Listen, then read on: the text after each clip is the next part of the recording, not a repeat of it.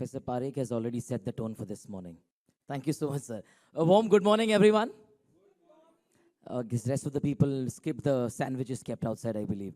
Good morning, everyone. Thank you so much. It's so lovely to see everybody here, and thank you so much for joining us on this beautiful morning. And before we start, can we have the energy flowing in the house as we put our hands together? Thank you so much. At any moment of time, feel free, once we start with the award ceremony as well, at any moment of time, feel free to shout, clap, howl, whistle, whatever we could do to make some noise. And I've been told, since the advent of GST, clapping India is tax-free. That could be a cue again for us to put our hands together and have the energy flowing in, please. Thank you. That was the informal part of the morning. Moving on to the formal bit. Thank you so much, guys, once again. And it's my absolute honor and pleasure to welcome you to the 13th ACEF Asian Leaders Conference and Awards, a prestigious event that brings together the brightest minds and the most accomplished leaders from across Asia.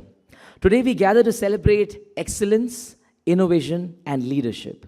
Branding, marketing, CSR, product vanguard, sales, BFSI, and more.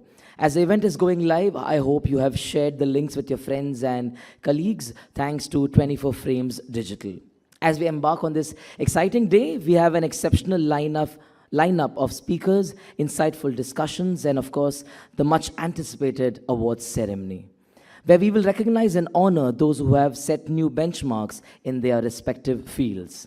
But before we dive into the day's agenda, I want to take a moment to acknowledge the incredible efforts that have gone into making this event a reality. If you can once again put your hands together for the team of ACEF. Thank you so much, the team of ACEF. A heartfelt thank you to our sponsors, partners, and organizers whose dedication and support has made this gathering possible.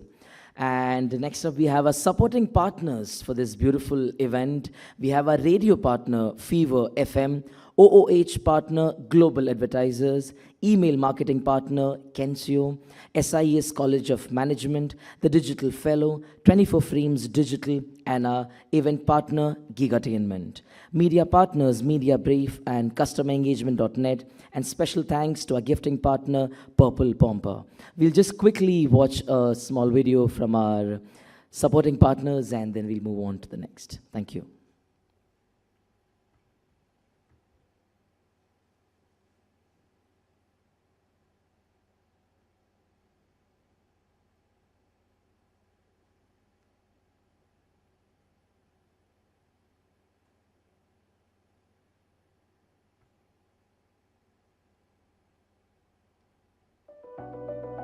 Global Advertisers. Everything in outdoor advertising at outstanding prices. From hoardings to bus shelters, from metros to railway stations, from road shows to event sponsorships. Advertise on prime locations with the highest ROI in Mumbai and Pan-India. Save cash, go for barter. Global Advertisers.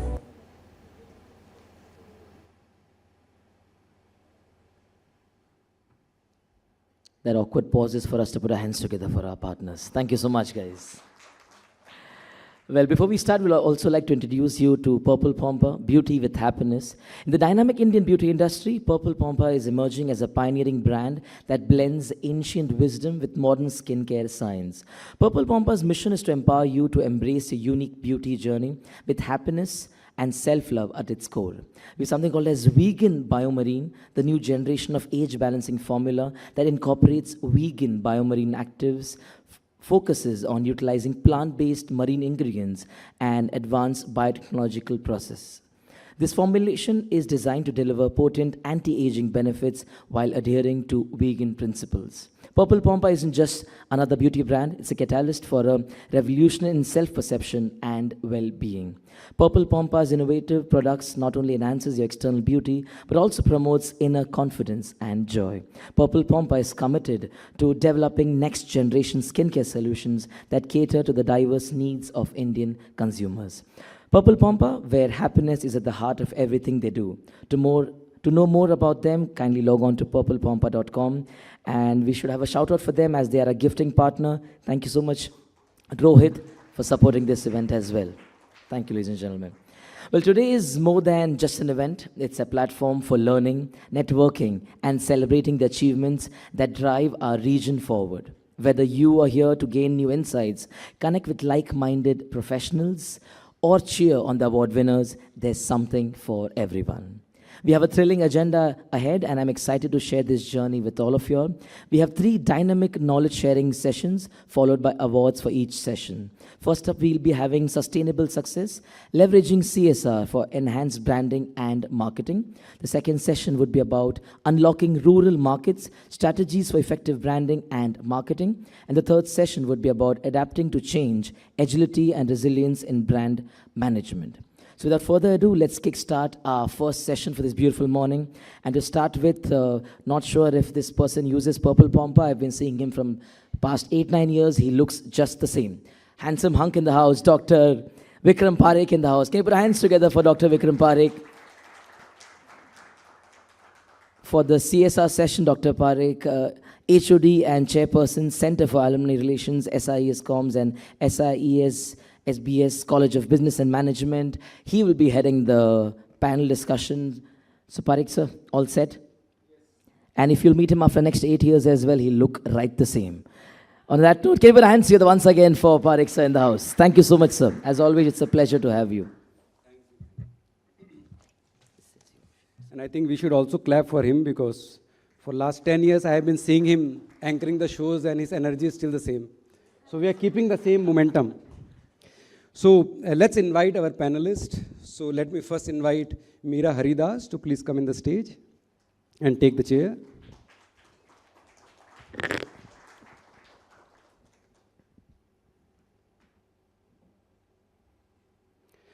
Meera brings over 25 years of extensive corporate experience in BFSI, mining, metal sector.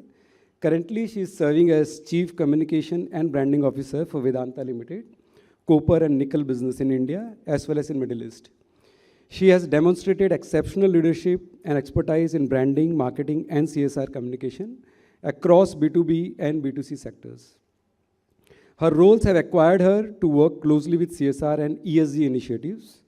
A certified independent director, Meera has held prestigious positions with renowned brands such as UTI Mutual Fund, Bank of Baroda, and Manappuram Finance. Her passion for empowering women and youth is evident in her mentorship of young professionals and entrepreneurs.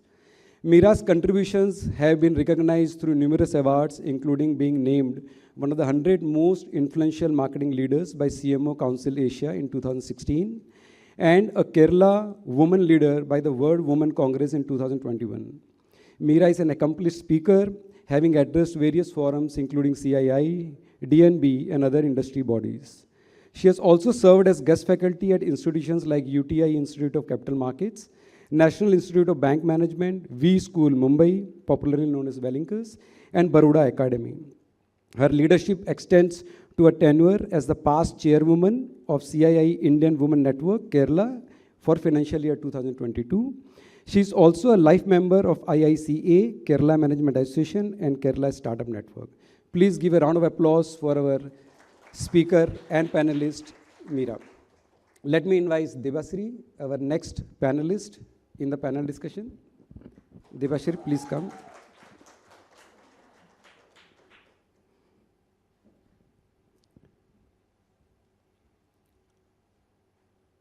Debashree is a psychology graduate with a master's degree in human resource management. She is an accomplished HR leader with over 18 years of demonstrated experience in HR business partnering, change management, culture building, and CSR across various industries, including music, media and entertainment, telecom, and ITES.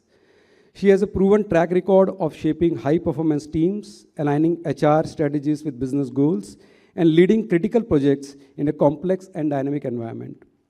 She is adept by providing strategic guidance and acts as a coach to senior leaders to effectively deliver on organizational priorities. She champions the DEI agenda and is committed to creating an inclusive workforce. As a solution-oriented and collaborative professional, she works by influencing stakeholders on important aspects to drive continuous improvement. She has successfully led integration during various mergers and acquisitions, ensuring seamless transition and employee engagement.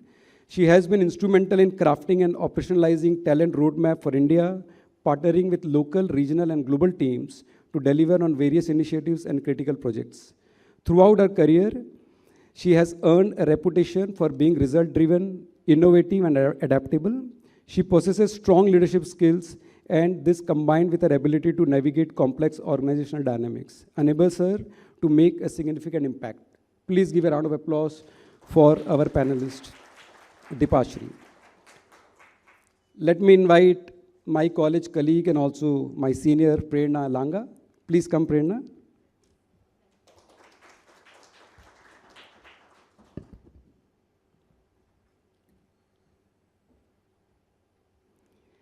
Prerna is passionate about large-scale impact. She leads Aga Khan Agency for Habitat's climate action work in India. Her focus is on constructing resilient environmental infrastructure, fortifying climate resilience, nurturing biodiversity, restoring coastal ecosystems, implementing flood and heat management solutions, and safeguarding water security. She has been instrumental in establishing organizations such as Yes Foundation and ICICI Foundation. She is recognized as one of the top 5 social impact professionals in India by Asia Venture Philanthropy Network and Social Venture Partners. She is featured in a book, The Chief Executive Officer, for perspective on innovative leadership alongside all other high-profile CEOs. So please welcome Prerna in our panel. Let me invite Sonam Mehra.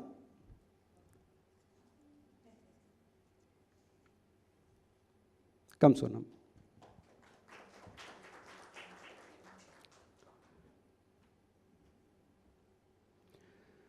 Sonam is passionate CSR professional with over 14 plus years of experience in project management, grassroots project execution, conceptualizing and implementing CSR strategy, and large-scale development projects. She is currently working with Accenture for its corporate citizenship strategy and program. She has recently joined a few months back.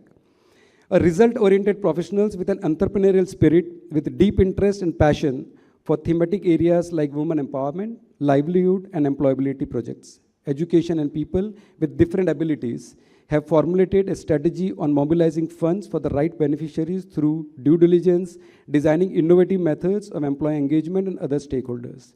She commenced her social sector journey with a non-profit organization, Drishti Foundation, which worked in northern rural states of India. In her professional journey, she has worked with NSDC for Skill India Initiative and Jammu and Kashmir. She led CSR for MetLife, Walchand Group, handled large-scale women empowerment and livelihood projects for AIF and Edelgi Foundation.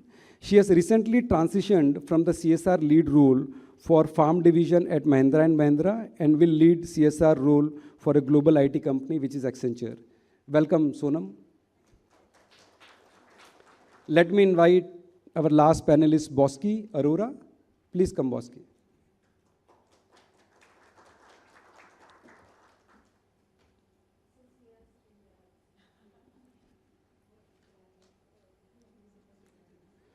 So Bosky is an ICEF accredited executive coach, a master facilitator for leadership development programs, OD and DEI crusader, passionate about empowering professionals towards their well-being and unlocking potential, leading to a positive impact in their lives. She has coached several senior leaders across industries who have benefited from her passion, including experienced students of executive management program at premier business schools of India. She brings global best practices, the experience of diverse cultures and leadership styles, effective coaching techniques, and an empathetic approach, as well as candid to catalyze growth. Bosky has held various positions of responsibility at various corporations, such as Group Head of Culture and Diversity, Equity and Inclusion at K. Raheja Corporation. Previously, she held the position of HR Head at Mindspace Business Parks, Nucleus Office Parks, a portfolio company of the Blackstone Group. Her professional journey includes notable roles at esteemed organizations such as Aditya Birla Group, DHL Logistics, and Inox Leisure Limited. Throughout her career, she has garnered numerous external and internal accolades, including the prestigious Unconventional CHRO of the Year, Iconic Woman HR Leadership Award, and World Women's Leadership Congress Award. She has also received the CEO's Global Award, Employee of the Year, Asia Pacific Award at DHL Logistics. Additionally, she has been honored with CHRO Award for Top 100 Leadership and Development Professionals, among others. She holds a post-graduation in management from NMIMS, Villeparle, Mumbai campus, a master's degree in psychology from Mumbai University, and has completed management development program from Fudan University, Shanghai. Additionally, she holds certifications in various psychometric tools and is a grade A facilitator from NKD Consultants, UK. Bosky is based in Mumbai with her family. Her interest includes yoga, arts, reading, and traveling. So please give a round of applause for all our panelists.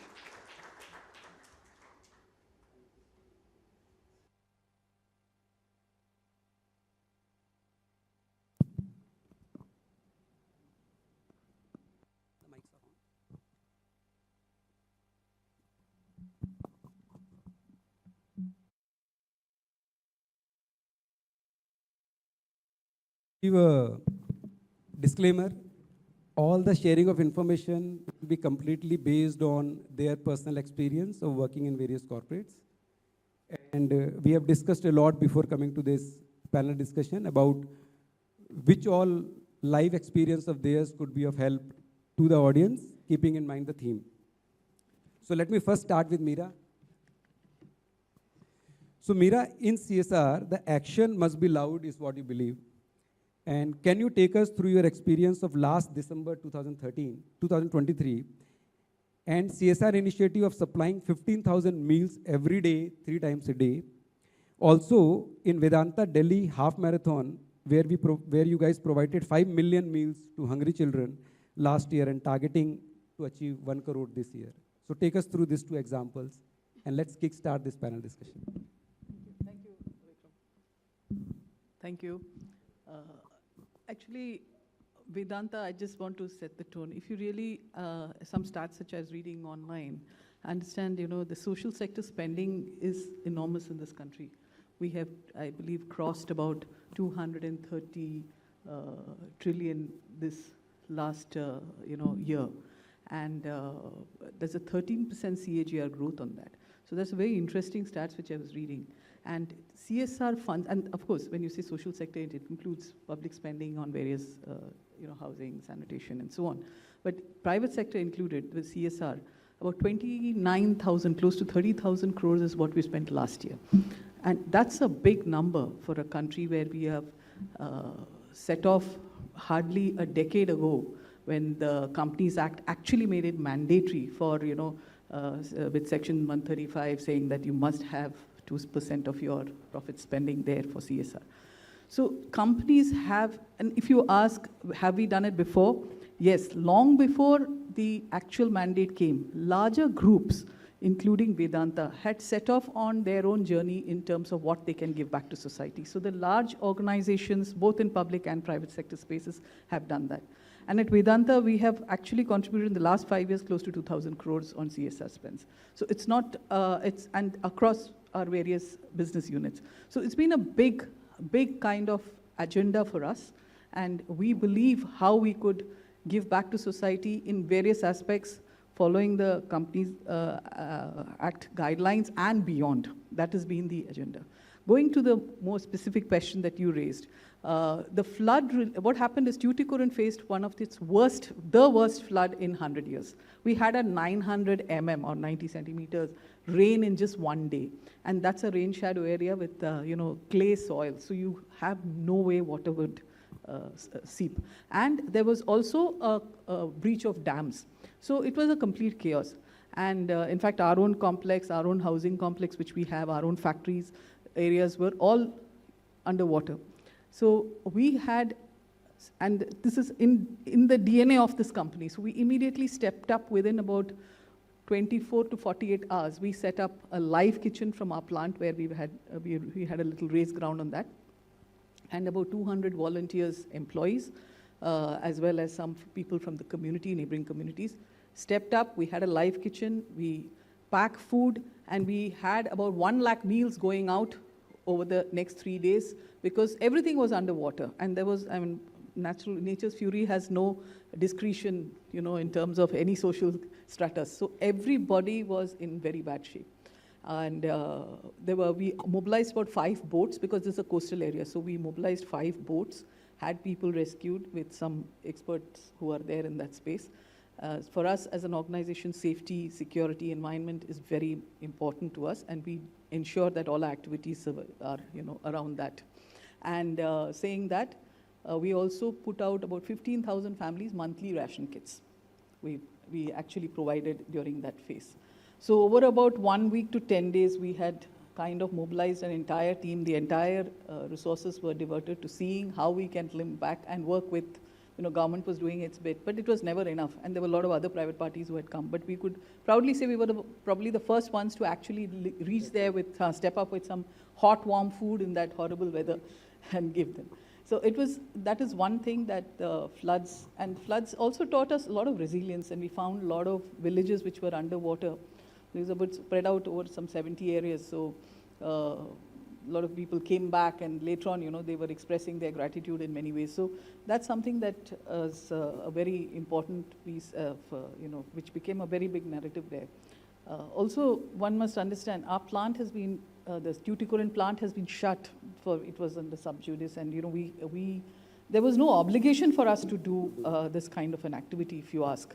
But we have always stepped up over the last many years, and even when the plant was shut, we have stepped and continued our CSR activities on ground and kept, the concerns of the communities and tried to reach them out. Fantastic. So, very good. The extension of that is the Vedanta Delhi half marathon. Half marathon. Now, last 3 years, that is at a Vedanta level. This was at the sterlite copper level of our business on copper and nickel.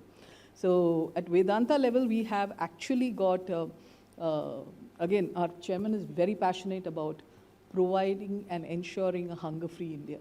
And he's very passionate to see that across, the country, no child goes hungry. Very good. Home, So in that context, we had actually created this concept of Nandghar, which is adoption of about 6,000 odd Anganwadis across, particularly in states of Rajasthan, Bihar, wherever we have our units, we have adopted them. We kind of, refurbished them, given them some smart television, some power support, and ensuring that through the Anganwadis, you're indirectly empowering women. Why? Fantastic. Because the mothers are able to work peacefully if you have your young child taken care very safely.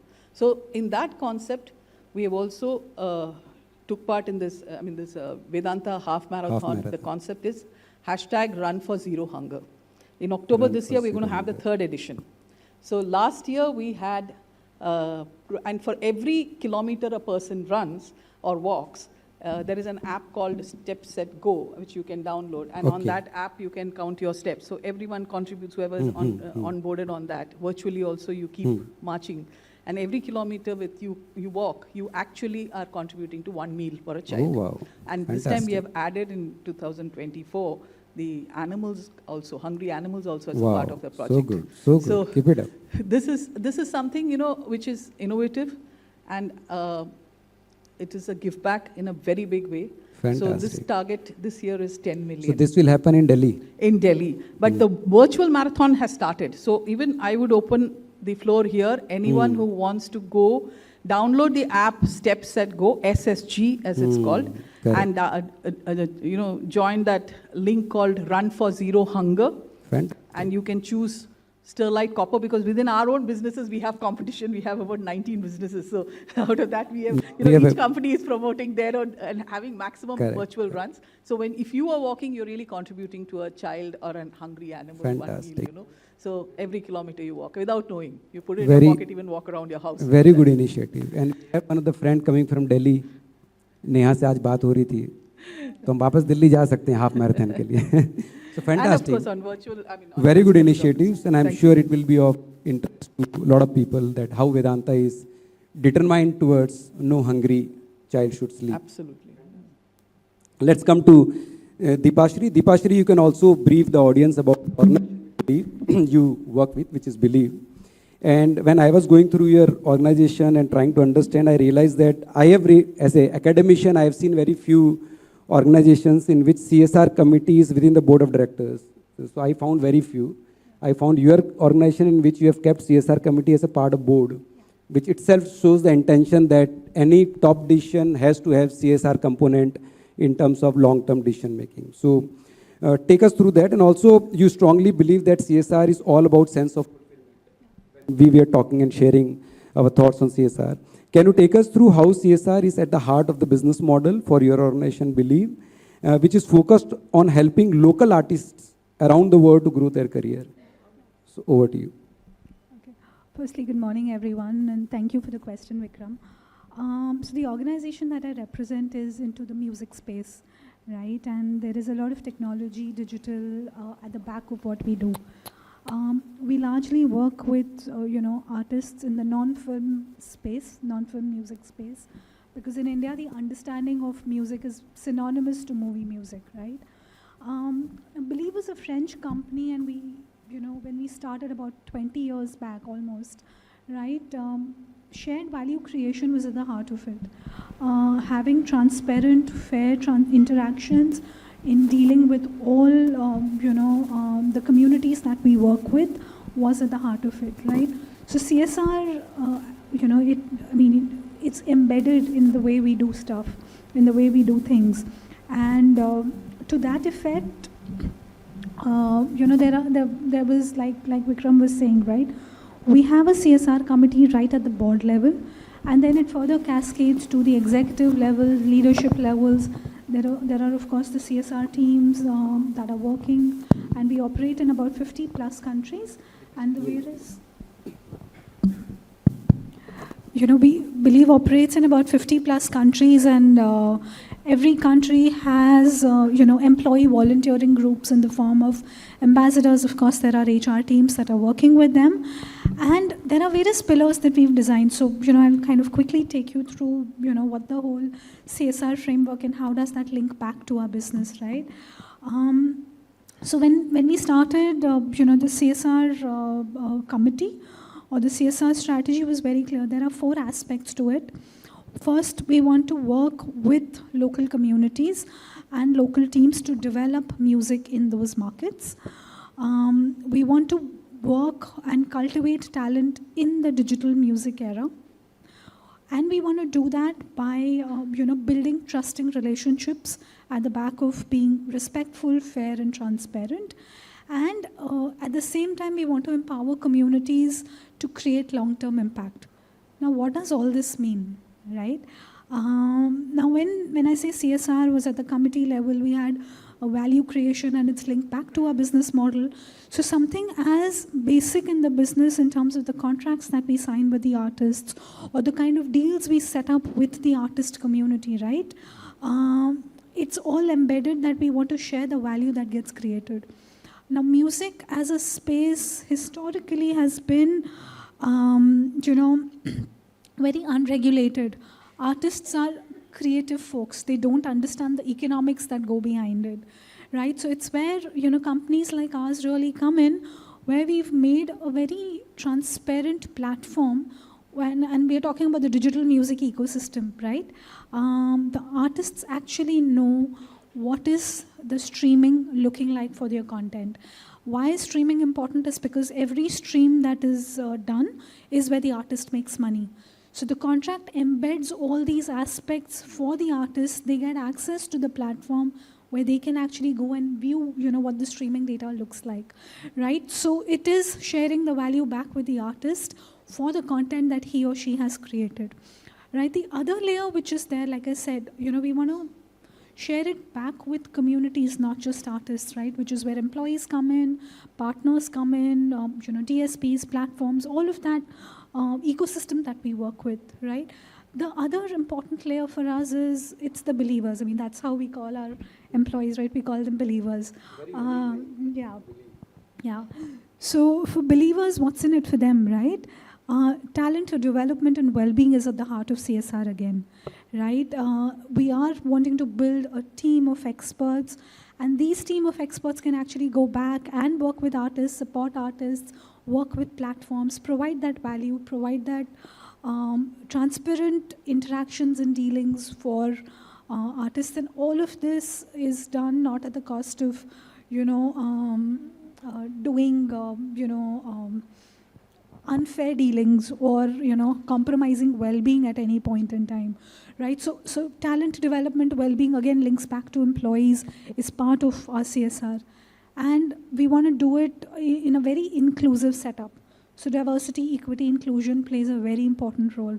And diversity is not just gender, right? But we want to include all kinds of people coming together, working and creating, a very inclusive setup, a very inclusive workspace.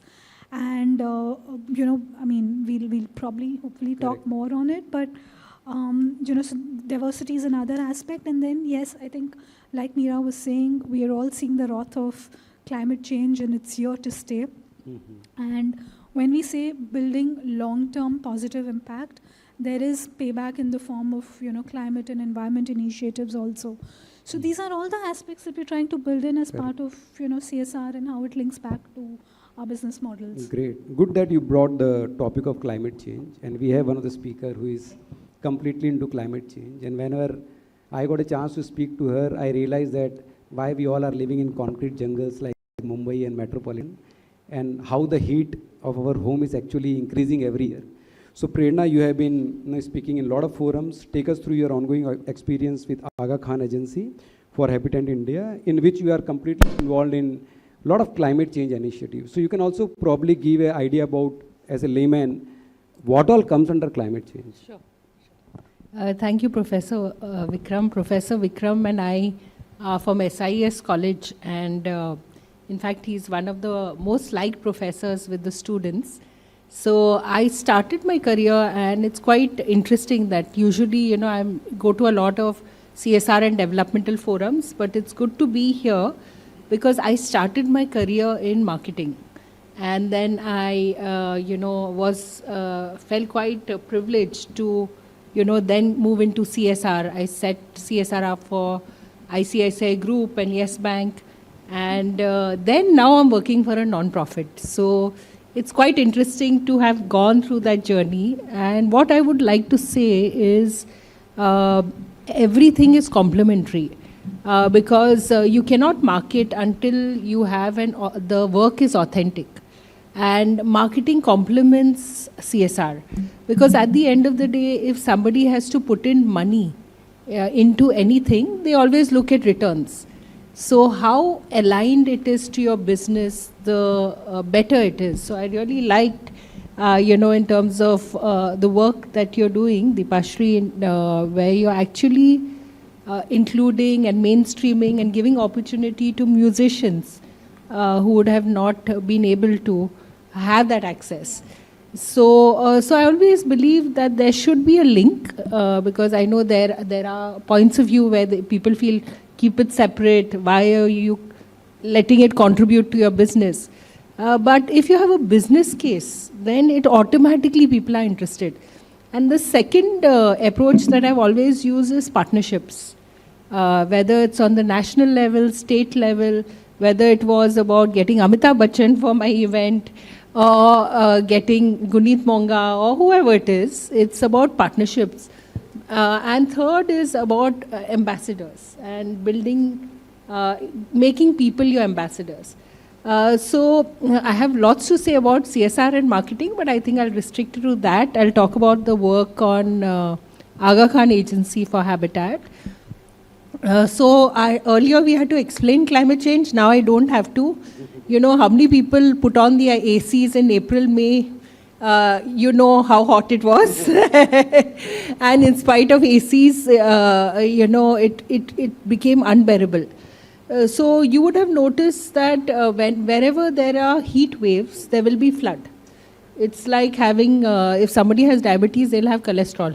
So it's part of climate. And because of rising temperatures, the sea levels have been rising as a result of which you have storm surges, cyclones, all of it. So at Aga Khan Agency for Habitat, we focus on, most people focus on rural India, we focus on urban. Because you and me sitting in this room, you know, what is the quality of our lives?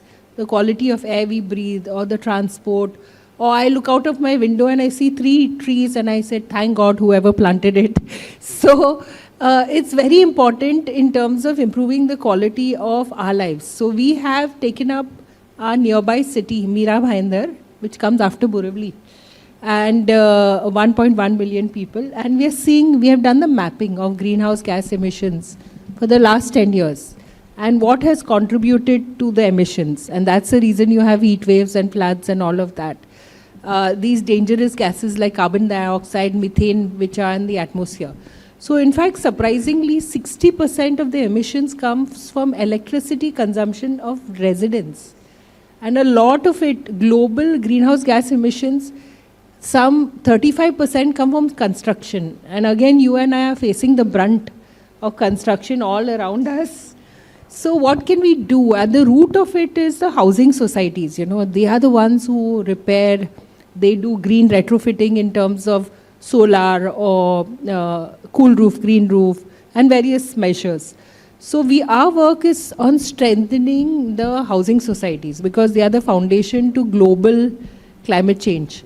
So we have a lot of work in that area. We also work on bringing in energy efficiency.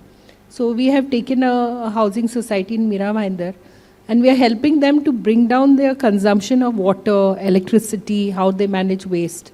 And then we move society to society. Besides that, we also work on cooling solutions because Bombay is quite bearable, but there are people that where the temperatures go up to 45, 50, people die.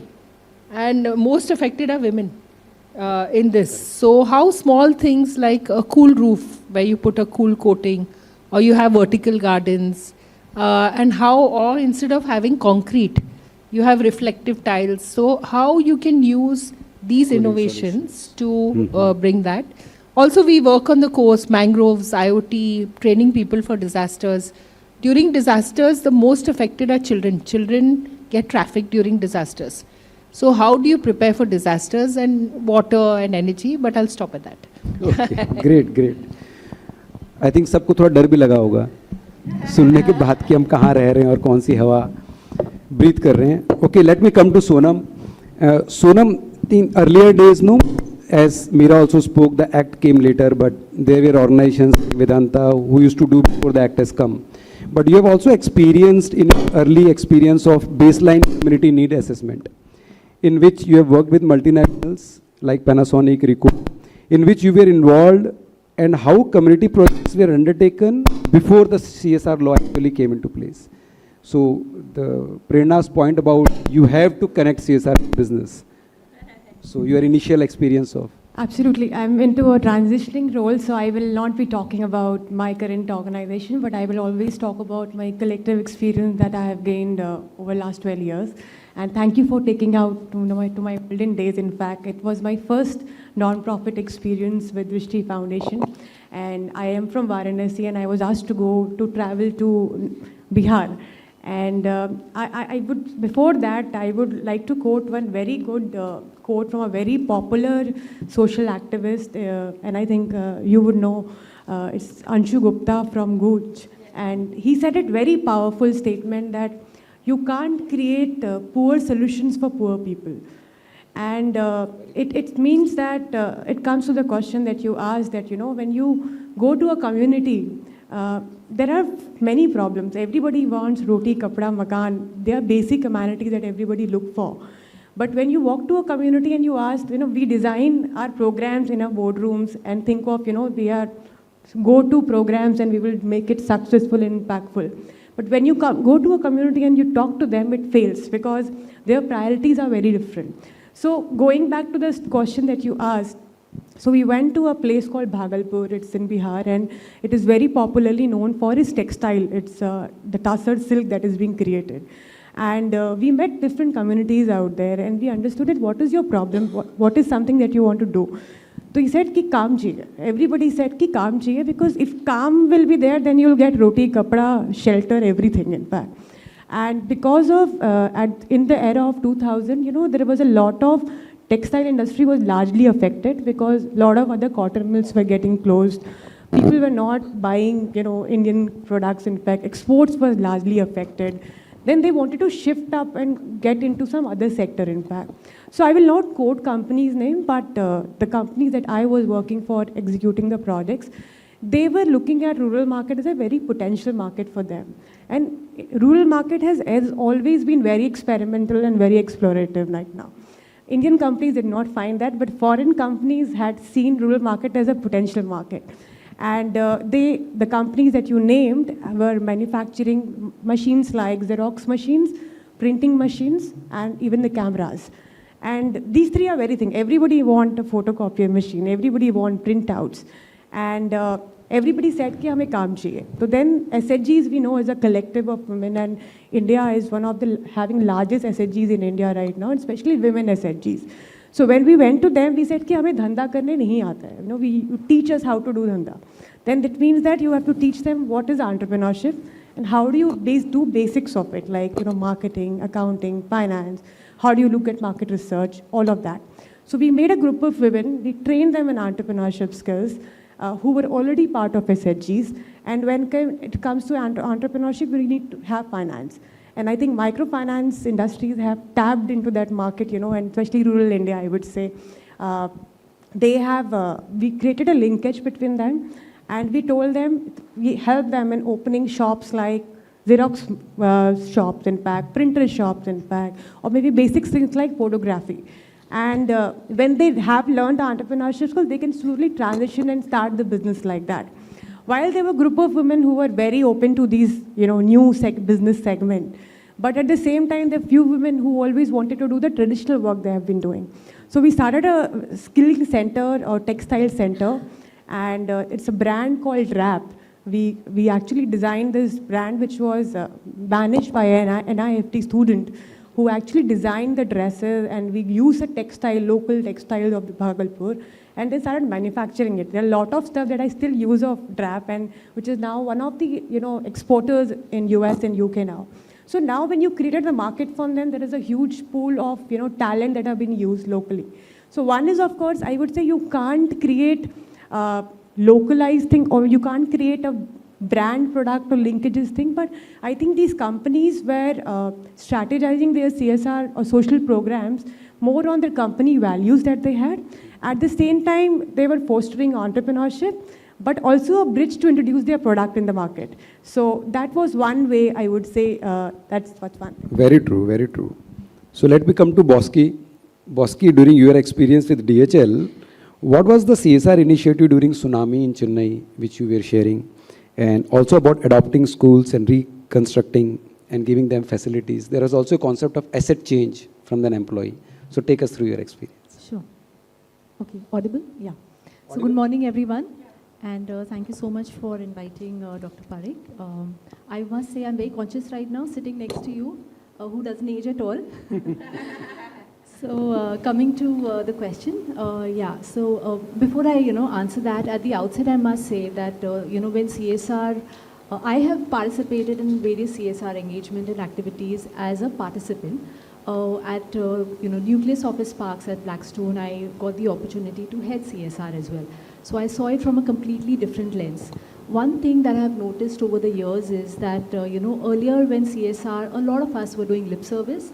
Today it's become a very strategic part of many organization values and culture, like my fellow panelists also mentioned.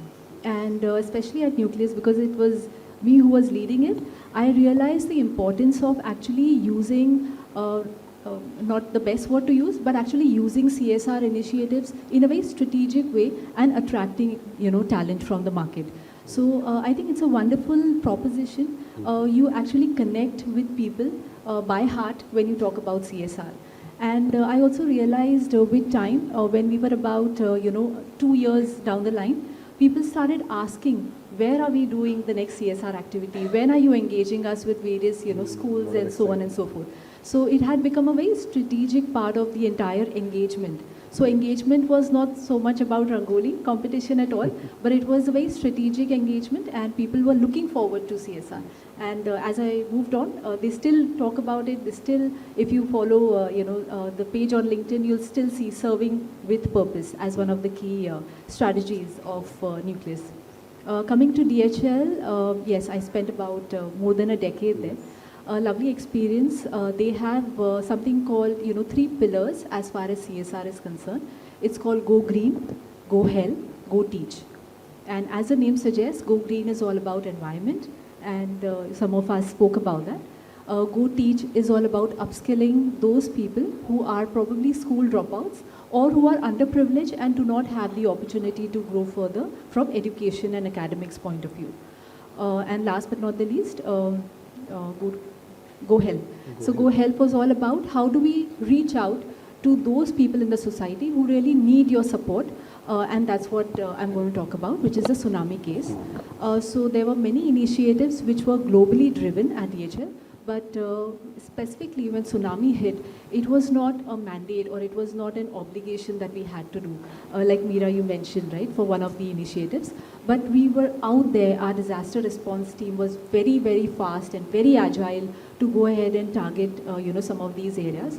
So at Chennai, we know that when tsunami had hit, many schools were washed off, many houses got washed off, unfortunate death, and so on and so forth. So what we did was we adopted about 8 schools. We managed it for about 6 to 7 years until it was stabilized. We went ahead to ensure that we looked after the students, because after tsunami, and especially people at that socioeconomic class, they would not want to send their kids back to school, right? Because of safety reasons and many other issues. We went ahead to tell them that, and give them assurance that we are there for you and we'll take care of the teachers, we'll take care of the students. So we reconstructed the schools, we ensured that the entire syllabus and academic, portion was all, again, standing tall. And we ensured that even from the point of view of maintenance of the school, food for kids, assets for kids. So for example, every time we were, 5 years down the line, we know that, IT policy says that you get a new laptop. So what do we do with the old laptops and old systems? So we went ahead to donate that to the school. So there was digital literacy and so on and so forth. And today, even today, after so many years, the teachers and the students who have passed from that school, they still keep in touch with, the volunteers. And that's a very heartwarming experience. Completely agree with you. Since you spoke about 3 Go in DHL, Meera, you also shared about 3 Ps, people, planet, and possibilities. So take us through example of providing water to 2,400 families, communities, even after your plant was closed. I think you shared, but you can throw more light. Yes, Vikram. We have actually rebranded or created a sub-brand for ourselves called Sterlite Cares. And the tagline is People, Planet, and Planet, People, and Possibilities. Basically, Vedanta's own tagline says transforming for good. So we are always keeping that in mind as the underlying ethos of our businesses. And where we took forward is that Sterlite Cares is an ESG brand. Of course, CSR is a sub-brand of it. Our thing is always around, as many of us here in the panel said, how to ensure, because we are all in the high red category business, red category industries of producing minerals and metals. And you have a lot of challenges in terms of how we have to manage the environment we operate in. So we have targets of, by 2030, our desire is to become net water positive. By 2040, we have targeted to have net zero carbon. So these are spaces that we are really working towards on a very tireless mission. And specifically, around these spaces, what we're doing is, just to take a small deviation, in our Silvassa plant, we have actually put out our renewable energy solar panels. So we're trying to work towards 50% of our operations, the energy is used through, renewable energy sources. We also worked with the local administration there to see the STP water is converted for our operations, so that, that is also, of course, right now we are taking baby steps, 5 to 7%, but going forward we want to move to 50% of our water requirement for the operations, because they also require a lot of water. So that's something that we can convert to for our operations. So maximum how we can move towards water positivity and zero carbon journey. Along with that, how we manage with the communities. So after the plant closure also, almost 11 million liters of water is being provided every year for 2,500 families across 22 villages. Because again, in Tuticorin, we have our operations, that place is again water scarce belt. So potable water is a challenge there. So we've been giving it continuously for the last 6 years. That's great. And then we also have, like scholarship programs where, because education, health, women empowerment, these are the basics. Once you put that in place in a society, Correct. rest of it moves up. So we had provided over the last 5 years, about 30,000 students have been given scholarship around the neighborhood to help them go forward for their education. So these are areas where we were really moving. And then we have skilling programs where a lot of women are educated in terms of tailoring and skill sets, basically, skill development. And we also had some skilling program for forklifting and electricians and all that. So where we try to connect the brand's requirements with, the organizational requirement with the social cause. And ultimately, as Sonam was saying, livelihood is something that is the Very key basic. to making yourself self-reliant. So those are the skills that we were trying to work through. So more than 3,000 people we have supported in Very that. good. So it's been all large-scale activities Mm-hmm, we've been pushing through. And the Sterlite Cares is the underlying theme on which we premise all our activities to Fantastic. move forward. Very good, very good. So in manufacturing, we do have opportunity for making ourselves zero in various resource optimization. Dipashri, in your case, you shared one example about shaping music for good, especially for youth between 18 to 24. Please take us through the initiative. So, like I was mentioning earlier as well, right? Unlike, manufacturing setup, ours is a digital setup, right? And we are in the music space. We all know and I think we understand that music has a lot of power to transform and heal in a lot of ways. And at the heart of our CSR, we also have, where we want to work with local communities and, develop local artists and so on and so forth. And, the age group that you said, right, it's pretty interesting. I mean, at least in our, day-to-day work, we call them as Gen Z, right? This is also the generation that's coming into the workforce, be it, in the form of upcoming artists or, potential employees that we hire, right? And this is also the youth that is extremely digitally savvy. They are probably more digitally savvy than, any of the previous generations have been. And when we are talking about developing talent in the digital music era and, with the local communities, it is this, age group that's going to really be at the forefront of driving some of these changes. And, it has, like I was saying, again, linking back to music, where, there's social, there's educational reforms that are there.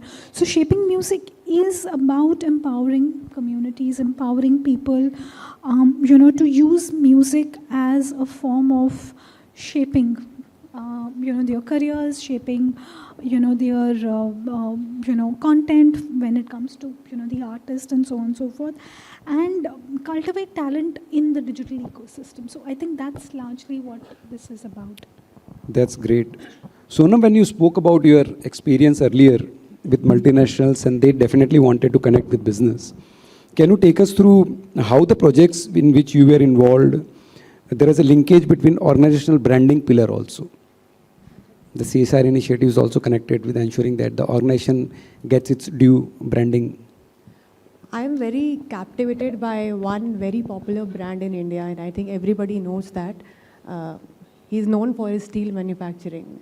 I know anybody would like to call out the name of the company. The Question company known time, for steel its- manufacturing, any brand? Tata. Tata. So I remember in my olden days when I saw the Tata jingle, it says, we also manufacture steels. We also make steel. So the ad is all about the good work that they do for, social communities. And at the end of the video, it says we also make steel. And I think it left me very, very powerful statement.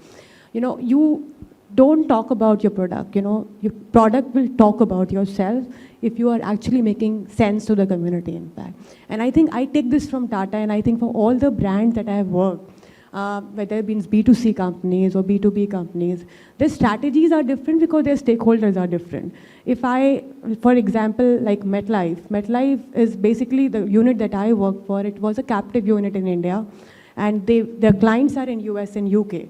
So it's completely a B2B business within the MetLife. So my customers are not in India.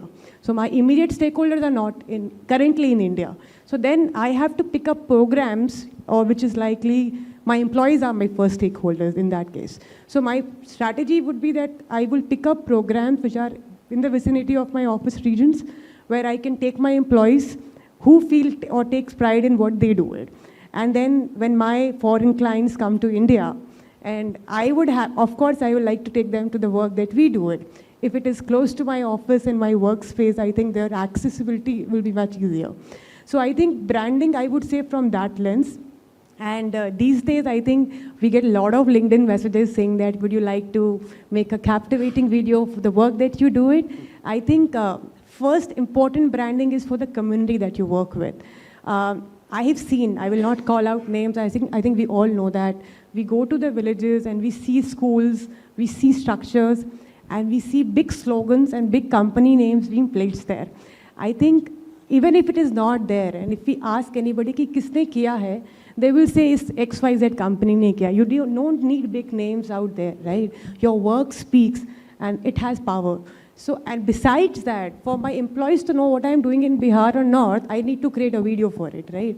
Or if I am at an event like this where I want to talk about the good work that I do, I can't bring my people stakeholders. I will have to be a showcase to do that.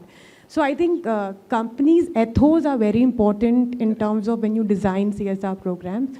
And I think it's time to be vocal about talking about. Like my husband always tell me that, "Itna to CSR ho raha hai, kuch dikta to nahi hai ji." I say it's important that you're being collective work, it's important. A lot of time, brand clashes happen. So I know that I'm working in any village, and XYZ company is also working in that space, right?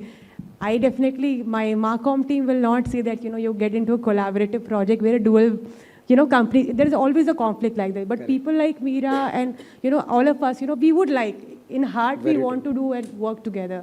But because of corporate policies and branding, sometimes we have to be a silent, speaker about that. I think, and social brand itself builds.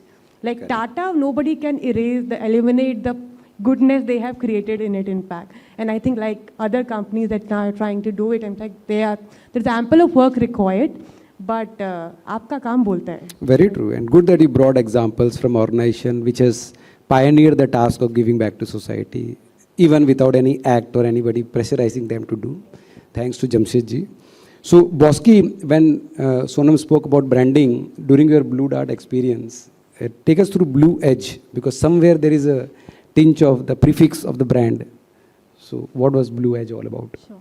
Just to continue what Sonam mentioned, we had this experience of collaborating with some of the occupiers where we had leased our office spaces to them, and we collaborated to go ahead, adopt a village and provide them with water and any other, hygiene services that they required.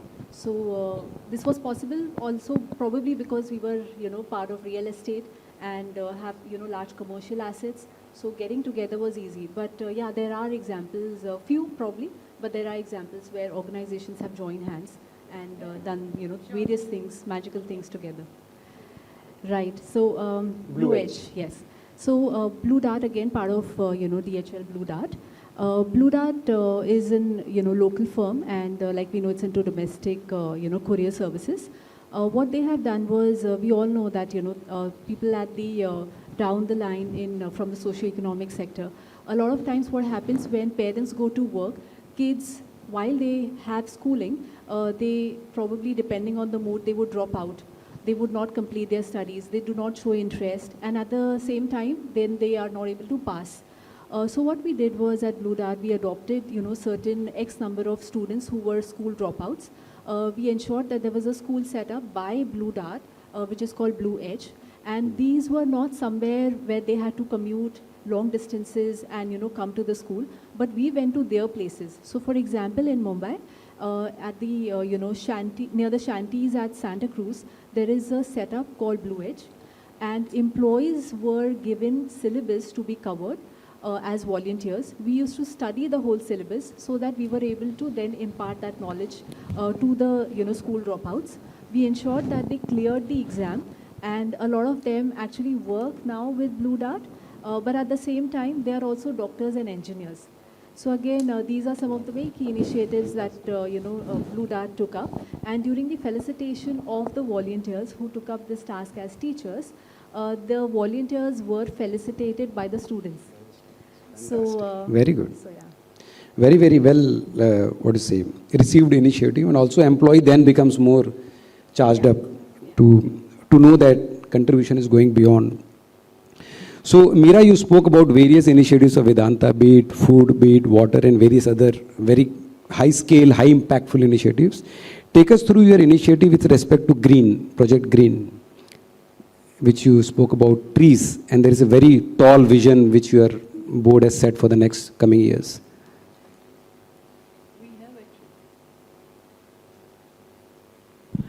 Yeah, the green project is something that, again, giving back to, it's like the carbon footprints also matter. So we had a target of 1 million trees to be planted around Tuticorin. Of course, the land bank that you require for that kind of project is very big, and it requires consensus from various, the government and other places also. Mm-hmm. But so far, we have planted about 1.25 lakh trees over the last few years, 4-5 years actually. And this was a big project. We're still very many miles away from it. But this also is a part of community initiatives working not only around our plant.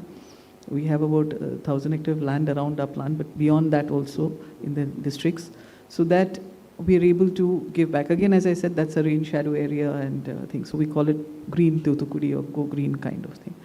So it is not just a question of planting trees.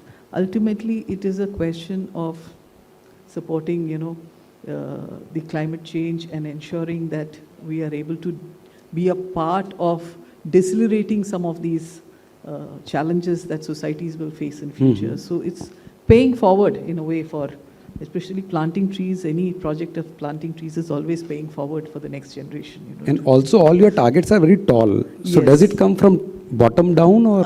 It is both ways. Like many of these projects are initiatives at the business unit level, okay. And then we take it. There are some like the projects like the Anganwadis, I said, mm-hmm. and the VDHM, which comes down from corporate. So it is a mix of both. It's fantastic. Very good.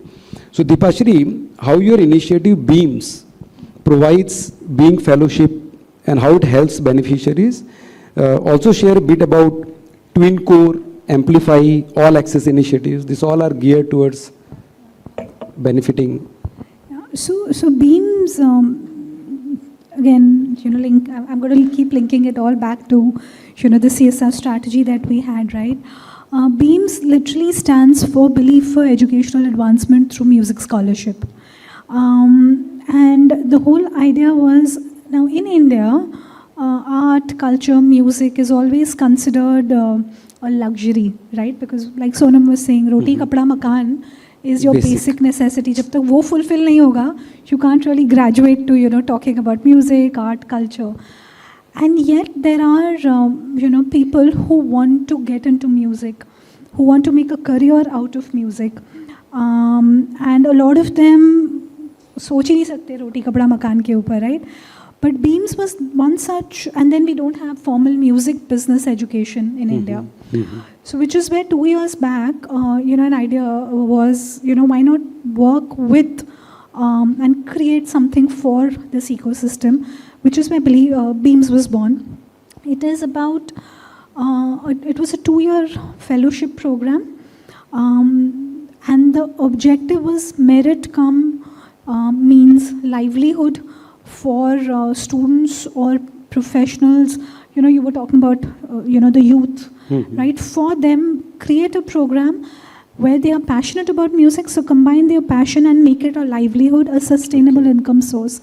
And they went through this 2 years of program where they learned various nuances of music business. They also underwent technical aspects of music.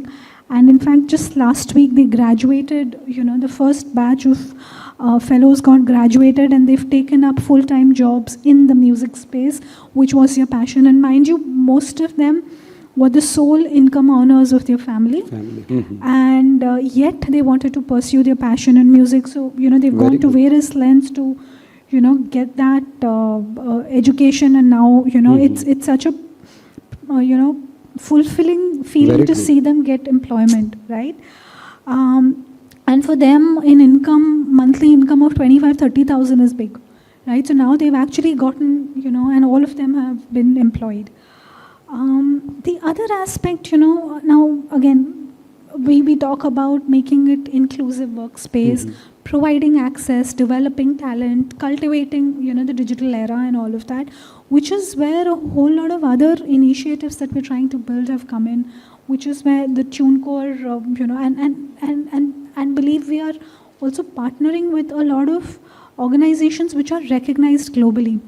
Key Change being one of them, and which is where TuneCore be the change. It's a study done with women in the music industry and underrepresented communities in terms of what is it that they'd want to see change in the music business. And taking feedback and taking responses from that survey, we are building interventions, and we're working with the industry partners, not just at our level, but larger industry partners in terms of how can we make music accessible to women, how can we get more women artists come on board. Interestingly, the skew is towards too many male artists. You will rarely see a Taylor Swift. In fact, we may have heard of Bacha in India, but we don't have a Taylor Swift in India yet, right? So it's about working with these communities. Very good. We've done work with LGBTQI community. Again, Humsafar Trust, this is an organization that's been there for about 30 years. They work with this organization where they are, providing education, medical, employment opportunities to LGBT. There is still a lot of stigma associated with them, right? So, in fact, there is an initiative called Dolphin Tank we've, worked with, and it's unlike Shark Tank, or similar to Shark Tank to some extent, but basically we have dolphins where we have people from this community, and one of the dolphins we've worked with is also having physical disability, but he is into the space of making handicrafts, clothing, bags, and so on and so forth. So he's an entrepreneur, part of, LGBTQI. So how do we support and work with organizations like Humsafar and, get them to get access to some of the basic things like which we take for granted a lot of times. Great. I'm sure in future we'll see a lot of other genders coming and becoming equally best rock stars in music. So it's not just, like I said, it's not just about women and men, but it's about, diverse communities as well. We got a signal for time, so we'll take only 2 more. Prerna, can you take us through your experience of Chhattisgarh government with respect to nation building initiative? So I'll take that as, the work, again, stepping back, the connection with designing the CSR program. So for example, at ICICI, we were a bank, we are a bank, and the important thing is for people to bank with us. Like, rightly said, children have to be born healthy, they have to be educated, have access to finance and a livelihood. So we followed that path, and we were focused on nation building. And we had a lot of money. In 2008 itself, we had some 80 crores. And then I joined Yes Bank and to set up the Yes Foundation. And nobody told me what the budget was, but then I later got to know the budget is 40 lakhs. So, and then they told me not only do we want to do CSR, but we also want visibility. So I said, no way in 40 lakhs can I do anything in health or education or anything and be a leader. So then again studied Yes Bank from inside out and outside in, and the target audience was mainly metros, youth. And then we said, what do we do? So we just came out with an experiment where we said, let's engage youth, because for youth, like even adults, it becomes difficult to sit in the audience It has to be engaging, it has to be experiential. So we came up with a 101 social filmmaking challenge. When 15th August, you'll get 2 topics, and it could be on a senior citizen, environment, and you have to make a film within 4 days and upload. Yes, I am the change. Yes, I'm the change. Very So, big initiative. as a result of which, we said, chalo, let's change the world one story at a time. And we started with 2,200 participants in year 1. Year 2 was 50,000. Year 3 was 5 lakh. Year 4 was 13 lakh participants. And it's not so much about the numbers, but how it changed people's lives. Just by that interaction, and most of us sitting in the audience, just by that one, like even me, that one mentor or that one opportunity and how life can change. And so many of them then went on to start their own enterprises, make films on social issues. We then went on to create a fund to support these change makers. We created a TV series on Republic. Arnav gave free time, but he said you have to produce it. And then we started getting funds. I would go out to everybody and say, please join. So right from the HRD minister to Bollywood, we got people involved and tremendous change. And I'm happy to say that one of our participants, Neha, who's in the audience, was a participant of Yes Wow. and the Change. Great. And she and Meg have just gone on to make films on social issues and actually changing the world one story at a time. So that's the power of CSR. Also, you got some world record also in the Yeah, it was a Limca book Limca record, book world record. record, because never in the तो तुमको world. Budget कम मिलता है तो तुम ज़्यादा अच्छा काम करते हो. So you have a very special ability. I'll only take one questions. Then floor will be open for taking 1 or 2 quick questions. You guys can interact with them. They have lots of experience which we cannot cover because of the award ceremony which is going to proceed. Bosky, can you take us through this homes for orphan? It was very striking for me to understand that how real estate companies are actually taking initiatives within their own business of providing homes and also reaching out to orphans and providing home. And also you spoke about concept of a mother. So please take us through this initiative. Sure. So at Nucleus Office Parks, the Blackstone company, we came up with serving with purpose as one of our key CSR labor. In that, the 3 key focus areas were children, women, and environment. Like somebody mentioned, construction in fact causes a lot of damage to the environment, around 35% when it comes to carbon emission, and operational stage around 80 to 90%. So that's very high.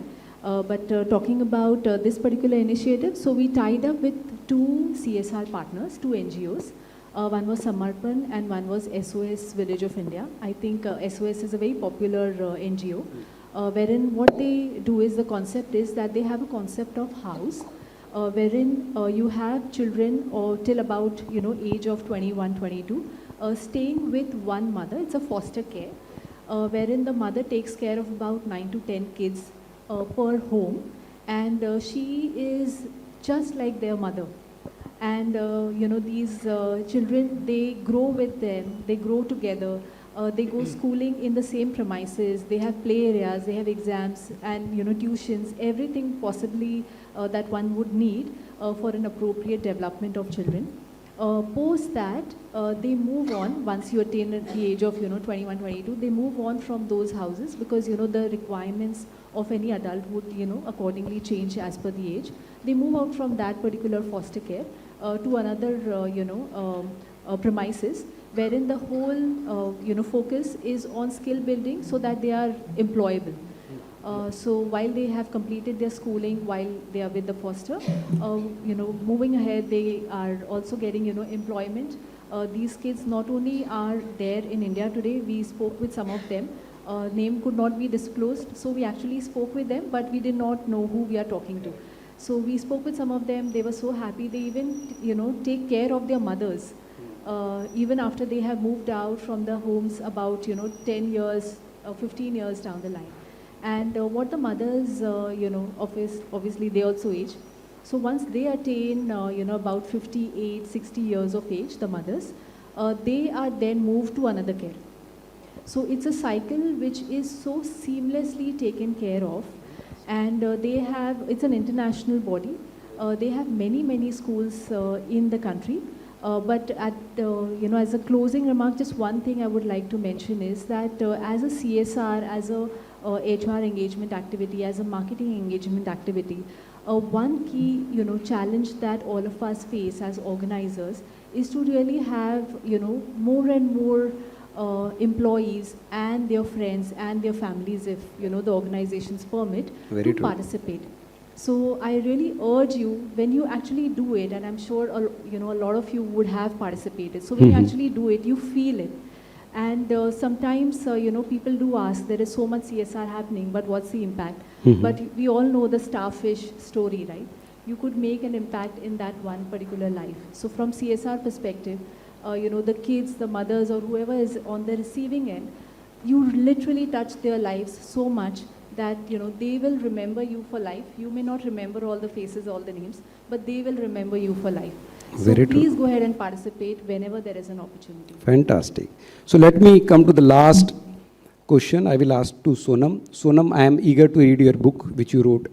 And if you are comfortable, can you share with the audience how come a human being who has lost few senses like you emerged out from that situation in which sometimes you feel that there's no door open, and now you are doing such a fantastic job for many people. So if you are comfortable, please share. And I will like to read your book in the later stage. No, I'm not writing, but I will someday, it is for people, who want to be the part of the sector. I certainly did not got a chance to be a part of a mainstream college because I'm at a very early age. I met an accident and I lost my hearing power and vision, all of it. But you lost 3 senses. Yes, it was vision, hearing, and memory, and certainly both two were restored, but hearing never came back. And as a nation, we never had a colleges so that we can teach people like you, correct? Till today, probably we lack. I use assistive devices for communication, and I think it's been like 15 years now, and I am a pro. And people ask me, what do you use? I say I have advanced Bluetooth devices, and it helps me to access, anything phone, and life had become very easier. But I tell you what she said, Bosky said that, volunteering in India has always been called as seva. Correct. And हमारे बनारस में हमेशा से बोला जाता था कि कुछ भी करो पर सेवा दान पुण्य हमेशा करो. When I met this accident, somebody asked me, and I of course joined Art of Living journey at that point of time and learned yoga, young meditation, and there I learned a term called seva कि दूसरों के लिए जब आप problem में हो तो दूसरों के लिए सेवा करो. So I was part of this NGO in Banaras who was working for people with multiple disabilities.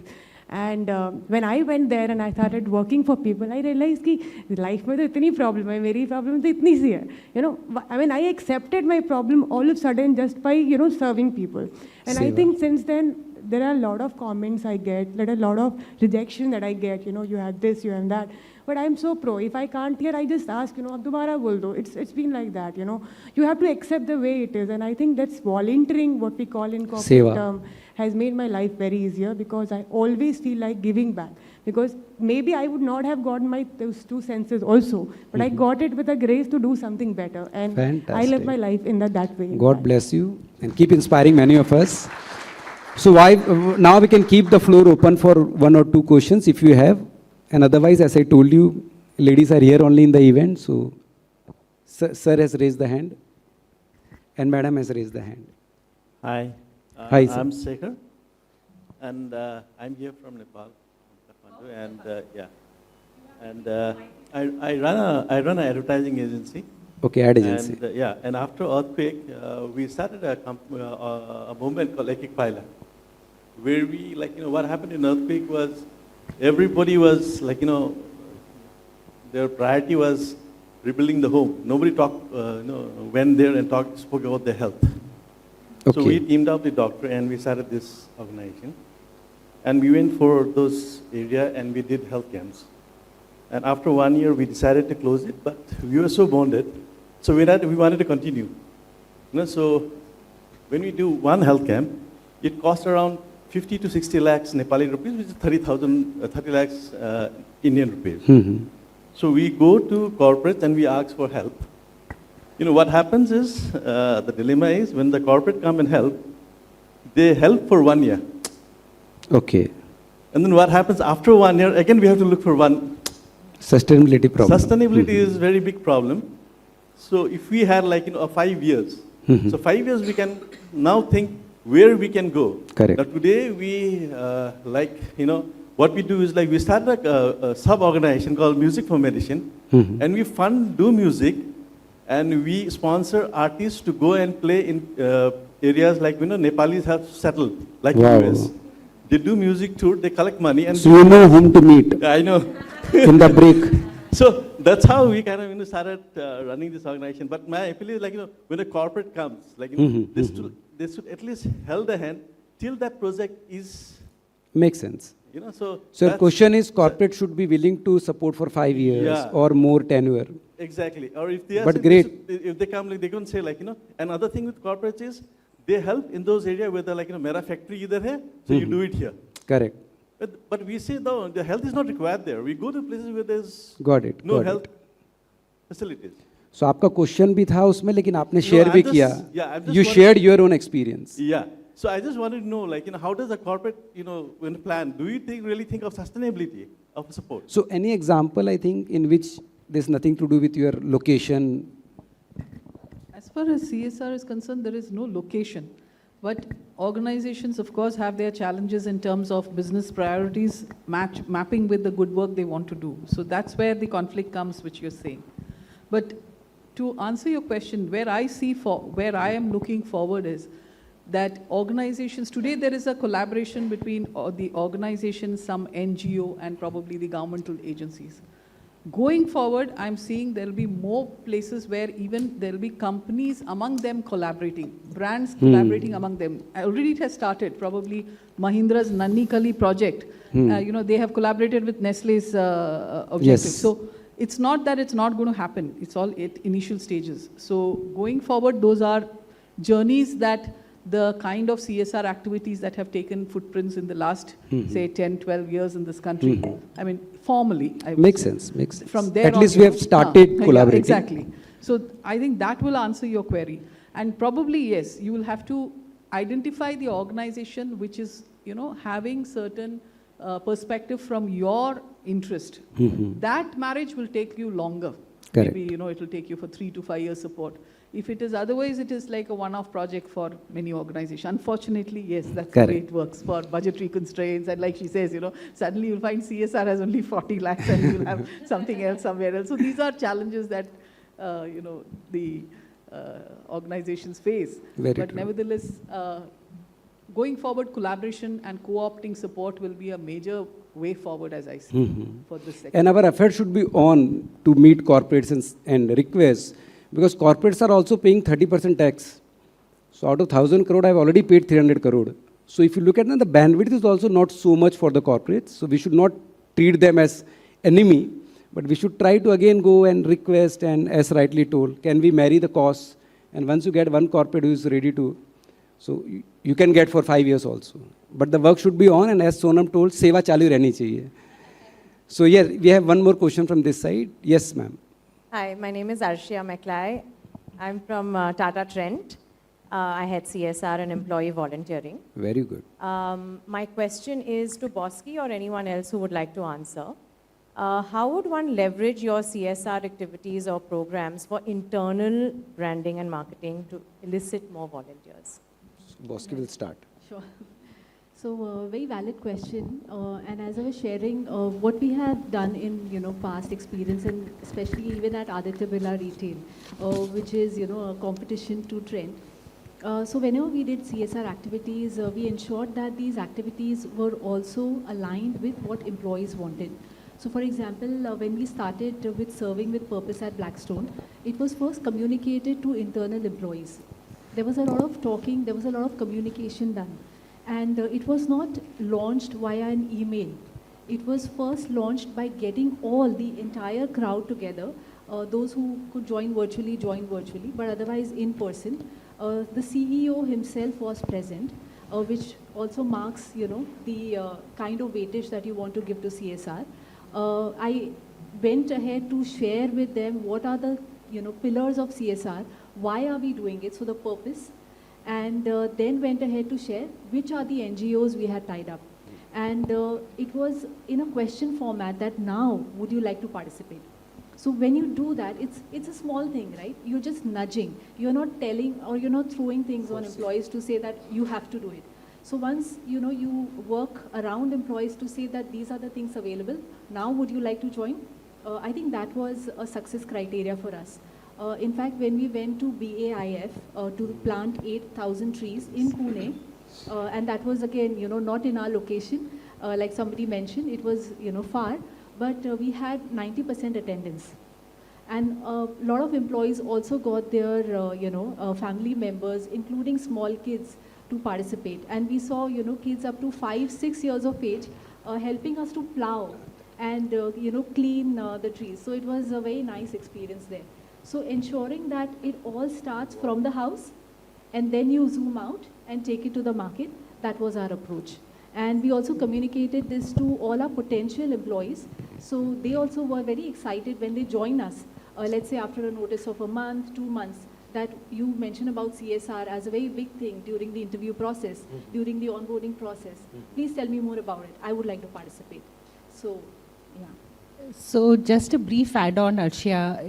Yes Bank also in the foundation, what I talked about in terms of the filmmaking challenge, we involved, nothing works like a competition.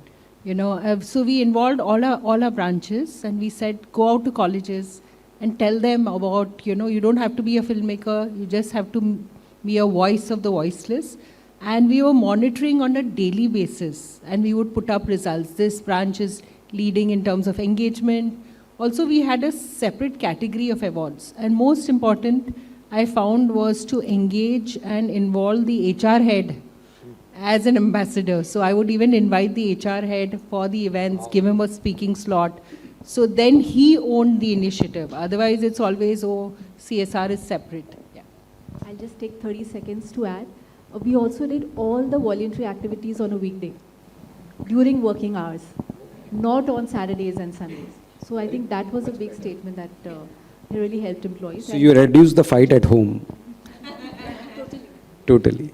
So we are completely short of time. So as requested to all of you, if you want to learn more from the panelists, they'll be available in the conference. Over to my energetic host. Well, ladies and gentlemen, can you put our hands together for our panelists on board? Thank you so much for your insight. I would request Rohit Rao from Purple Pompa to kindly felicitate our panelists in the house. Can you put our hands together for Mr. Rao in the house, ladies and gentlemen? Thank you so much.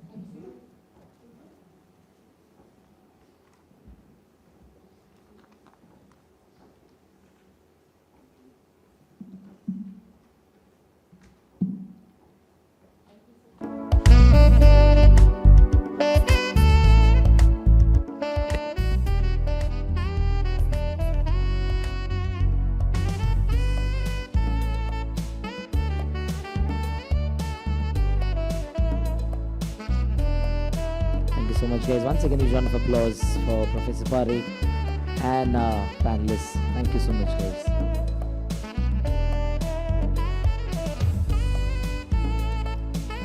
We all set for our first set of awards. Before we move to that, in total, ACEF received 221 entries for the ACEF Asian Leadership Awards from India, Sri Lanka, Nepal, Dubai, Bangladesh, and Iran.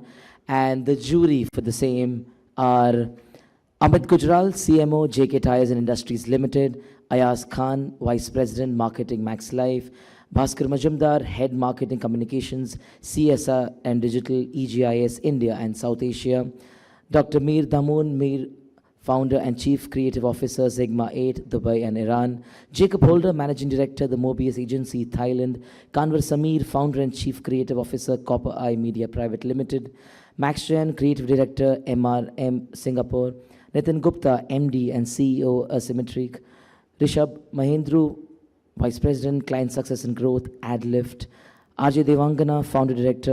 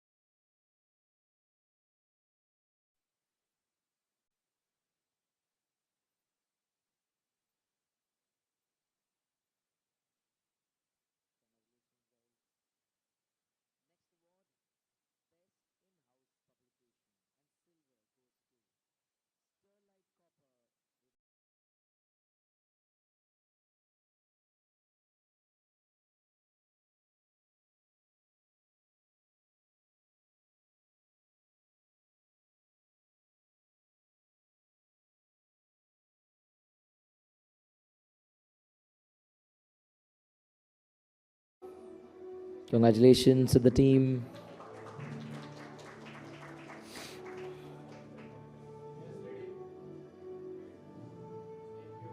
Thank you so much. Next, we have gold for best in-house publication, and gold goes to Hyundai for Experience Hyundai newsletter. Congratulations to the team of Hyundai.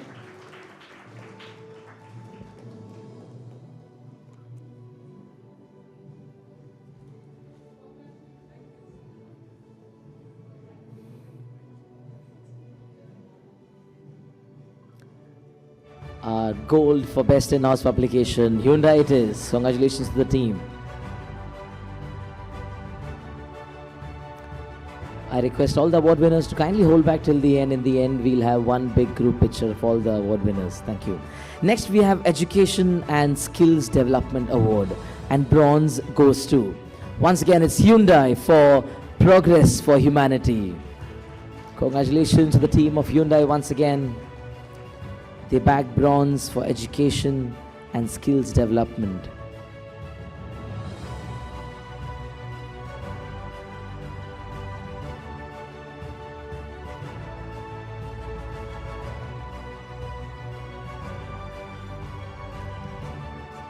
Next, we have silver for education and skills development. Silver goes to TransUnion Civil Limited. Congratulations to the team as they bag silver.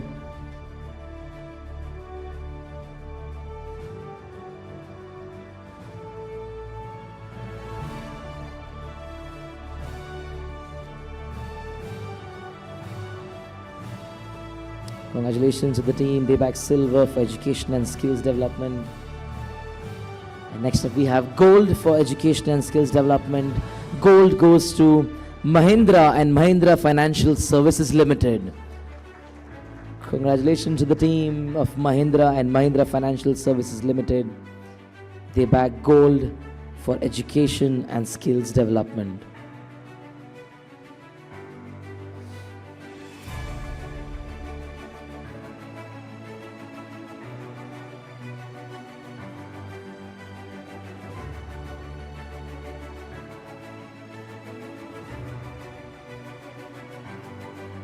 Next we have Environmental Sustainability Award, and bronze goes to Mahindra and Mahindra Financial Services Limited for Mahindra Finance. Congratulations to the team of Mahindra and Mahindra Financial Services Limited. They bag bronze for environmental sustainability.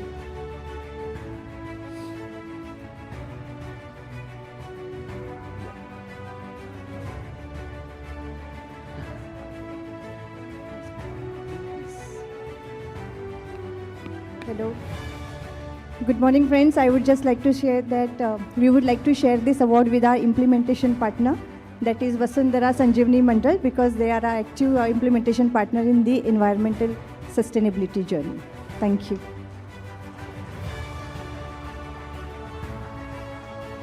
Congratulations, guys. Indeed, it's a team effort. Congratulations to the entire team.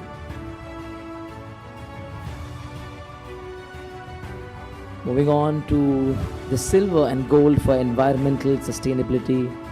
And both the awards are backed by Hyundai. They back silver for Progress for Humanity and gold for RE100 benchmark. Gold and silver for environmental sustainability goes to Hyundai. Congratulations to the team. Can you put hands together, ladies and gentlemen, for Hyundai? They back silver and gold.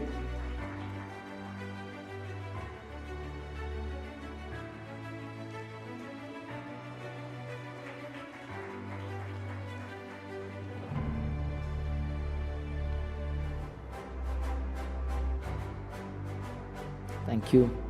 Well, ladies and gentlemen, can you put our hands together for Prerna ma'am as well? Thank you so much, ma'am. Sorry to keep you waiting. Next, I request Bosky ma'am to kindly hop on the stage. Can you put our hands together for Bosky Arora in the house? Thank you so much, ma'am. Next award, Partnerships for Sustainable Development Award. And silver goes to Connect Network INC for PDSPM. Congratulations to the team of Connect Network INC. They back silver.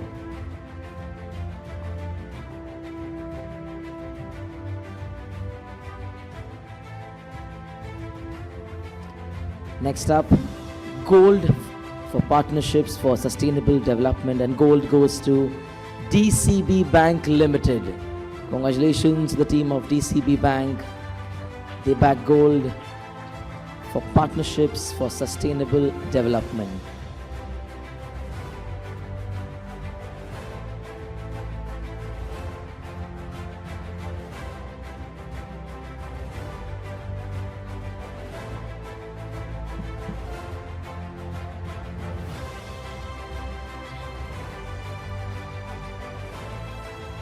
Congratulations, guys. Next, we have Healthcare Access and Wellness Award. Bronze goes to Every Media Technologies Private Limited for Bloom. Congratulations to the team. They bag bronze. Every Media Technologies Private Limited. Can you put hands, ladies and gentlemen, for them, please? They bag bronze for Healthcare Access and Wellness Award.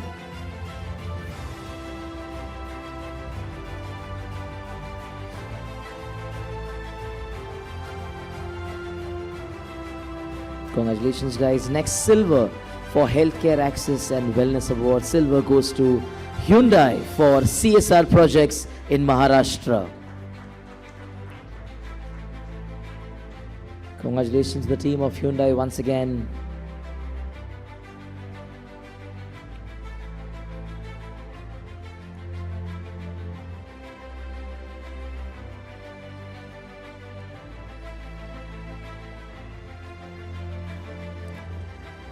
Congratulations, Hyundai. Next award we have Best Education and Scholarship Program. Gold goes to Believe Digital Private Limited for Shaping Music for Good CSR program. Congratulations to the team of Believe Digital Private Limited.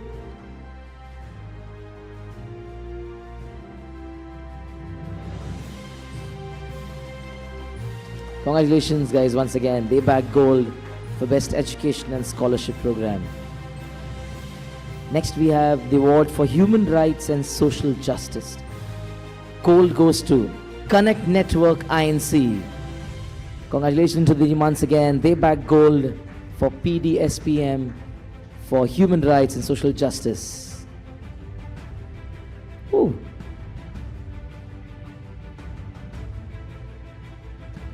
Congratulations guys.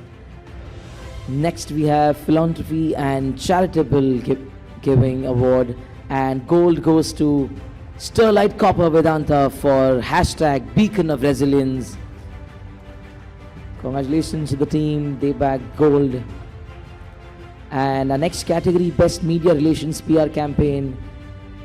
Gold is bagged once again by Sterlite Copper Vedanta team, and this time for Thoothukudi Anthem. So cheers to the team. They bagged gold for Philanthropy and Charitable Giving Award, and gold for Best Media Relations PR Campaign. Guys, it's for you only, both the awards.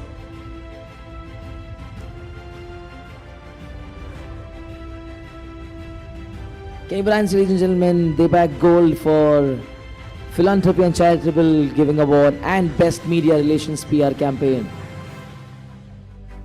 Yes ma'am, please.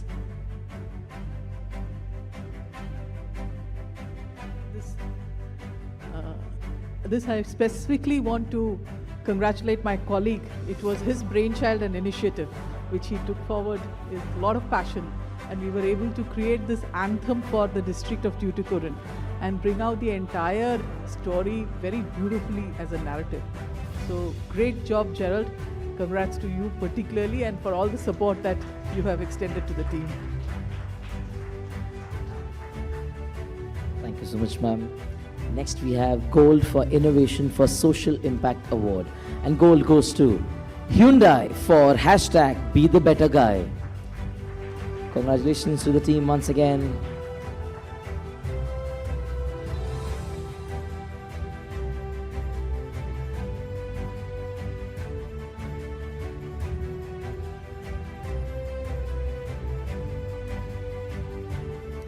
Next we move on to the Grand Prix Award for Good Acts. First up we have Overall Excellence in Social Responsibility, and gold goes to Commercial Bank of Ceylon PLC, all the way from Sri Lanka. So they're not present here, but I'm sure they are watching us live. So can you put our hands together for them as they bag gold for Overall Excellence in Social Responsibility, all the way from Sri Lanka to Commercial Bank of Ceylon PLC. Congratulations guys. Next award, Low Budget CSR Campaign. Gold goes to Connect Network INC for their campaign PDSPM. Congratulations to the team once again. They back gold this time for Low Budget CSR Campaign.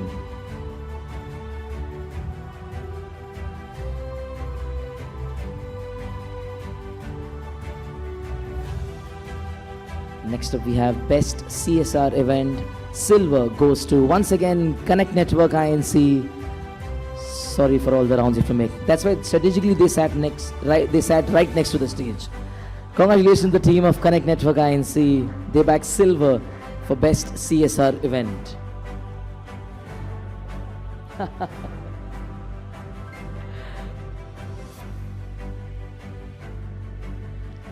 Congratulations, guys. Next, we have gold for best CSR event, and gold goes to Hyundai for Art for Hope Season 3.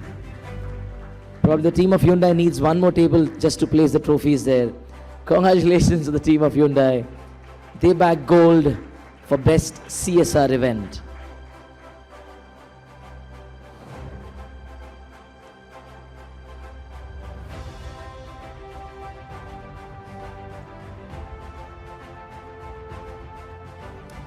The last award for this category, we have Asian Good Company of the Year. Ma'am, just take a U-turn and come back. Gold goes to Hyundai once again. Congratulations, the team of Hyundai. They bag gold for Asian Good Company of the Year. They've got around 4-5 of them, and they are like, sabko milega bari bari mein lene award. Congratulations, guys. Woo!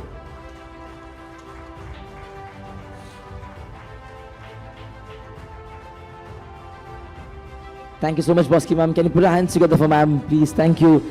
I request all award winners to kindly hop onto the stage quickly. We'll have one big group picture together. Requesting all our award winners to kindly hop onto the stage. We have a quick group picture for all our winners, and then we'll move on to our next panel discussion. It's a Hyderabad pehle aap. Aa jaiye ma'am, sab log aa jayenge. Requesting everybody to kindly grab your awards as well and move on to the stage. We'll have one big group picture together, and followed by that we'll have our second panel discussion.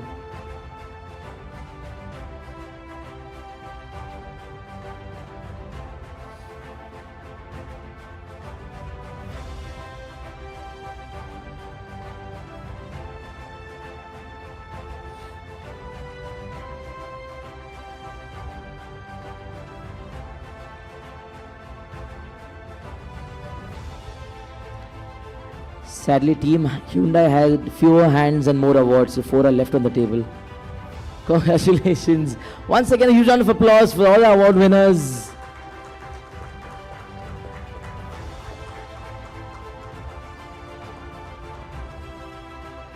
Thank you so much, guys. Congratulations once again. Well, moving on to our next panel discussion. As they set up the stage for our next panel discussion, I'll quickly introduce our panelists and a moderator for this beautiful panel discussion, and a topic being unlocking rural markets, strategies for effective branding and marketing. And we will have our moderator for this panel discussion. I would like you all to kindly put your hands together for Mr. Avinash Oza. Thank you so much, sir. It's a pleasure and privilege to have you on board. Mr. Oza is the Vice President, Alternate Banking Channel and Partnership, ABCP, HDFC Bank. Mr. Oza has 17 years of rich experience in rural marketing that is low-income customers. He had successful stints with Ogilvy Rural, DDB, Mudra, Max Rural, Mahindra Tractors, lead marketing with ICI Home Finance, HDFC Bank's Rural Vertical as head customer engagement and service delivery, and presently associated with Alternate Banking Channel and Partnership as head partner engagement and activation. During his advertising days, he has won coveted title of Young Tiger at Ogilvy, President's Accelerator Award at Mahindra Tractors. His campaign agent on track for Birla Sun Life Insurance was selected for Cannes Lions and it won many national and international awards. He is also a voiceover artist, a memer, and a budding astrologer. If you all want to know the future, Mr. Oza is a man in the house. His current passion is his son, Shaunak, and believes that apart from your regular work, if you do diverse things, you foster creativity. Ladies and gentlemen, a huge round of applause for our moderator, Mr. Avinash Oza in the house. Thank you so much, sir. And I would like to call upon our panelist, continue clapping for Mr. Haresh Nayak, CEO, Connect Network, INC. Thank you so much, Mr. Nayak. Well, he has with over 23 years of national and international leadership spanning media, out-of-home OOH, shop and influencer marketing, smart city initiatives, CSR adversary, and more. He has orchestrated transformative strategies across industries, from igniting Posterscope's OOH journey in 2008 to spearheading dense to expansion into multifaceted ventures. His tenure is defined by visionary leadership and adaptable management. His track record includes navigating companies through startup, turnaround, and expansion phases with relentless focus on tangible results. Previous roles at Dentsu International, Prime Outdoors, and Lintus refined his expertise before founding Connect Network Inc. Ladies and gentlemen, once again, a round of applause for Mr. Harish Nayak. Thank you so much, sir. And I would request you all to continue clapping for our next panelist in the house, Mr. Rajesh Radhakrishnan, co-founder and chief marketing officer, Vritti iMedia, Vritti Solutions Limited. Mr. Radhakrishnan, CMO and founder of Vritti Group of Companies, is an expert in rural marketing. His mass media arm, Vritti iMedia, the mass media property owner of Audiowala Bus Stand, which is today India's largest digital OOH network, is a unique platform for brands and business to mass promote in the rural and deep rural regions of India. Rajesh has been in the rural marketing space since more than 20 years. Under his able leadership, Vritti has been recognized as the champions of rural market by Economic Times, the most admirable rural marketing agency of the year at the Asian Customer Engagement Forum Awards, Health and Wellness Marketing Agency of the Year by Exchange for Media, and has won the National Media Owner by Outdoor Asia. His greatest achievement is Vritti being recognized as the top 200 companies having global growth potential by Forbes India. He has been honored with one of the most innovative MarTech leaders at the World Marketing Congress 2022 and most influential brand leaders and topmost MarTech leaders at the World Brand Congress 2023 and 24. Ladies and gentlemen, put our hands together once again for Mr. Rajesh Radhakrishnan. Thank you so much, sir. And moving on to our next panelist, can you put our hands together for Mr. Sainath Pai, Head Marketing, Sony Marathi Kalvamax Entertainment Private Limited. Well, Mr. Sainath comes with over 15 years of rich and extensive experiences as a media professional. He holds a PGD PM from SIES Comms and completed a strategic media management program from MICA. Sainath has worked as head of marketing for Colors Marathi at Viacom 18 Media Private Limited. In the past, he has worked on brands like Z Marathi, Colors, Gujarati, Ormax Media, and Sahara Filmi across roles ranging from marketing to research and on-air presentation. He has won prestigious awards at Promax, ACEF Consumer Engagement, AFAQS, and a host of awards for digital campaigns. Sainath has also represented Mumbai in State Basketball Championship and is an avid fitness enthusiast. He also enjoys traveling and likes road trips. He hopes to be a food reviewer someday and enjoys watching content on local food tours.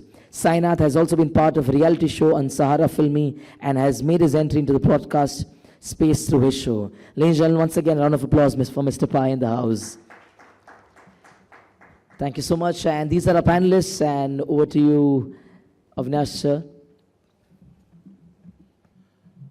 Thank you so much, and welcome all of you to this and listening to this panel discussion on unlocking rural markets, strategies for effective branding and marketing. So it's been more than 20 years, and my rural journey started when I went to honeymoon in Ooty, and my wife said, "Ek dairy milk le aao." And I went to a nearby shop, and I paid him 10 rupees, and he gave me 10 dairy milk.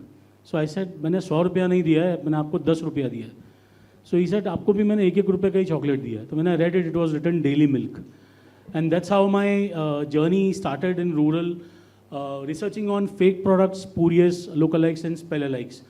And that's how I realized that how gullible these villages are, that if brands don't reach the shelves at the retail outlets, somebody else will occupy this space. And that's how my rural journey started when I was a professor at De Montfort University, Leicester UK's Indian campus in Indore, right? So to respect everybody's time, I will just start the panel discussion. We had a good round of discussion before as well, like every panel members do. So to start with, I will understand and ask them to share their rural journey till date in short. So Harish, talking about rural journey and rural experience, right? Where today we don't see rural, right? I personally, when I write articles, I call them distant urbanites. The person who lives in rural, he breathes, eats, watches everything like us. There is nothing called as rural. I call them distant urbanites. So in your rural journey and experience, right, how have you ensured that an out-of-home billboard or a CSR initiative, right, pushes the audience by watching on a hoarding to the outlet? Now, if you talk about Mumbai Mahim Causeway, you would see a lift going up and down on a hoarding, and that wins an award, right? But in rural, the market is a bit unorganized. How do you ensure that the out-of-home branding, right, it's pushing the audience to the retail outlets and it results into good sales? Over to you, Harish. Thank you, Avinash.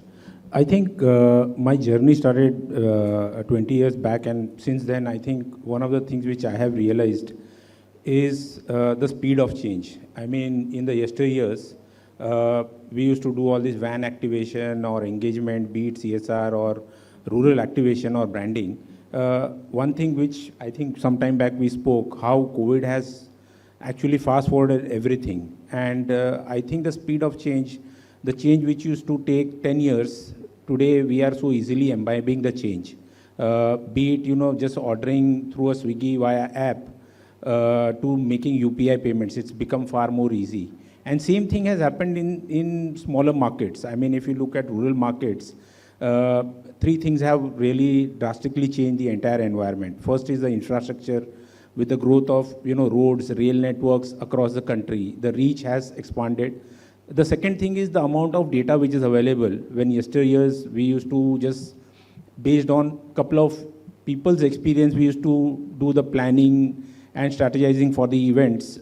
Today there is so much of data which is available. And thirdly, I think technology is also influencing the reach of digital in smaller markets, is usually influencing audiences. And I think if I have to look at the journey, I think the speed of change is very important. And I think today we have access to data of almost 640,000 towns and villages to pop strata of 2,000 people, where you can do any kind of a CSR activation or a rural activation. So the access to data is good today. The second thing is, I think the evolution of the medium itself has changed. So earlier we used to only talk about doing some kind of branding at a Kirana store, or working with panchayats, or doing this well branding or water tank branding.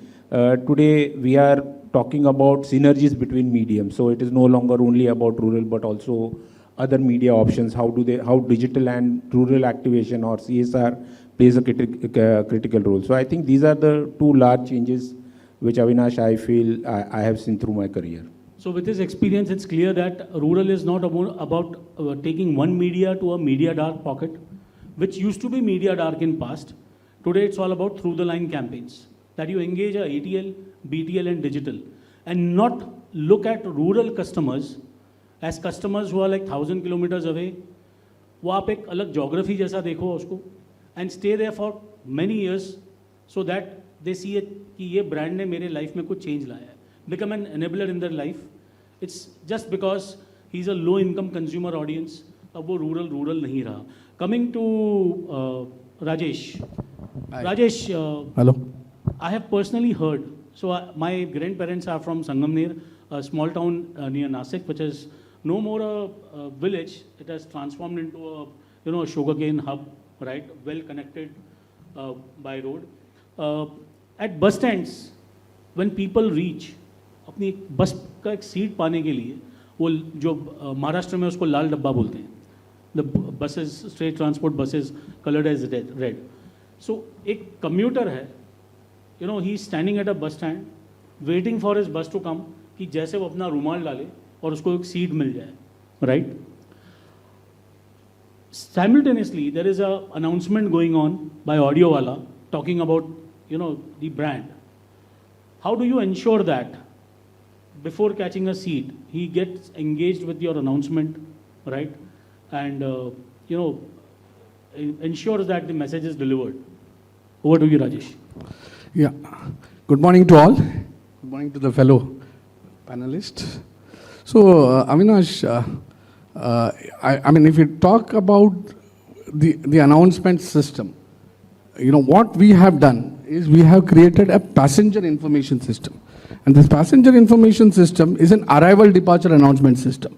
So the core content is what the audience wants, and because if you look at the railway announcement system, it's been there for many, many years. If you look at bus stations did not have any announcement systems. So what we did is understanding the psych, where there is a need for such a information. And we have created a passenger information system which will help the audience.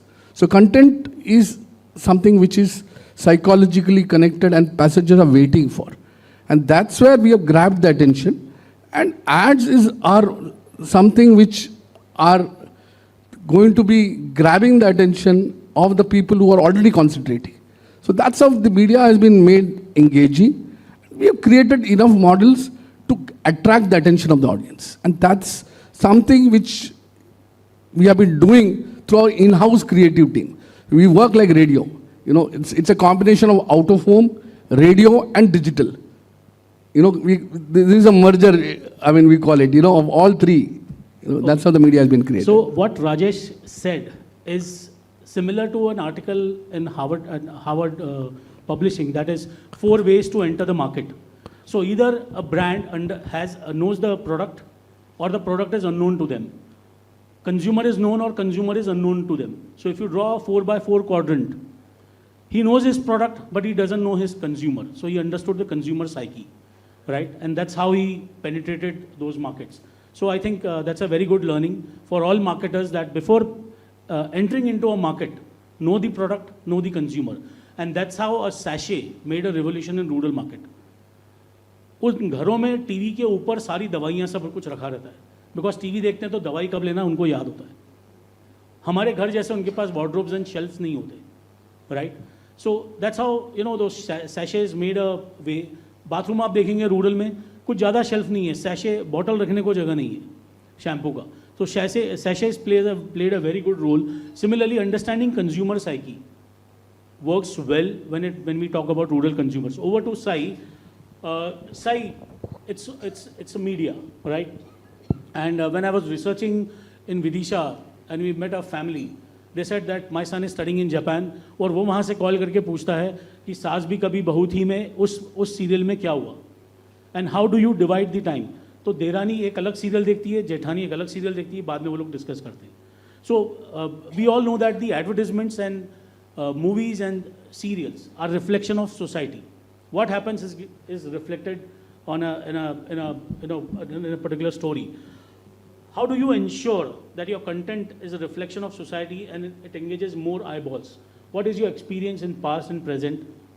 Can you please share with audience? Hi, good day to everyone. So, Avinash, as you asked me, so rural markets account for nearly 50%, in terms of weightage, in terms of our currency, which is BARC. And being in and working with a regional brand, I think it's imperative for us to sort of build a connect with these consumers. And a lot of our content sort of tries to reflect the social fabric of society that's present today. I'll give you a classic example. At Sony Marathi, we have a show which is about a farmer girl. And I think it somewhere breaks stereotypes in terms of, you always, even in rural advertising, you generally see imagery of a male farmer in the wall paintings and things like that. So here we have a woman farmer who's sort of taking up a patriarchal role in her family. And she's sort of encouraging and asking people to sort of continue farming in a day and age today, which is very relevant to Maharashtra especially, where a lot of people are selling their farms and moving to cities. Now that sort of impacts the balance in rural areas in terms of food grains and things like that. And the message in the show is very clear that, you need to cultivate your farms rather than selling it off. And even the sort of profession or her education is BSc Agri, where most people today are looking at education in terms of being engineers or doctors or chartered accountants. It's a breath of fresh air when you have someone saying that, I want to be a BSc in agriculture. So the messaging that we try to do is very clear in terms of what we want to capture. Not just where I'm working currently, but even in the past, we've sort of tried to bring stories that everyone would relate to, and you would know probably someone who's doing that. For example, we had a show in the past which was about a lady rickshaw driver, and which is something that's very common today. But we tell stories that people relate to. And I think that's one of the key things in grabbing eyeballs, because you find shows that communicate or have a lot of kitchen politics, but I think people want to see real things because it's aspiring and inspirational to them. Well, thank you so much.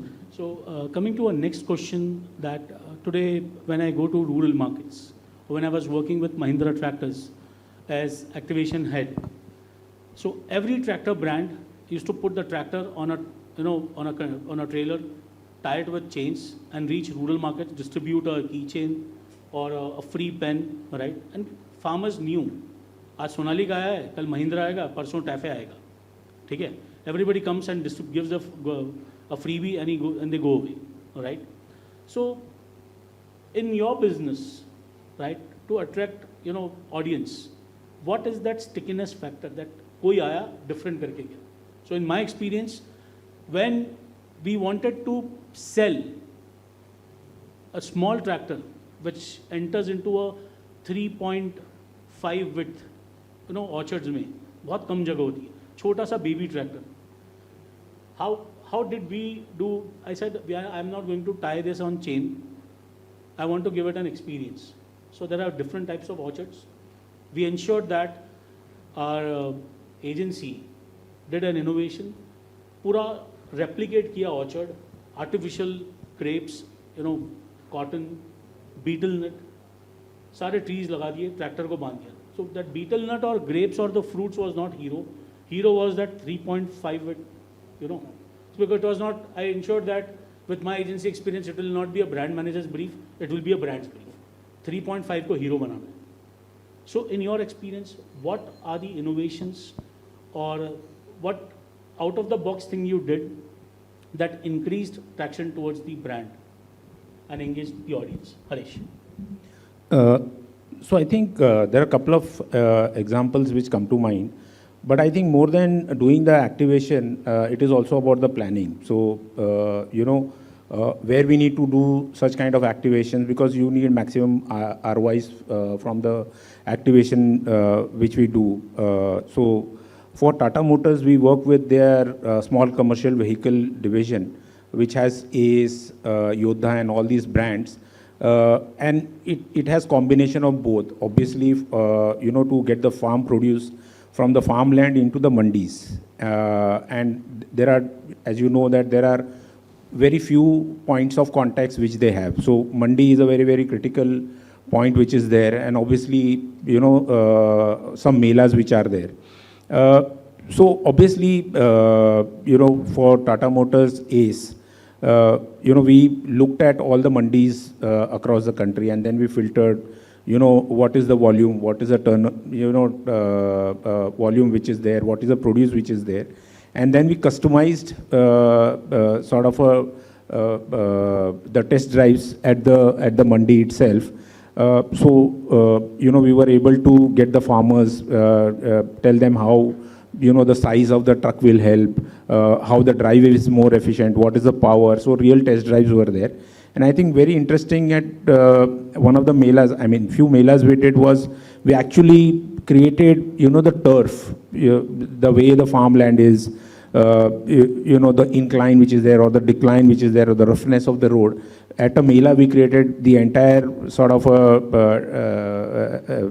route there, and the farmers were then given a test ride to actually experience how you will drive the vehicle and what is the power of the vehicle. So I think that was a very different activity which we were able to do. So the key take from Harish's point is that congregation points play a very important role, because going door to door becomes very difficult and only feasible for FMCG brands doing door to door sampling activation. But in such cases where a farmer, it's a last mile, last touch point is your mandis, APMC mandis, where farmer come and sell their produce, and they get a slip that they will be richer in few days with so many lakh rupees, and that's how they decide their next investment. So congregation point becomes a very important critical part, right?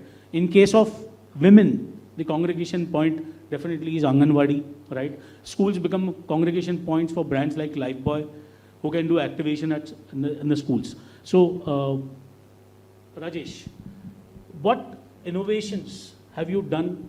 As you said that you understand first the consumers, understand their psyche. So you clubbed it with the announcement, right? Talk about your innovations out of the box strategies in rural with the audio wala. Over to you. You know, that's what in our industry, because experiential marketing is all about that. You know, see, we all talk about, as you rightly mentioned, the brief is very important. Knowing the client, okay. You know, we have put up a ABCDE model in the organization. You know, very simple, 5 pillars. You know, A for audience, B for brand, you know, C for creativity and concept, D for data, and E for execution. Now, if you take this as a simple approach, if you tie all of them together, you will get innovation.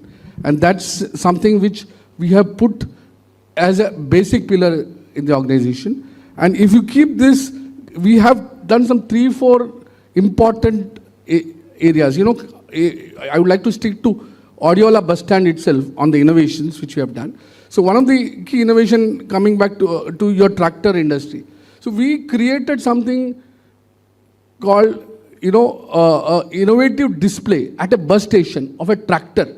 I mean, you can't expect a bus station having a tractor display. I mean, people want to go to showrooms, people want to go to, go to villages to see some display happening, and, you know, farmer meeting happening where display happens, launch happening. So we actually inaugurated at a bus station a tractor, new model of, this was for Sonalika. So audio teaser happening, campaign done for 1 month. Internally we knit it up with the demos, you know, people coming there taking, outside also there was a ground kept, you know, just adjacent, taking them and where they can try the tractor.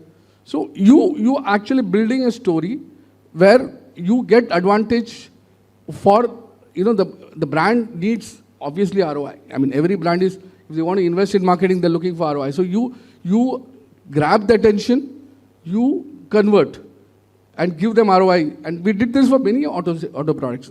We've converted, a bus stand into a showroom for Honda two-wheelers during Diwali, and offered schemes and things, and, you know, message going there, and offer, you know, because typical villagers come to urban places to buy the products, okay? And I mean, and that's where if they hear that there's a discount happening, they're going to get attracted.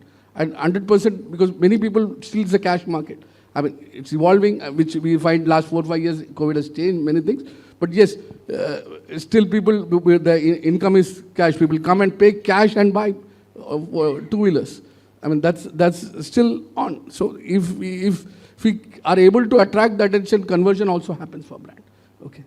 And there is one more innovation we did, you know, recently for Sony Marathi also, Bhumi Kanya, you know, one of the serial of Sony Marathi. We actually introduced a concept called geofence. You know, audio wala bus stand, you know, we can make them watch that. I mean, it was a promotional campaign where they wanted people to come and watch the serial. So, and bus stand is a transit place, and you have huge audience. And for a brand like Sony, I mean, everybody is a customer there, and the product is targeted at rural. So what we did was, you know, audio happening, same communication happening on the mobile, okay, on Facebook and social media, and they can watch the same teaser, you know, and it's a kind of engagement happening right there, audio plus activation. You know, it's a digital activation. So it becomes a kind of a 360-degree activation, which will re-emphasize and reiterate the call to action. Great. So I think that's a great thing. All clients present over here, if you keep this ABCD model, right, the brief will be perfect. It will not be a brand manager's brief, but it will be exactly a brand brief. And agency will also, you know, come up with the best innovative solution and launch a through-the-line campaign with not only one media, but there will be many mediums involved, right? Sai, over to you. Out-of-the-box strategy in a channel, like understanding the consumer, and then coming up with something how do you engage audience that नहीं यार मेरी loyalty सिर्फ KBC को है, मेरी loyalty सिर्फ सोनी मराठी को है कि मैं switch on करूँगा तो मैं सिर्फ सोनी ही सोनी देखूँगा. Your experience, please. So, unlike popular belief that the FMCG sector is heavily dependent on their distribution system, a channel team is also very heavily dependent on their distribution teams, and we have Subhashri here who heads distribution marketing for us. So we work very closely with them, in terms of understanding two things. One is where the distribution uptake needs an improvement. The second area is where the viewership needs an improvement. Once we sort of identify those markets, I think as the brand marketing team, we generally sort of visit those markets to try and understand what's really available there, meet up with the local cable operators with help from them. That gives us a real sense and perspective because they are the local influencers in a very big way because, coming from the city, we may not have access to homes. But the local cable operator is probably going there every single month to probably, collect fees or the remittance. So that becomes a very important stakeholder in this entire process. Once we've done the initial recce, we go back and, identify what is the activity to be done. And largely for us, I think the most important thing is to drive viewership. So content sampling becomes really important. And one of the innovative things that we've started doing is we've sort of modified the whole experience of a van activation into a mohalla activity. So a mohalla activity is sort of a light version of a canter, if I may call it, where we have an omni that goes into the smaller nook and corners of every village. And it goes with a large screen. So we generally have a pre-publicity that happens saying that the van is going to come to this city. And the identification of the areas happens in conjunction with the distribution team and the LCOs. That's a very important part for us. And once the activity happens, there is, like I said, there is a pre-publicity that happens that the van is coming on so-and-so day at so-and-so place. The next step to that is obviously a door-to-door leaflet distribution, which gives information about, the activity and if there are any actors coming into that place. On the activity day itself, we have around 4 or 5 halls, if possible, in important nukkads or mohallas in those areas, where we gather people because they are already aware of such an activity happening. Like I said, the local operator is also present because in case someone is not subscribed to the channel, then you have the SPOC right there to sort of reach out. We obviously put out our content pieces in terms of smaller capsules of 5-10 minutes of the show, which sort of induces sampling. Then obviously if the content is good, people go back and start watching those shows. Apart from that, like you said, pens, gifts are still a draw. So, we generally have a lucky draw or we play games with the people who are there. So in a nutshell, we're giving them a very small funfair sort of an experience, which sort of elevates the brand experience more than anything else. You go back saying that, this brand that I see on television has actually come very close to me. It helps in sort of keeping the entire system also lubricated in the sense because even the local cable operators felicitated there. So, the entire system is working in tandem. So it's like just putting all the wheels together. And I think that's been a huge innovation we do. The other thing that I would like to highlight is the jatras that happen in the villages.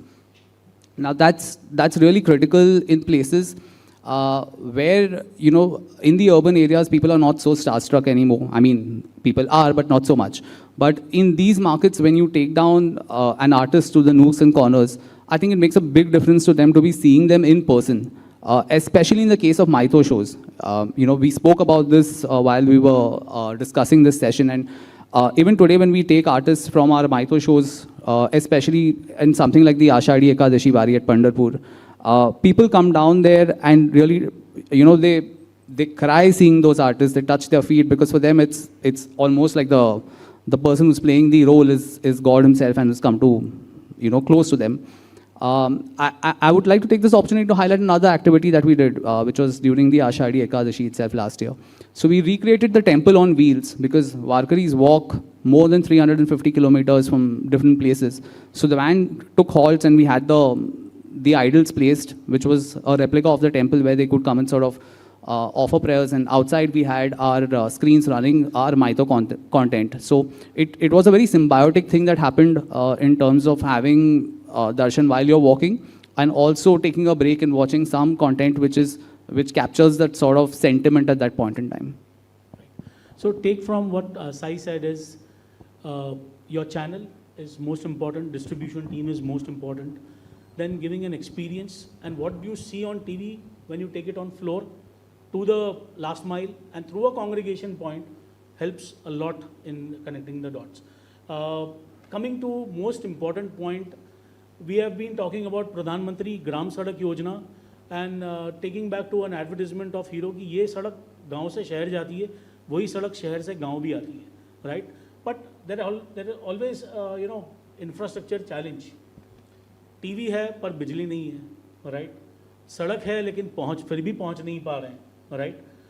And rural execution is all about taking a manpower challenges होते हैं, infrastructure challenges होते हैं. How do you ensure that the message is delivered, message reaches the audience in spite of these challenges? Any one of you can add to this? I think I'd like to start off with an experience that happened. So in one of these activities, we had everything set, and we were pretty much expecting a large turnout for the event. Unfortunately, at that time, the water supply was restored. So everyone went to fill in water, and we really didn't have a crowd at the event. So as much as you may want to plan, these sort of things can always throw a spanner in the works. And I think this is not something that you can really account for unless, you sort of pre-plan for these sort of things. The other thing that happens, in the previous session, we spoke about climate change. The unpredictability of a climate these days is also a huge factor, especially if you're doing outdoor activations. Unseasonal rains or extreme heat, I think that impacts manpower. At the end of the day, even your promoters or the boys who are running the activity are humans after all. And the number of hours of the activation have drastically reduced because afternoon time you don't find anyone these days. So I think that becomes a really big challenge in terms of planning activations, because consistency is going to be the key in these sort of activities. And I think that becomes a little bit of a task given these factors. See, this media, audio wala bus stand which we have created is basically we have understood that rural has got a lot of challenges, like what you mentioned, phenomenal challenges, power, internet, you name it in terms of manpower, and that's where this whole media has been created. The audio wala bus stand, if you look at it, it's a very, very important lifeline application for state transport. It has got very high availability, arrival, departure, announcement getting managed on a built-operate basis. They have not invested, it's all invested by us. And we have given them even a power backup, and it's all running almost for 18 hours non-stop. And the speakers are all controlled, everything managed from a central location. Even the architecture which we have developed is a disconnected architecture. You have a server and a local device there. Even if internet is not there, still the announcement continues. Still the advertisement gets relayed. So this works, I upload here, the local device connects and downloads and plays locally. So given this huge challenges which we still have, forget rural, urban still has got so many infrastructure challenges, in telecom. So telecom related challenges are there everywhere. So given this internet connectivity is very important. And again, we have given Vigil app. That's an app which helps in monitoring. Every person sitting there continuously around the clock, the entire infrastructure is managed, tracked, and we have local SLAs with local partners to replace the hardware. And, give high availability to customer, because ultimately we are running, and we are also running advertisement there, and, we are accountable to every advertiser there, and then to the state transport. So infrastructure creation and managing that infrastructure is key to success in rural. Otherwise, how much ever you may do in all activations, we see this without technology support today. It's definitely a tough and uphill task, and I think backup definitely required to make it foolproof. But yes, we have limited funds and resources, so that's where your model is very important. If I may. Yep. So Avinash, just to add to what Sai and Rajesh both spoke, I think whatever planning or campaign we have, ultimately execution is the key. And we all know the challenges which Sai also spoke on ground. They can be as diverse as, water shortage. I think execution is equal to experience. With experience, I think as an agency partner, I think it is our role also to ensure that we are able to map those challenges which are going to come up at some point in time. We can at least get it 80-90% right, and 10% might be wrong. And I think the second part is also the planning. I'll share one example. Just recently we concluded an activation for Tata Motors Spare Parts Division, where we were given the challenge to do the store activation with some kind of branding as well as some kind of literature to all the spare parts shops across the country, especially in the rural market. 7,000 shops we had to cover. Initially we started with 5 teams, and then we had a learning. I mean, as you implement, you also get a learning that what is the phase and what is the timeline which is taken. So we moved the number of teams to 20, and we were able to complete that project well in time. So I think experience as well as planning becomes very, very critical for a successful execution of any activity. True. So the key takeaway is that have a alternative backup. If you're taking a technology, ensure that you give full technology support. The checks are to be there at your end. जैसे साई के example में water shortage है. And mostly my experience in rural is that weather कभी हमारे साथ होता नहीं है. कभी बहुत ज़्यादा धूप है, बहुत ज़्यादा ठंड है, और rural की planning वैसी होनी चाहिए as per the season. I would also like to invite our agency, my erstwhile agency, Preeti, are you there? Yeah, okay. So can somebody give a mic to Preeti? So, weather is never with us. So can you just share your execution challenge experience, right? You're leading an agency, you've been part of with the Mahindra tractors as well, right? So how do you overcome these challenges? So Avinash, yes, with our experience and into rural, weather is totally unpredictable, and depending upon the weather conditions, like if you talk about summers, it is always what we do not to hamper the activity hours that we put in and to communicate, deliver the client message to the TG. We divide the activity period into 2 halves. We start early in the morning, maybe at 5 o'clock, and the first set of activity in the morning, second set of activity late evening. That is where the client also cooperates with us. The sales team, on-ground team also understands and cooperates with us. But yes, we have to face all these unpredictable weather conditions. So summers, rains, and winters, accordingly we plan our activity. The timing of the activity is planned in such a way that the activity hours doesn't get hampered. The other one of the challenge is manpower challenge, which I would like to highlight. Yes, that is also something very unpredictable, but we do have our backup team ready. We have an extra team. Even if the manpower, we need to replace it with a minimum lead time. We take and we replace the manpower as and when required. So purely planning and experience, it is a pivotal role that plays in handling all these challenges. Okay, thanks. So as Harish said that, multiple teams hone chahiye. Yeah. Rural activation is all about how much time you have and how many teams you will deploy. Yes. So there are some brands, there are some products which are seasonal. Like one of our clients, Bayer Crop Science, which are very seasonal in nature. The activity when we do, we get only 15 days or maximum 30 days cycle to deliver our message to the farmers. So the objective is we deploy more number of teams to cover more area and deliver and target maximum customers. Thank you so much. Thank you so much, Preeti. So last question is, so much plan.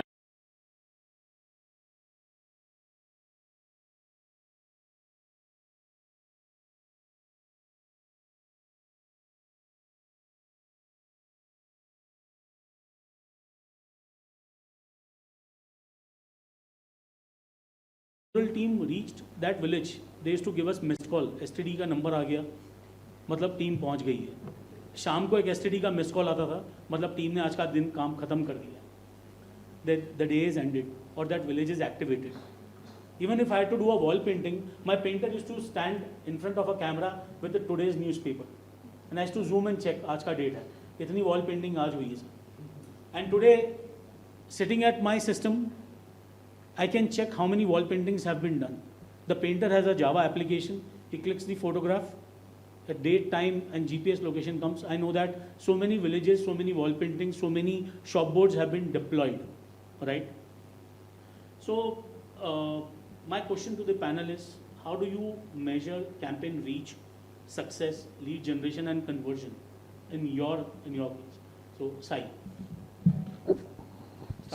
So I think for us the gold standard continues to be our ratings. So we obviously get our ratings every Thursday. So while we might work in a particular market, we don't get individual city specific or town related data. So we look at cluster data. So if clusters have shown spikes, it's obviously a good point for us. But beyond that, I think we also look at brand scores, brand recall scores, brand perception studies, because these happen. Brand tracks keep happening, every quarterly basis in organizations. The other important thing for us, like I mentioned earlier, is the sort of feedback we get from our distribution teams. Is there an uptake in the numbers? Earlier, we also used to do, given data privacy laws now, it's a little difficult to do, but earlier we used to have something very basic, like you said, missed calls, but we used to ask the people congregated at the activity to give missed calls, and there used to be lucky draws out of those missed calls. So we used to get an average number of people that turned up.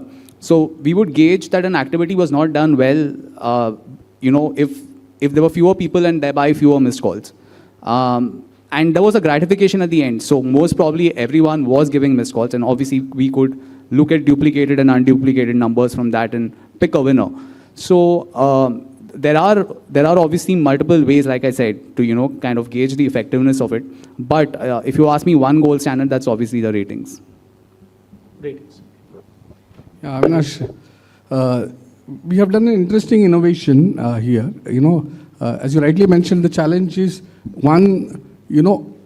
Rural being at a distant place, customers cannot reach there and see the campaign or the audio ad running. They are dependent on the regional teams to actually listen to the ad and give a feedback. Again, a technological innovation which we have brought in is a IVR.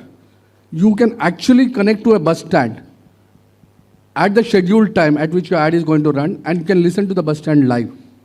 Okay. So if you're 10:10 आपका ad बज रहा है, तो 10 minute 8 minute connect करो, and you can listen to your bus stand live with different extensions given to different bus stations.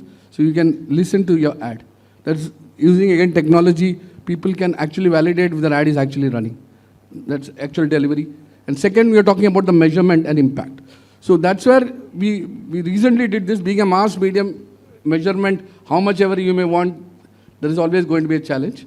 But we recently did this about 2 to 3 years back. We did a lot of work on this, introducing this geo-reach concept, where many people have done that in the past, but, we are trying to further improve on this, is how do I get my campaign measured in terms of people standing at the bus station, how many people heard the ad, what was the call to action.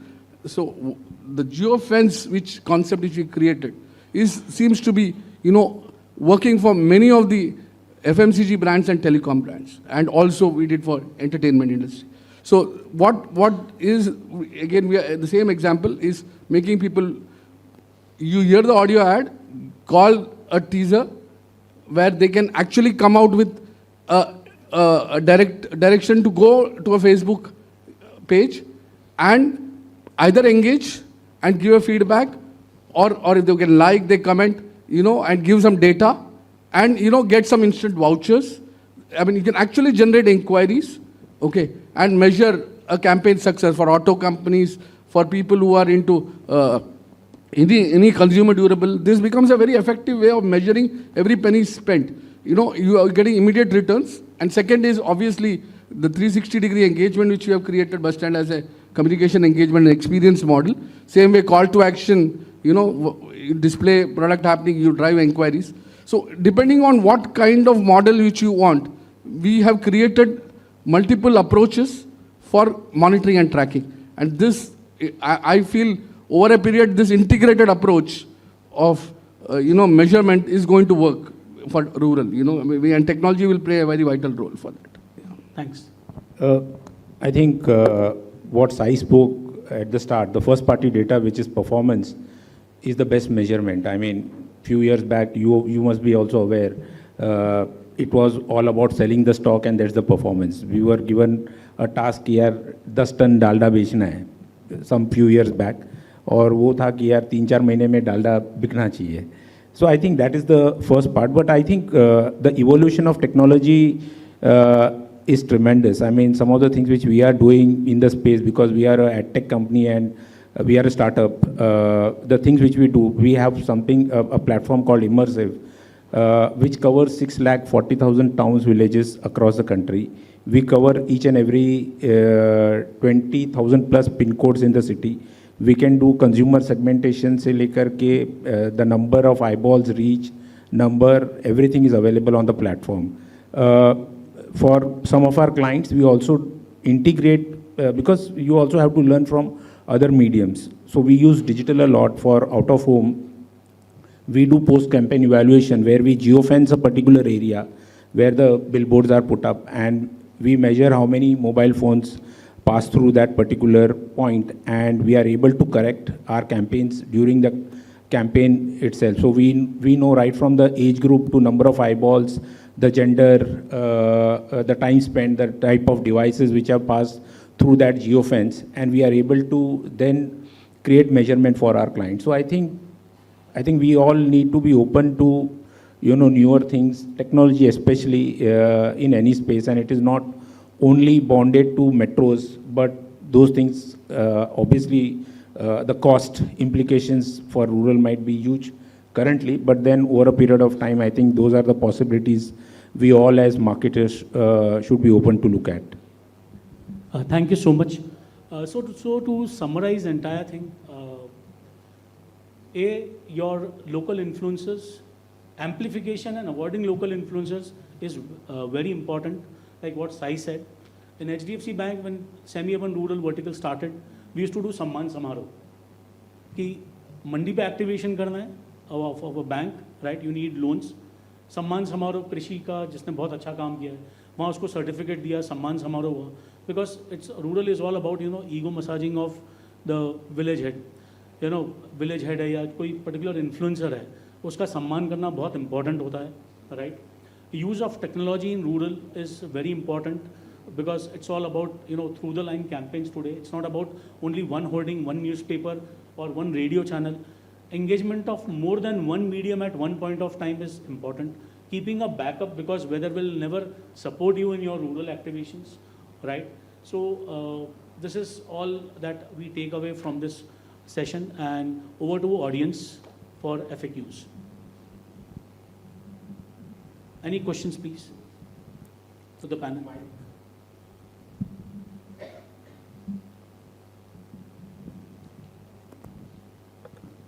Thank you. I'm Subhashri. Like Sai said, I had distribution marketing for Sony. So I think one point, more than a question, what I want to add is that this rural marketing has become a larger terminology today. So in between the urban and the rural is that small town, which is an equally important belt, with all the challenges of both sides.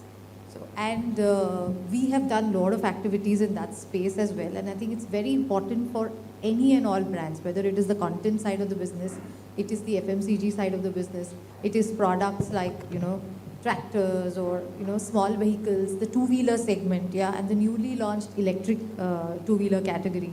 For all of them, I think that small town is an extremely important belt. And just to take away a couple of examples, we've done a lot of activations as well. So I saw before you joined also, a town like Sangli, place like Sangli, good combination of both, gives a lot of traction in terms of brand reach, recall, stickiness, etc. The other thing which COVID allowed us to do and helped us tap this category was we did a brilliant use of digital and the actual connect, hyperlocal connect as we call it. we did what is called Nukkad Live. We've done lots of activity with the Marathi team, with other activities, with other channel teams. So I think that's one thing which I strongly feel that it's a larger term. Just wanted to say that. So, is there anybody from Sri Lanka here in the audience? Okay. So, with a short of time, I've just got 2 signals that we can break now. And to all clients, agencies, there's a message I want to share. There's a line written by Mr. Rajkumar Jha, who is also known as, the father of rural advertising. He said once that, ki rural sab kare, rural kare na koi. But in the second line, I would just want to edit, agar aap man se rural kare, to rural na hoye. Right? So, don't be a fly-by-night operator that you will go do an activity 1 month and then take away their money, take away their everything. Become an enabler in rural audience life and stay there for a long term. Create a channel with the help of the local people only and not transport your channel from urban, rurban or a metro city to rural. And I'm sure that you will get a good success, right? Thank you so much, Sai, Rajesh and Haresh, right? Being part of this wonderful session on rural. Thank you, everyone. Thank you. Thank you. Thank you. Thank you so much, guys. I request Dr. Atul Pusalkar to kindly felicitate our panelist. He is the chairman and managing director of Purple Pompa. He'll be felicitating our panelist.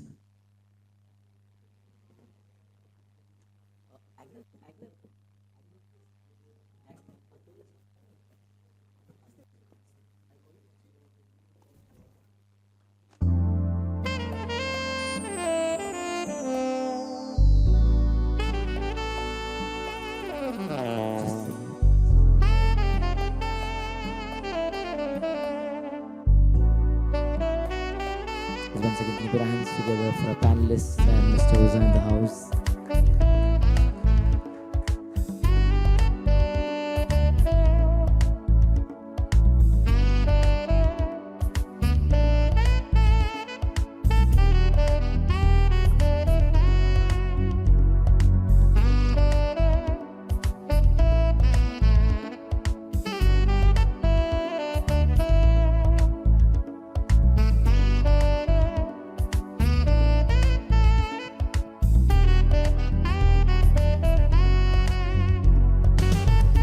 Thank you so much, guys. Once again, a round of applause for them. Thank you so much.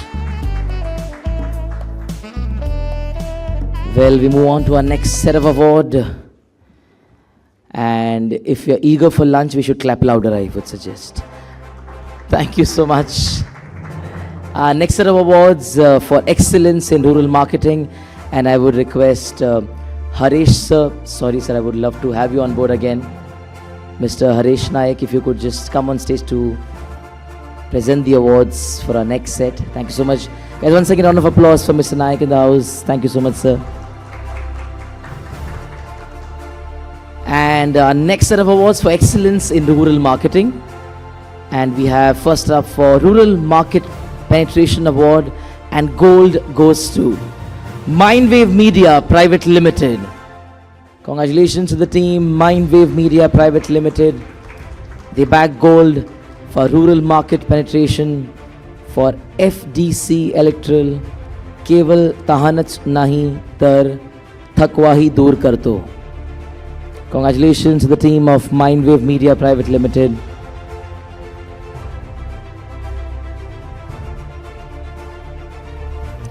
Congratulations, guys.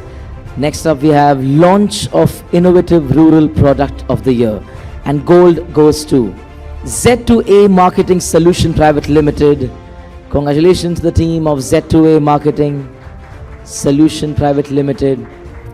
They bag gold for launch of innovative rural product of the year for Bear Loudis, their campaign Koi Takkar Nahi. Congratulations. And they also bag gold for best rural marketing campaign for their campaign Bear Dekal Bhi for 25 years legacy. Congratulations to the team of Z2A Marketing Solution Private Limited. They back gold for launch of innovative rural product of the year and also gold for best rural marketing campaign.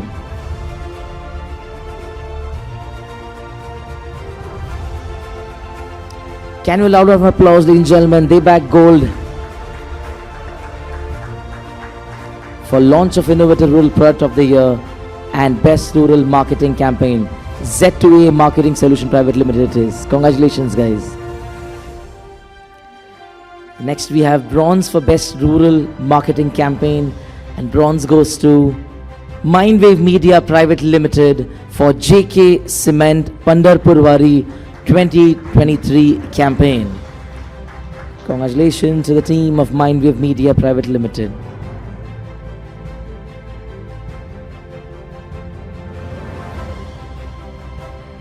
Thank you so much. Next up, silver for best rural marketing campaign, and silver goes to HDFC Bank for the Grameen Mahotsav. Congratulations to the team of HDFC Bank. They back silver for best rural marketing campaign.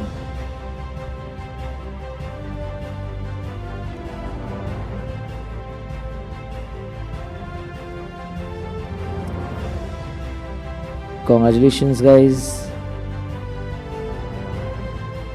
I request all the award winners to kindly stay back for one group picture at the end. Next up we have excellence in rural advertising, and silver goes to once again Z2A Marketing Solution Private Limited. Congratulations to the team. They back silver for Bayer Dekalb 25 years legacy. Silver for excellence in rural advertising. Can you put hands together, ladies and gentlemen, for the team of Z2A Marketing Solution Private Limited? Thank you.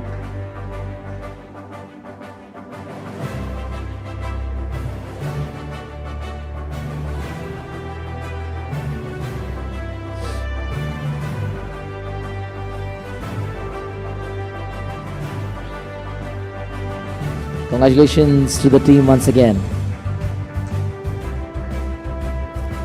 Next we have gold for excellence in rural advertising, and gold goes to Vritti Solutions Limited, Vritti Media, Vritti iMedia for LIC at Audiowala Bus Stand. Congratulations to the team. They back gold. Vritti Solutions Limited, Vritti iMedia for their campaign LIC at Audiowala Bus Stand.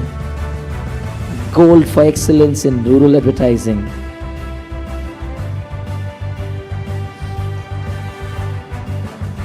Congratulations, and can we continue clapping for Mr. Nayak? Thank you so much, sir.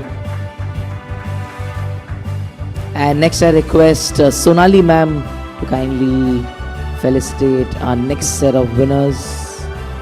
Sonali ma'am not present. I request Professor Parekh. So if you could just felicitate our next set of awards. Can you put hands together for Mr. Parekh in the house? Thank you so much, sir.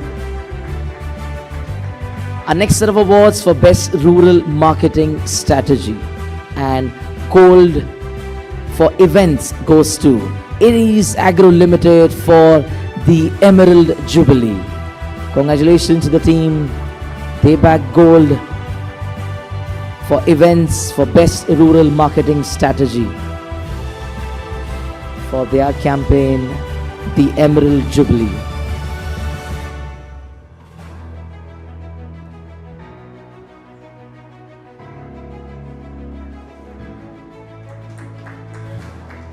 Congratulations, guys.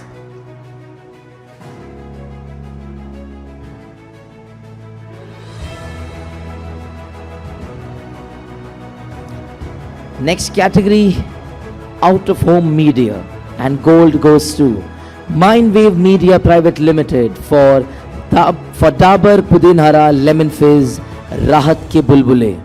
Congratulations to the team of Mindwave Media Private Limited. They back gold for out of home media. Congratulations, guys. Next we have BTL activities, and we have joint silver winners, and they are Mindwave Media Private Limited and Z2A Marketing Solution Private Limited. They both bagged silver for BTL activities. Mindwave Media Private Limited, they bagged silver for NPCI Pandharpurwari 2023 campaign, and Z2A Marketing Solution Private Limited, they bagged silver for Apollo Bhim and Bihan Mandi activation. Congratulations to both the teams as they bagged silver for BTL activities.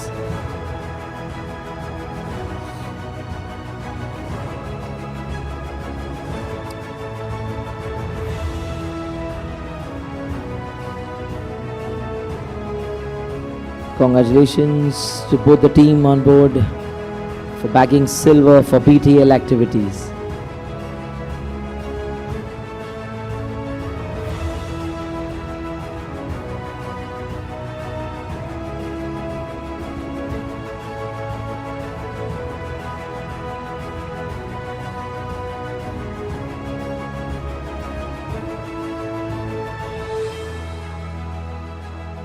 Congratulations to the team.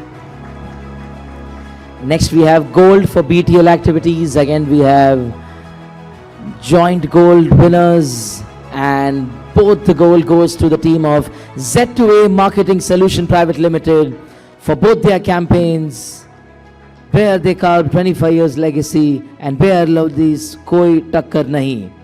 Congratulations for both the campaigns. Joint gold winners for BTL activities, Z2A Marketing Solution Private Limited it is.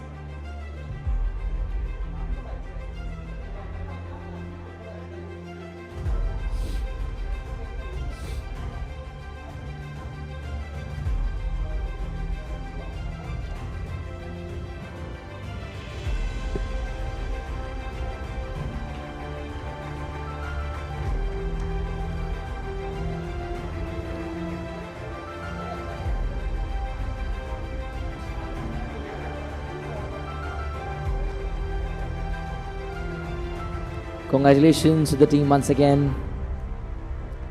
Next we have experiential marketing, and bronze goes to, guys, sorry, take a U-turn and come back. It's once again Z2A Marketing Solution Private Limited for their campaign Bear They Call 25 years legacy. This time they bag bronze for experiential marketing. Congratulations once again to the team of Z2A Marketing Solution Private Limited. And silver for experiential marketing also goes to Z2A Marketing Solution Private Limited, this time for their campaign Apollo Bhim and Bihan Mandi activation. Congratulations to the team once again. Silver also goes to Z2A Marketing Solution Private Limited for their campaign Apollo Bhim and Bihan Mandi activation.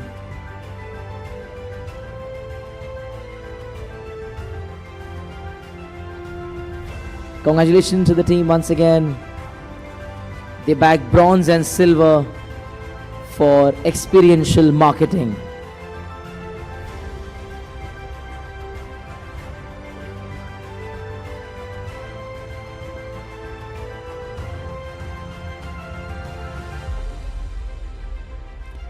Congratulations, guys. Next we have gold for experiential marketing, and gold goes to Mindwave Media Private Limited. Congratulations to the team. Can you put hands, ladies and gentlemen, for Mindwave Media Private Limited for Jab Khane Ki Ho Baat, Dabar Lavan Bhaskar Churan Ho Saath. Congratulations to the team of Mindwave Media Private Limited.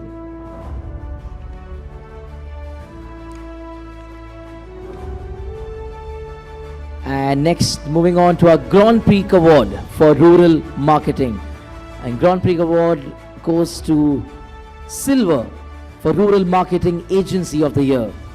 Mindwave Media Private Limited, once again, congratulations to the team. They back Silver for Rural Marketing Agency of the Year.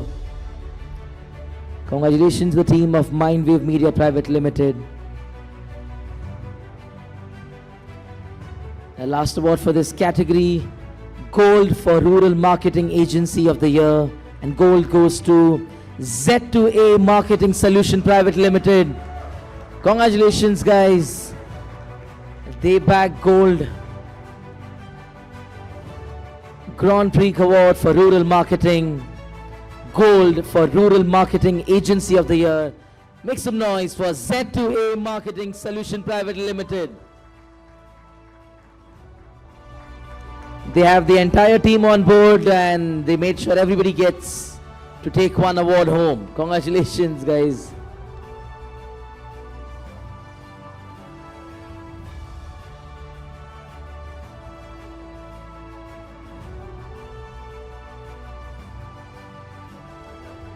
Congratulations. Requesting all to kindly hold on to the stage. I also call all the award winners to kindly come on stage for one group picture. Guys, requesting you all to kindly hold on stage. We'll click one group picture together, all the award winners. And put our hands together for Professor in the house. Thank you so much, Professor Parekh. Thank you. And I request all the award winners to kindly grab your awards and hop onto the stage for one group picture together. Requesting all the award winners of this category to kindly hop onto the stage. And ladies and gentlemen, for everybody else, we'll quickly take a break for lunch and we'll be back in half an hour. I will see you all soon at 2:15. Thank you so much for being such a lovely audience. Meanwhile, paging for all our award winners from this category to kindly pose with their trophies. Thank you so much. See you on the other side.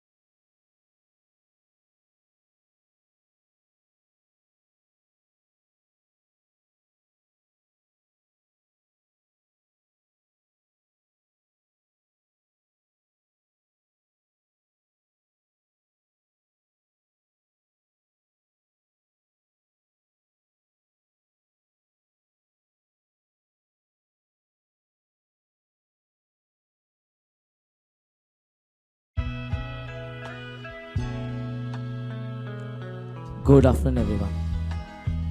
I purposely made a little louder so that we are wide awake. Good afternoon, everyone. Dessert यहाँ तक आ गया कि run में reply भी नहीं आ रहा है. Good afternoon, everyone. Thank you so much. I can certainly understand the most difficult time of the day, right? But don't worry, the next panel discussion, I have the best man in the house to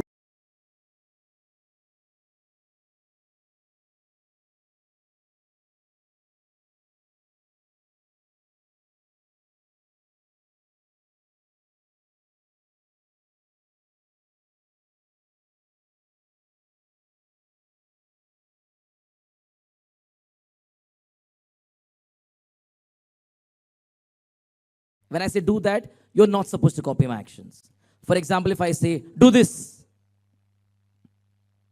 everybody has to do this. Sorry. Cool? Do this. Do this. Do that.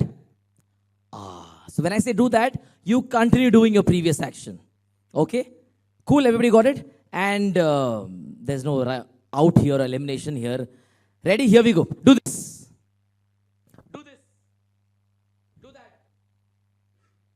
अच्छा जो cheating कर रहे बहुत अच्छा लगा सब Midway से जो ऊपर है okay great ready here we go do this do this do this do this do this do this do that okay we got the pulse one last round and this going to be extremely fast ready 3 2 1 do that good to see everybody is wide awake thank you so much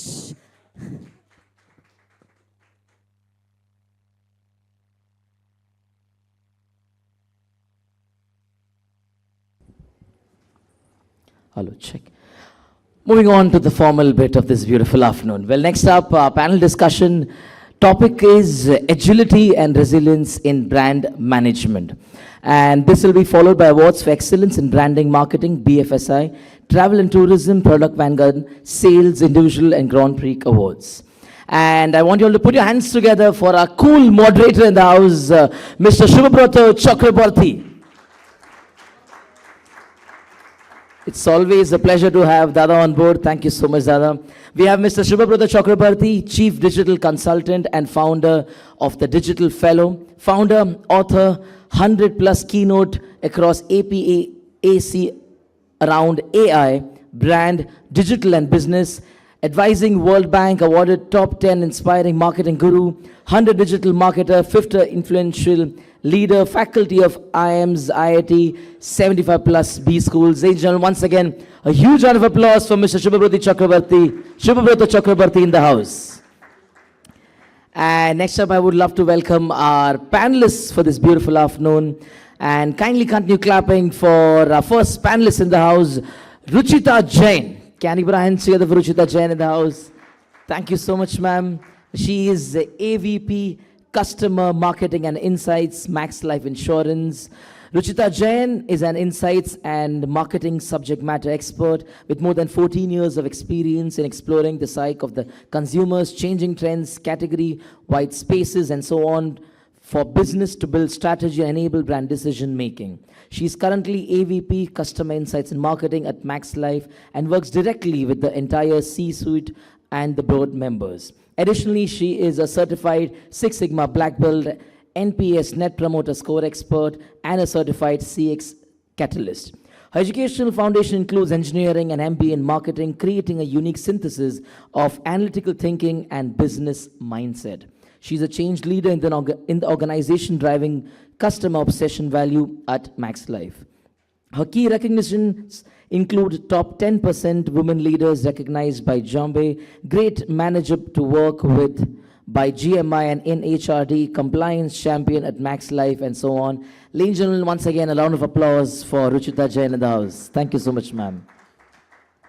Moving on to our next panelist, I would like to have a round of applause for Mr. Shekhar Chetri. Thank you so much, Mr. Chetri. He is Managing Director, Vichitra, and he has come all the way from Nepal. Thank you so much, sir.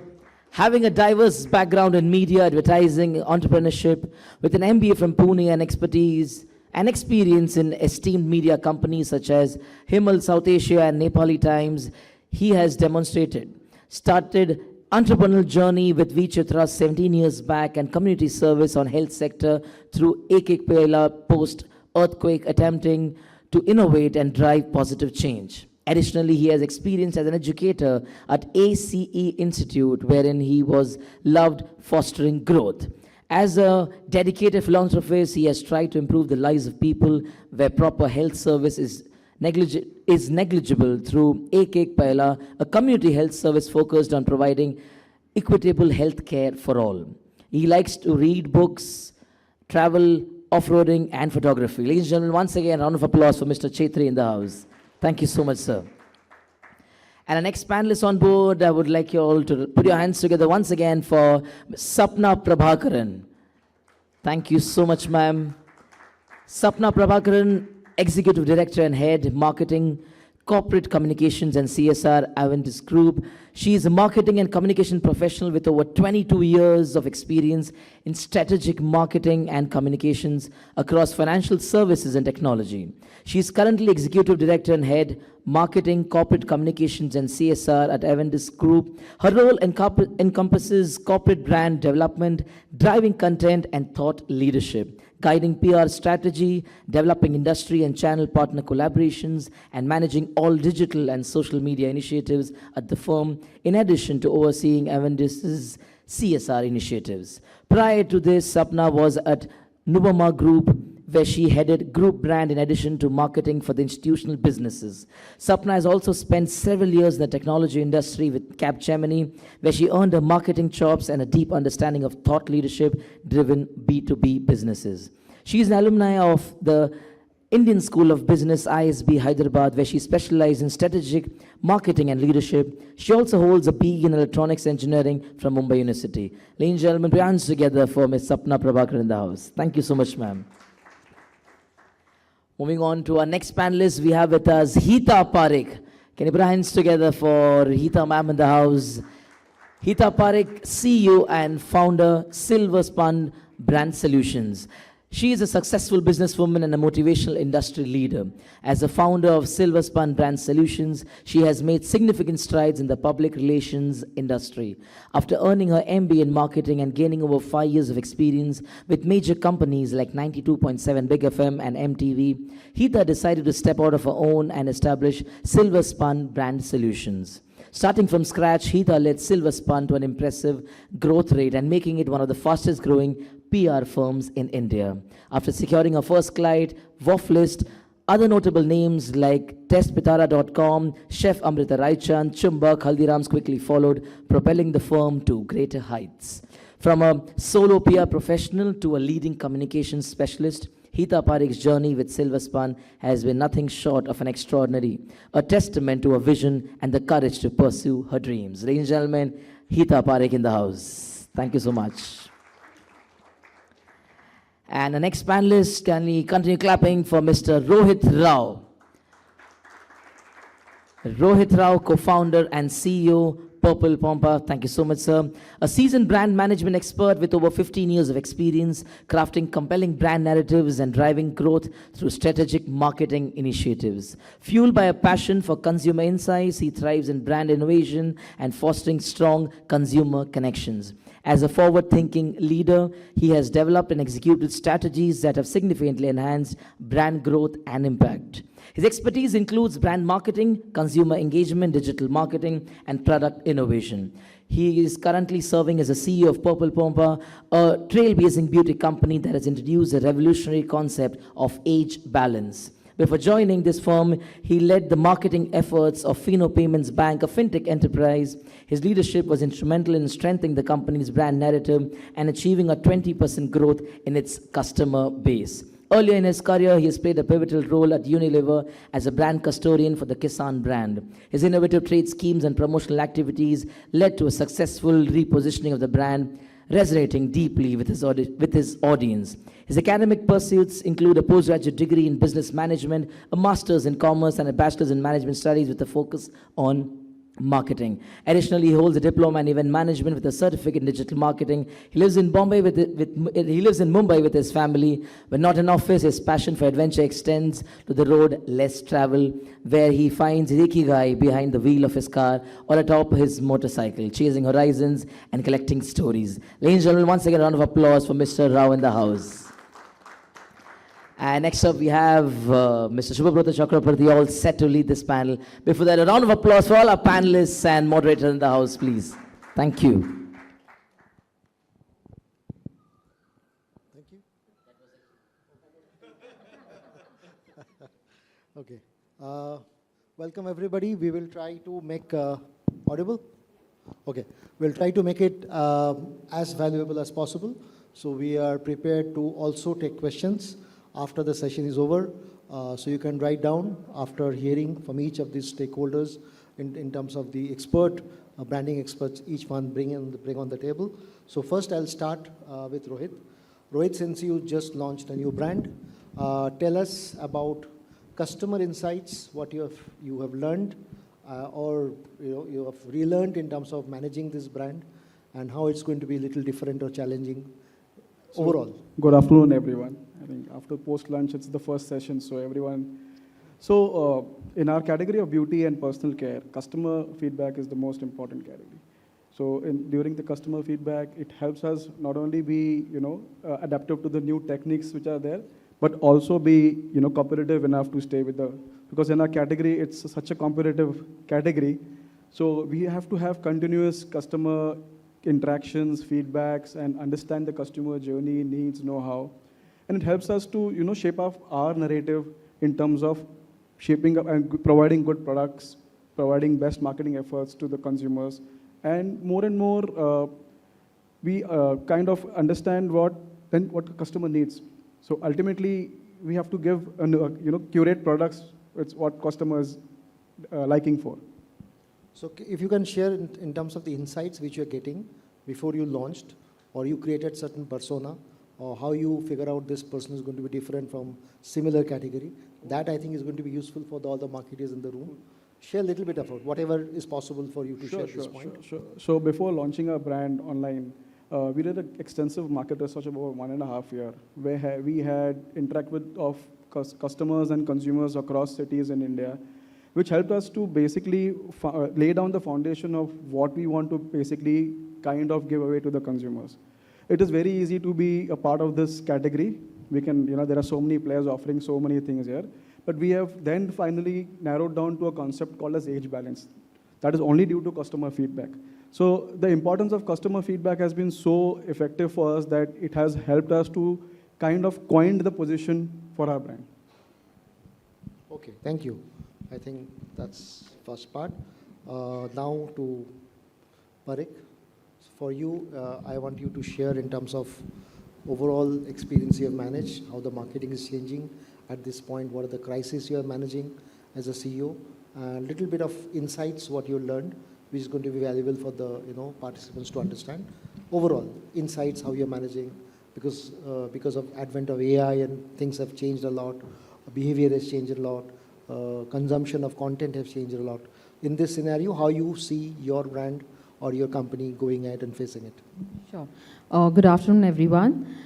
So we are a PR agency. So our primary job is to bring the brand to the media in organic perspective. Now, doing this is definitely a very tough task. Media is not wanting to write about any brand these days because everyone wants to route it through the advertorial route. So out here, first and the foremost thing is a very important, very strategic communication that we need to put in place. The peg has to be really strong. So because of so many advertorial mediums coming up, putting the brand in the editorial forum becomes extremely difficult. And to deal with it, our pegs have to be literally very strong. A second issue that we usually face is, okay, campaign is going great. We've been featured in the top 5, top A media. But the brand still feels that, they are not getting enough visibility. They feel that, nahi, kuch nahi ho raha hai, we're not getting sales. The typical question is, sales nahi ho raha, we spend so much money. You've got us in Times of India, you've got us in Business Standard, but, there's no sale. So here, what is missing is the new age media. It's very important as a publicist, when we are working on a campaign, the campaign strategy has to be a mix of new age media and the traditional media. And we've realized this is through our experience, through our research. So I'll give you a very simple example. Supposing, all of us out here are very savvy with Instagram. We are constantly scrolling. In fact, most of our purchases through social media. So say, for example, if I'm scrolling and I come across this outfit, it's worth 20,000. Of course, it's a large sum of money to spend over an outfit, but I really like it. So as a consumer, because I'm really wanting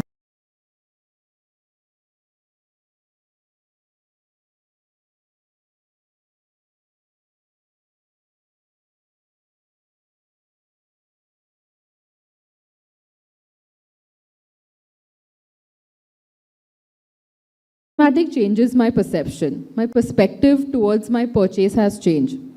So here, as a publicist, our key most important is to get Google reviews. When I say Google reviews, I don't mean reviews on Google, but media write-ups. So here the traditional media comes in. So we send out the press release, we ensure the top 5, the top 10 media has covered the brand. Going extension to this campaign is getting in touch with influencers, celebrities. These influencers will wear, will tag, and it will be all over the internet, all over Instagram.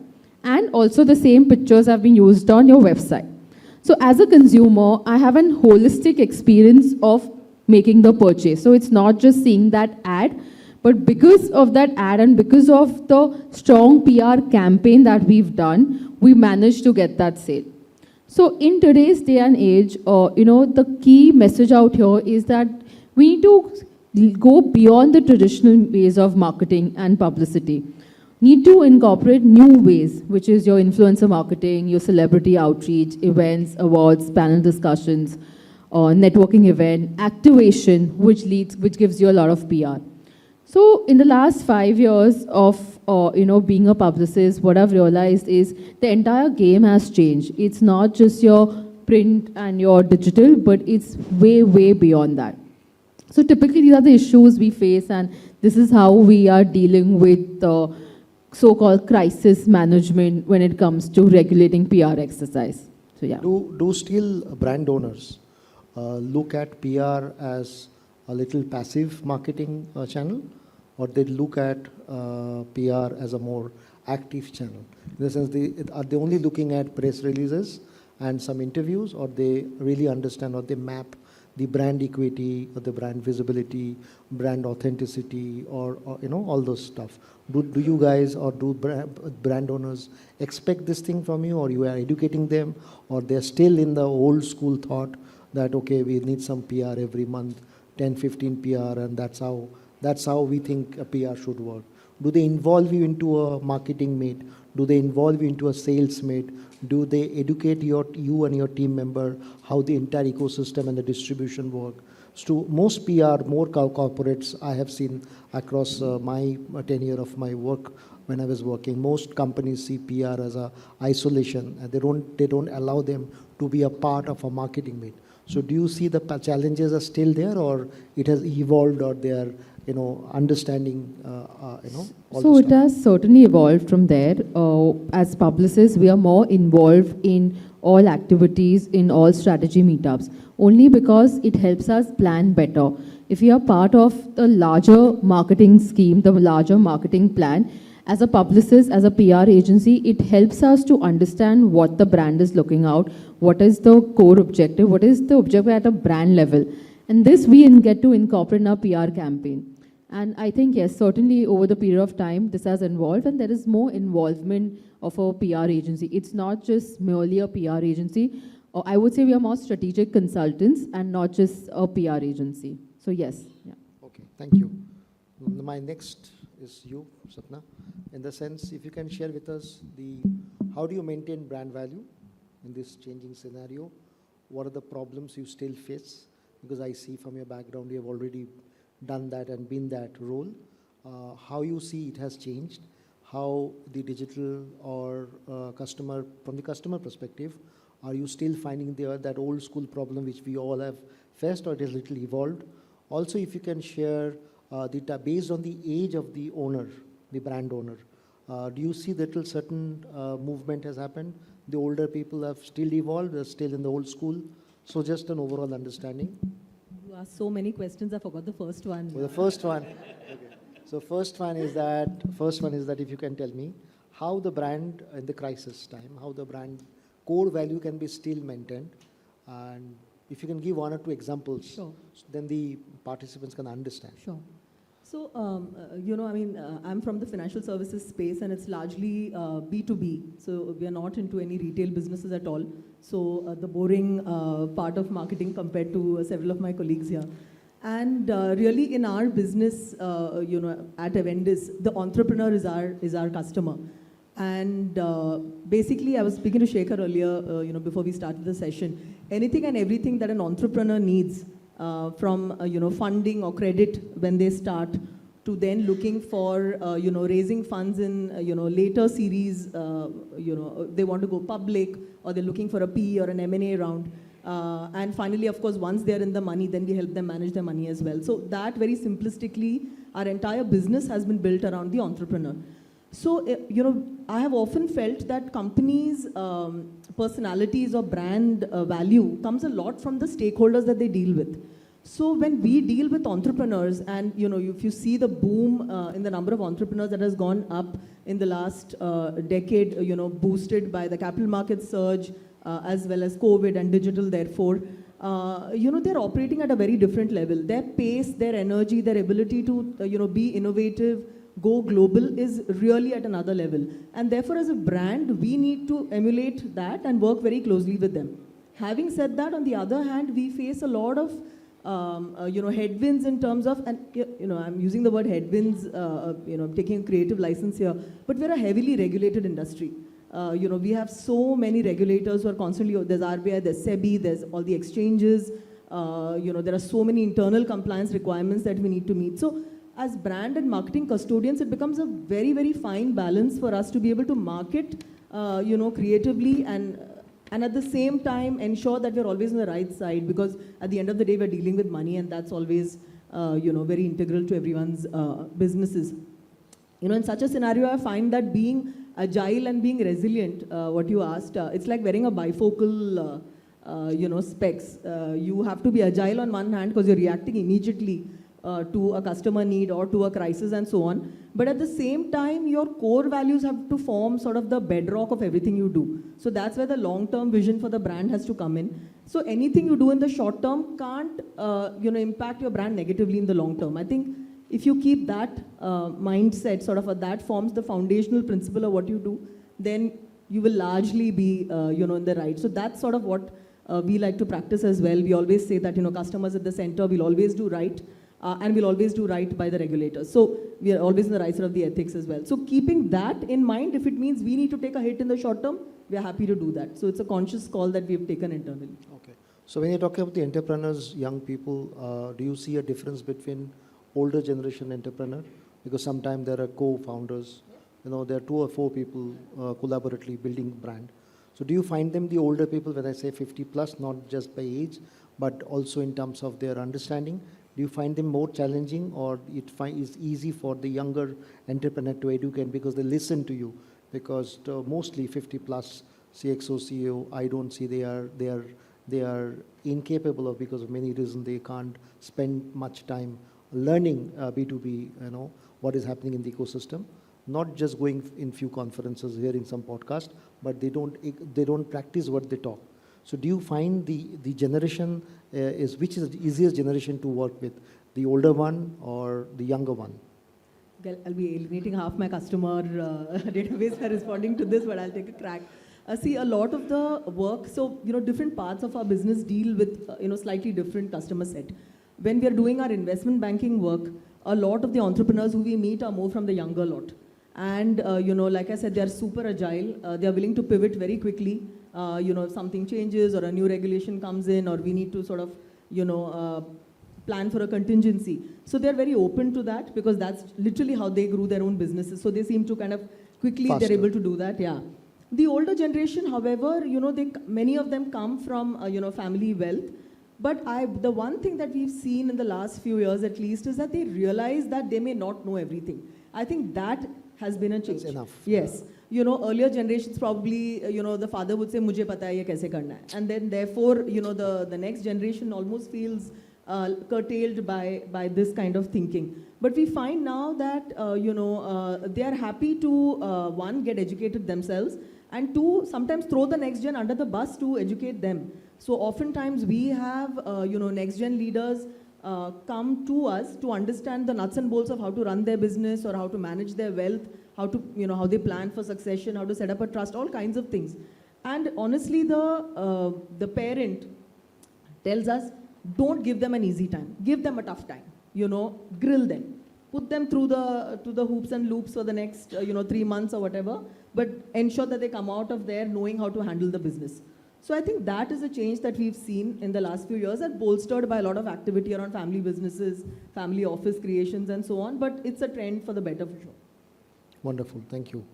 Shekhar, next we want to hear in terms of how you are managing identity crisis of brands, whatever brands you have managed so far, in terms of how you see business or brands around you are willing to change, pivot, which you said, they're willing to change and learn from the challenges what is presently happening across. How you see the people or the owners or the brand managers or marketing people, whoever you're working with, how they are accepting the change in the present scenario where too much of things happening. Digital is moving very fast, habits are changing, consumption has changed. So based on your experience of Nepal, I guess you're primarily working on that region, or you're also working? Yeah, so we can share, because we have no idea what is happening in that part of the world. Through you, would love to know. So you can share. Good afternoon, everyone. From our background, as a country, we have more of it's a trading market. So in terms of what happens is global crisis comes to Nepal, but Nepal crisis doesn't go to global. So what happens is with internet, with digital transformation, the customers are enlightened, they are developed, but the brands do not. So it becomes difficult in terms of meeting the right point. And the challenges is now if I have to talk of something I'll talk about an example of say when this Unilever Fair and Lovely changed into Glow and Lovely. I mean, there was a huge cry all over, but Nepal didn't have that issue of fairness, but we had to sustain that movement. So there was a global prescription which came this campaign has to be changed, so it has to change.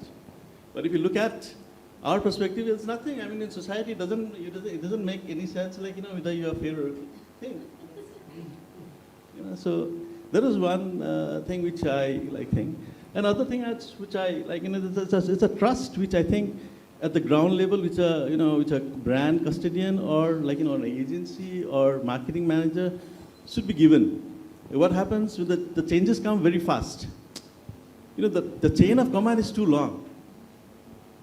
So if he or she can have that little, liberty, to place his trust or her trust to make the little change in the brand, I think that would make a lot of sense. I think the challenge here is defining that framework of trust. I think which I would see it. I see. Okay, now my last question to you. You can pick it up. Also tell us some insights which has made you change your strategy, whatever format, whatever you can share, I understand. It's a big brand. If there's a certain thing you will not able to share, it's okay. Till the time, whatever portion you can share with us in terms of the learning perspective. What are the insights made you change certain strategy? Or in middle of a marketing campaign here you figure out something is going wrong or something, the marketing campaign may not work. If you can tell me if certain thing has happened, I don't know. That is one, in case it has happened, if you can share insight.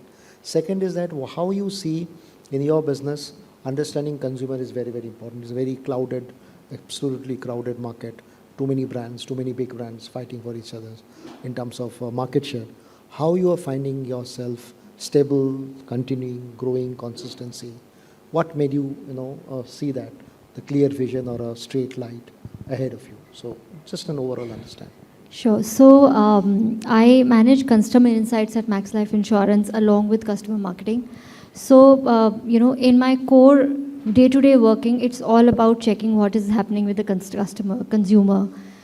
So much so that, every day almost, customers are getting called to give us a feedback of what is happening with the product, with the service. They interacted with one of our systems, and we, give them a call after that, how was the experience.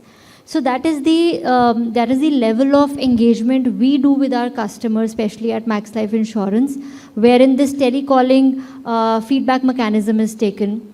To your point, how it's changed and what did we learn from these kind of inciting? So, across functions, we do inciting for all the kind of functions we have, whether it's claims, across the journey, I would say, whether it's purchase, to policy servicing, to renewals, to maturity, to claims, and so entire journey. So we realize that, a lot of times, some tactical moves that we make for our function advancement, or it sometimes impacts the customer. So I'll give you a very recent example. For ensuring that the customer doesn't surrender so much, because there is always, in life insurance, there is always the product has sometimes not been understood. So we always ensure that the customer gets a human touch and the product is explained properly before he surrenders, okay? So to do that, we always had a branch office coming for the customer to surrender the policy. Now, in light of customer obsession and everything, it was a debate, in the boardroom per se, that, we have to ensure that the customer life is easier, convenient. So the entire surrender journey was made online as well. So these are the certain changes that we keep on doing with respect to customer obsession, with respect to customer convenience, ease, and so on. That is one. Secondly, I'll give you a very marketing example and very recent example. How we adapted and how in an agile manner we were able to respond to the challenging times we are living in today. Our brand ambassador is Rohit Sharma, our very own captain, whom we all are very proud of. November last year, we were expecting a win for our country. The last match of World Cup, we were all very excited. Max Life being the company with Rohit Sharma as such, we were so excited that we had developed all kinds of traditional ads going on television, news, and print, social media, everywhere. We were very excited last day of the match, and the next morning, everything was supposed to be rolled out. That India winning World Cup, and because I think it was a shock for all of us, right? So we were also 99% sure that India is going to win. But everything fell into cracks, So in one night, everything changed for Max Life. I'm sure everybody in India was suffering. Max Life was equally suffering. So what to do? Everything, all investments went for a toss. But overnight, we had to redevelop the strategy. We had to redevelop on how to now position the advertisement and the content that has already been prepared. The next day and the next coming week, it was all positioned in a positive manner on, Rohit being the person who has sailed through the World Cup entirely and so on and so forth. So this is just an example how we as brands on a daily basis come across these kind of challenging tasks and challenging situations wherein we have to adapt, respond in that manner. So that is where, we were also tracking the sentiment of Rohit Sharma throughout that week. So it was a very tough week for all of us. I mean, that was a recent example, so I thought I will share with all of you. So these are the kind of things we keep on doing when it comes to insights plus implementation plus adapting. Yeah. Thank you. Thank you. This is good insight. Now this question, now I'm going to ask everybody. You're going to pick up. Same question in terms of if you see brand management, we're all doing brand management in whatever B2B, B2C, B2B2C. If you can share each one of us in terms of what are the key 3 learning or key three important things you manage as a brand custodian, which the participant would like to learn and know. Any three things or four key parameters. It can be a KRA, it can be your milestone, or it can be anything, it can be whatever, it can be related to managing brand. What are the three things you as a stakeholder, a brand custodian, manage, look at in your calendar every day? Rohit, you can start. So the three things which is very important for us is, one is the most important thing is the customer feedback. Second thing is trying to understand mapping the competitors. So what are the competitors doing? So every day we have to check what is currently going on, try and understand the trends which are there, check other aggregator platforms which are in this particular industry providing the latest trends. What is the kind of changes which is happening and how agile we are in quickly adapting to things like these. So yeah, customer feedback and mapping the competitors.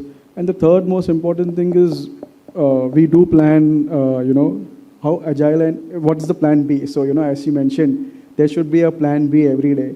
In whatever campaigns we do, there should be a plan B. So obviously we, when we set some objectives, we are flexible and we are open enough. But the kind of agility we have, we develop in an everyday in our organization, we see that that brings us, kind of motivates also the teammates to think a lot. And once you start thinking, and obviously a lot of your things gets resolved. Thank you. Over to you. So for us, the three most... for you it will be a little different because you're not managing brand directly. So from a PR perspective, what are the three KRA the brand owners are asking you to manage from a PR perspective? You can talk on that. So typically for us, the three most important things are, one, partnerships. Second, media relations, very important. Any brand who works with us wants to know always what kind of partnerships, what kind of relations we hold in the market. And the third most important thing is skill set.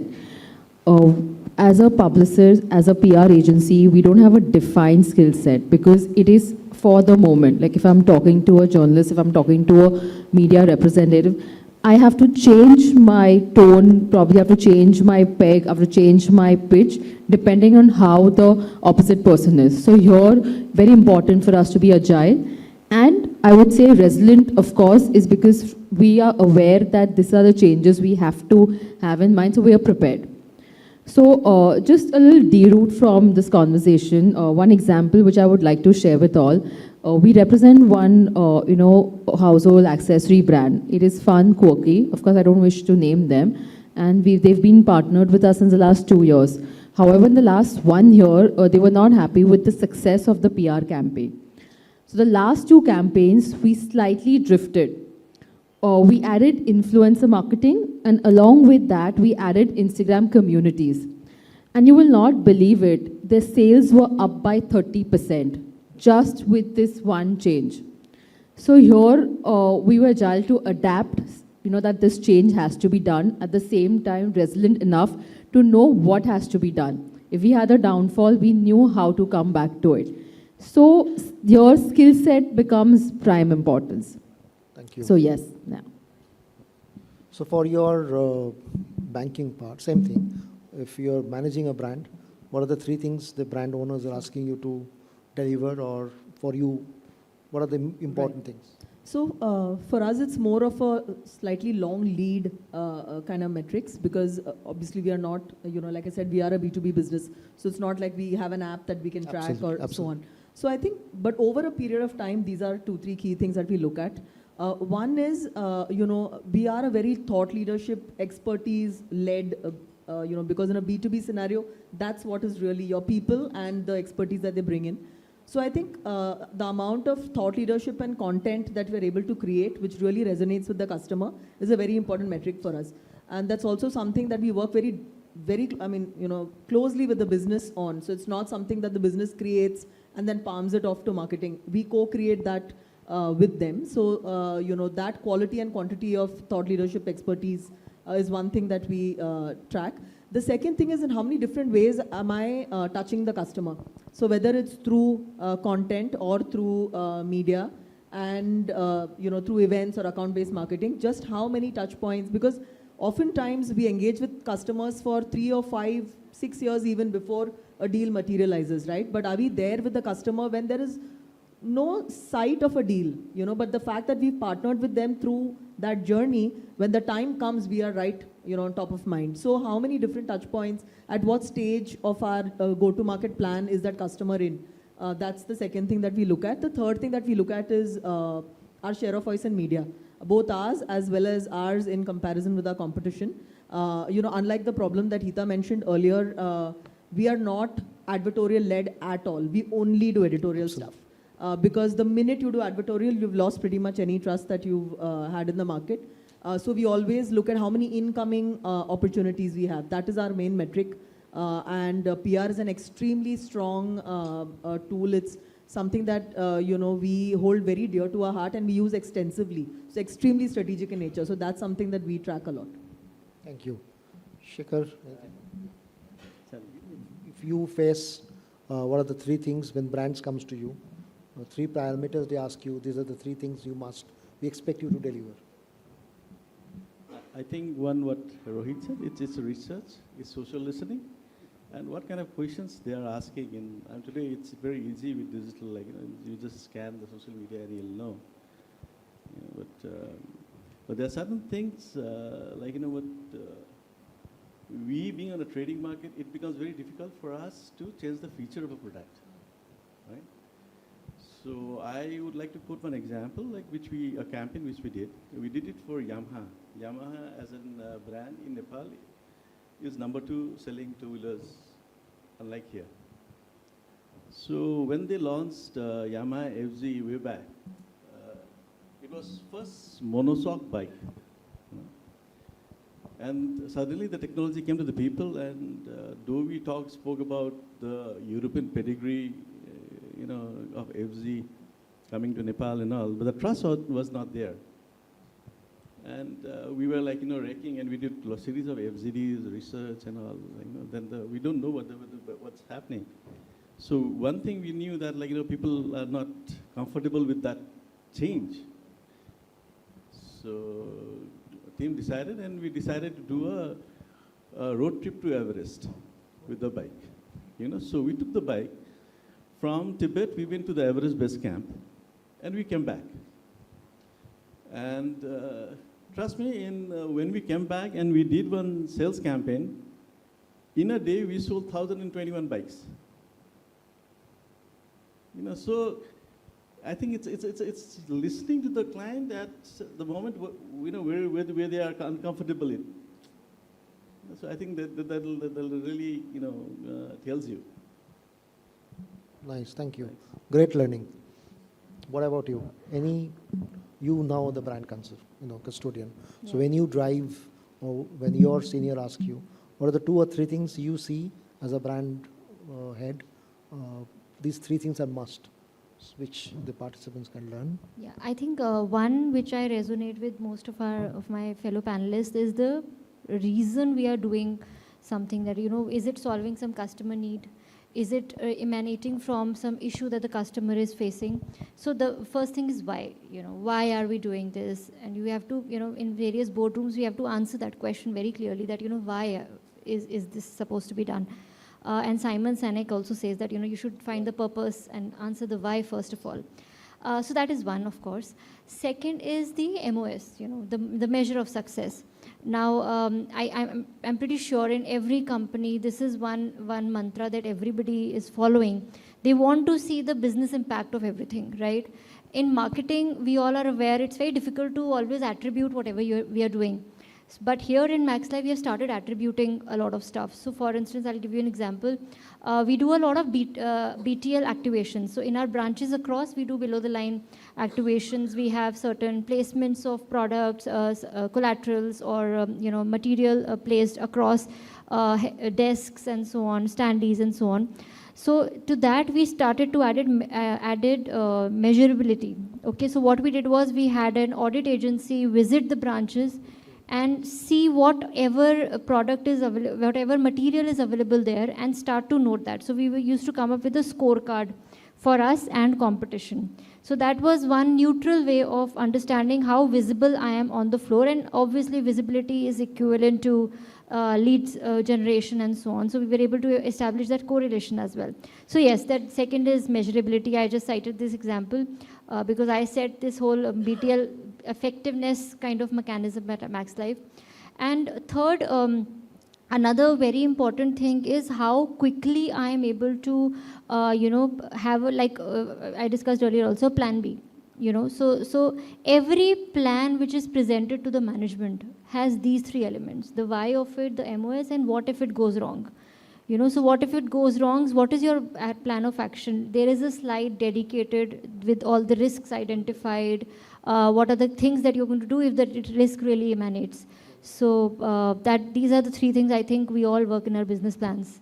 Yeah. I think I have not found much brands who follow what you exactly do. This is the ideal way of doing it, but by virtue of being too much busy with the role, most marketing CMOs don't do that, what you do. So I think, sorry to, most importantly, the CMO role has evolved today. It's not just marketing. I have to be, in fact, as marketer, I have to be responsible for growth. I have to be responsible for business numbers. I have to be responsible for technology adaptation. So I am also the CTO, the CMO, the CCO, which is the Chief Customer Officer. So it's essentially covering all the aspects. So I think brand role has completely evolved. Sorry. Wonderful. Absolutely. No, absolutely right, I think. Good. In fact, we can take questions. I think all of us shared. I tried to get as much as knowledge possible from all my friends here. So if you have any question, you can raise hands. Mic goes to you. You can ask any of us individually or to the group. We are happy to answer. Any question? Yeah.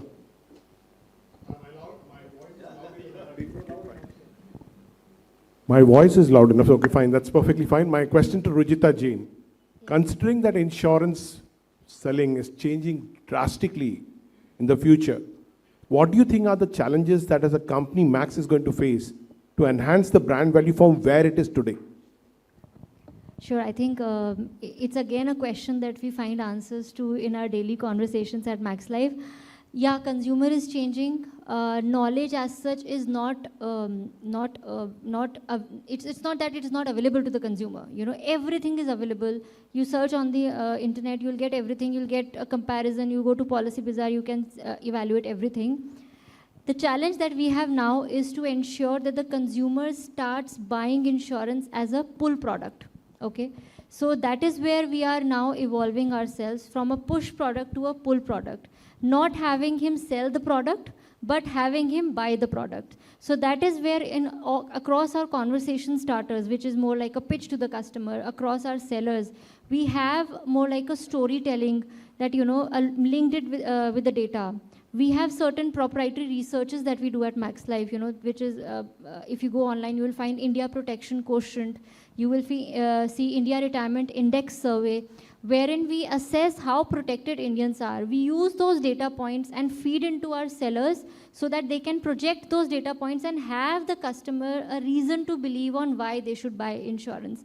So that is one. Second, we have also evolved our sellers to be more like an advisor. Now, like I said, it doesn't have to be sold, it has to be now bought.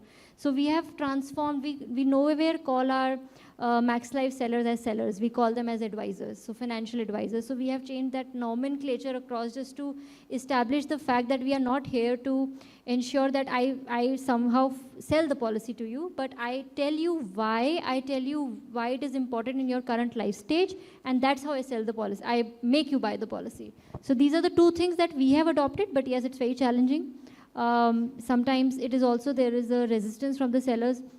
We have them adopt a lot of digital apps to keep them updated, provide them AI technology and so on. But again, there is a lot of resistance because these sellers are also that traditional mindset sellers who are not so savvy with the digital technology and so on. So that's another challenge that we face, which we are again sailing through training and so on. Yeah. Any more questions?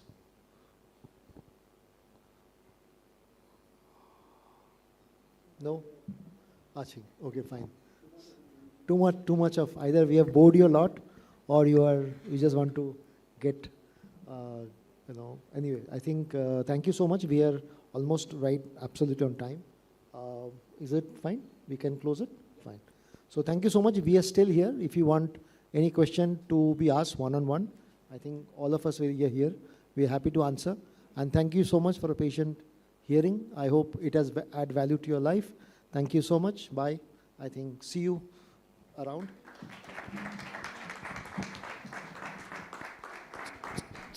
Thank you so much, guys. We would love to felicitate our panelists, and we'll have Mr. Rao, who would be giving a memento to all our panelists out there as well, from his very own brand.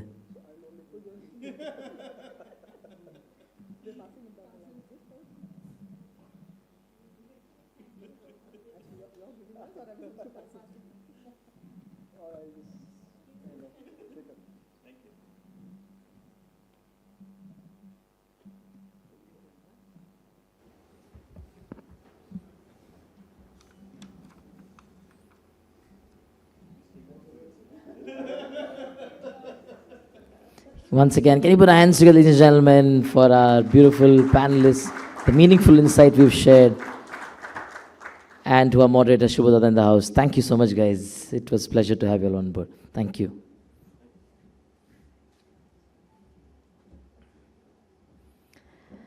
Well, ladies and gentlemen, we move on to the last set of awards.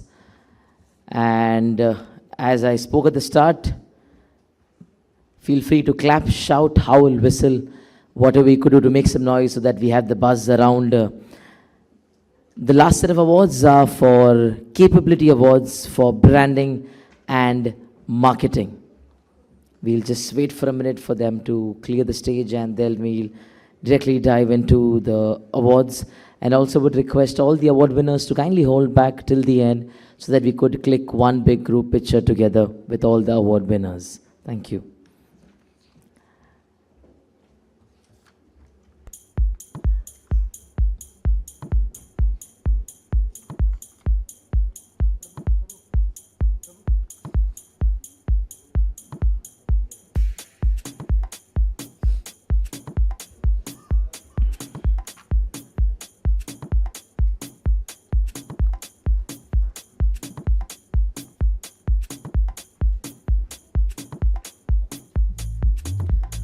So for the first set of awards, I would like to call upon Mr. Chetri in the house. So if you could come and hand over the prizes and the awards to our first set of award winners. Can you put hands, ladies and gentlemen, for Mr. Chetri in the house? Thank you so much, sir.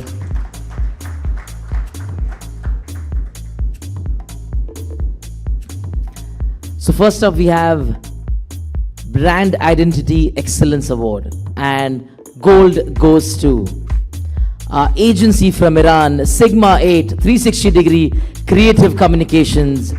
Well, they are not present. I'm sure they are watching us live. So can we have a loud round of applause for our team all the way from Iran, Sigma 8, 360-degree Creative Communications.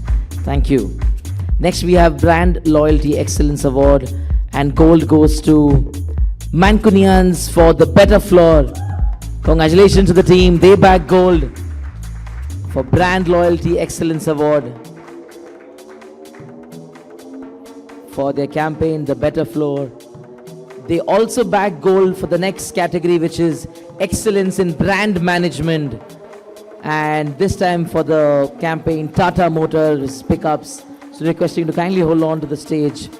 They bag gold for Brand Loyalty Excellence and for Excellence in Brand Management. Congratulations to the team. Woo! Thank you so much. Next, we have Excellence in Partner Marketing, and gold goes to Sony Pictures Networks India for Father's Day campaign.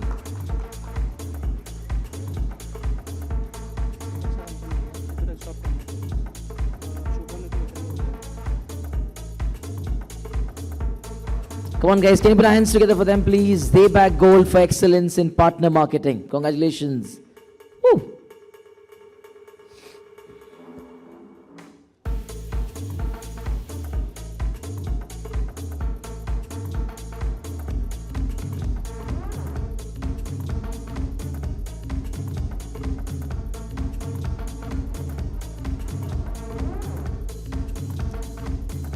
Thank you so much. Next, we have marketing performance measurement, and gold goes to TTK Prestige Limited for festive marketing Diwali Shubhatsav.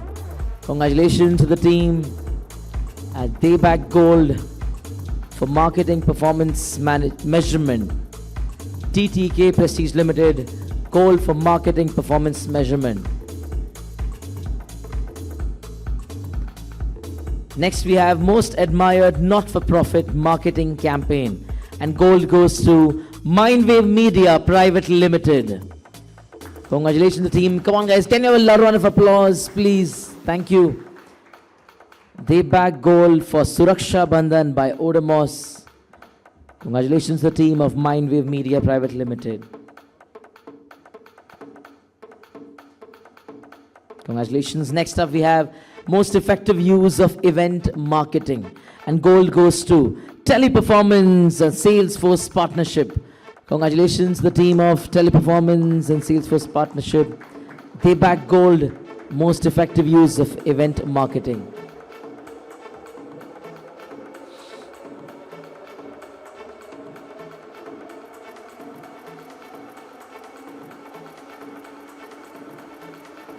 Thank you so much. Can you put our hands together for Mr. Chetri in the house? Thank you so much, sir. Thank you. Next, I would like to call upon Professor Parekh. So if you could just come and felicitate our winners. Can you put our hands together for Mr. Parekh in the house? Thank you so much, sir.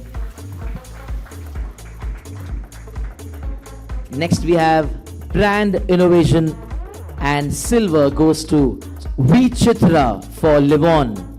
Congratulations. They bag silver for brand innovation.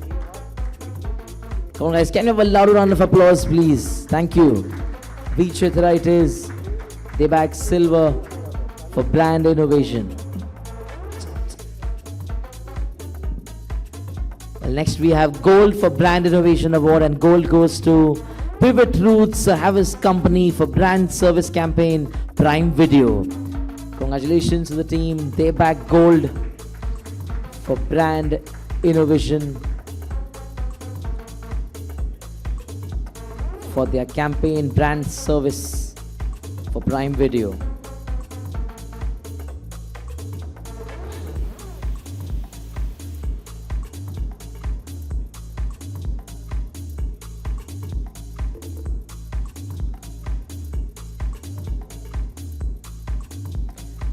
Next, we have excellence in brand awareness. Silver goes to, we have joint silver winners. First up, we have India Today Group for the client HDFC Life, and joint silver is also shared by Mancunias for Jotun Paints.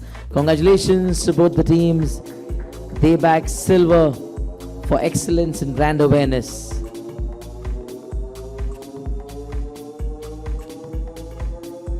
India Today Group and Mancunians, they both bag silver for excellence in brand awareness.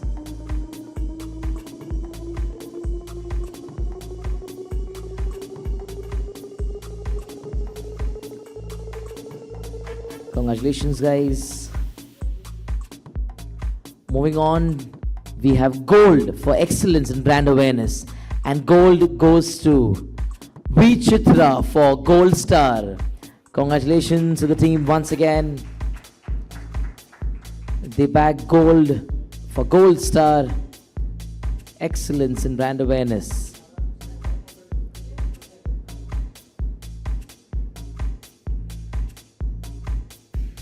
Congratulations to the team. Next category, we have Brand Rejuvenation Award, and bronze goes to Every Media Technologies Private Limited. Yes, can you continue clapping, ladies and gentlemen? A little louder, please. Thank you. They bag bronze for Kaiba Cement.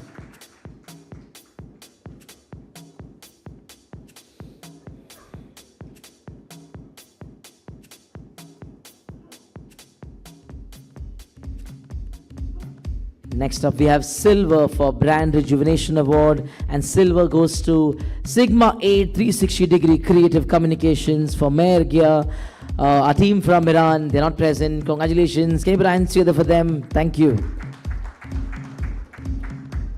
Next, we have gold for Brand Rejuvenation Award, and gold goes to Mancunians for Messe Merchant Air Cargo Express. Congratulations to the team once again. They back gold for Brand Rejuvenation Award.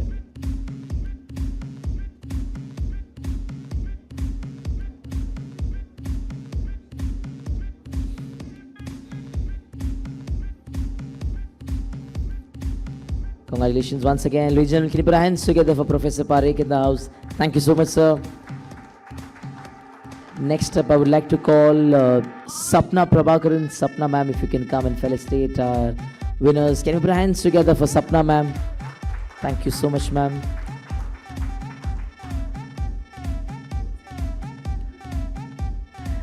Next category, Brand Communication Campaign of the Year. And bronze goes to Reliance Nippon Life Insurance. Congratulations to the team. They bagged bronze for Brand Communication Campaign of the Year.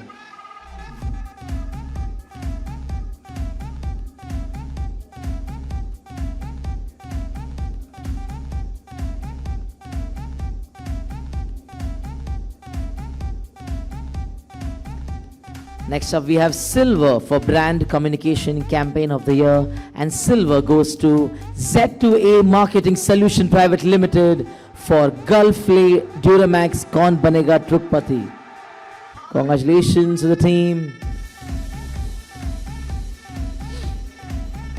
Z2A Marketing Solution Private Limited it is.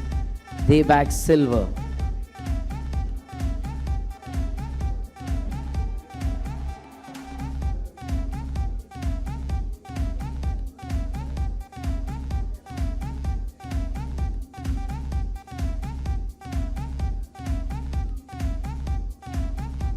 Congratulations guys once again. Thank you. Well, next up we have gold for Brand Communication Campaign of the Year, and gold goes to Pivot Roots, a Harvest Company for Brand Service Campaign Prime Video. Congratulations to the team. They back gold for Brand Communication Campaign of the Year.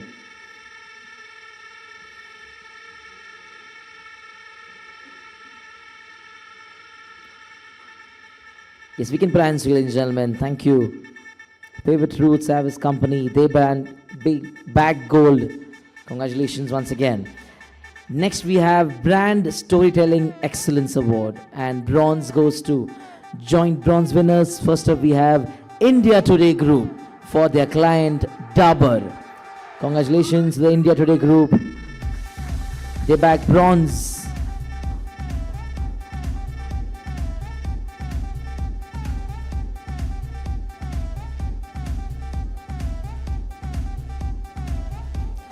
Our joint bronze winners for Brand Storytelling Excellence Award, Mancunians Group for SBI Securities. Congratulations to the team once again.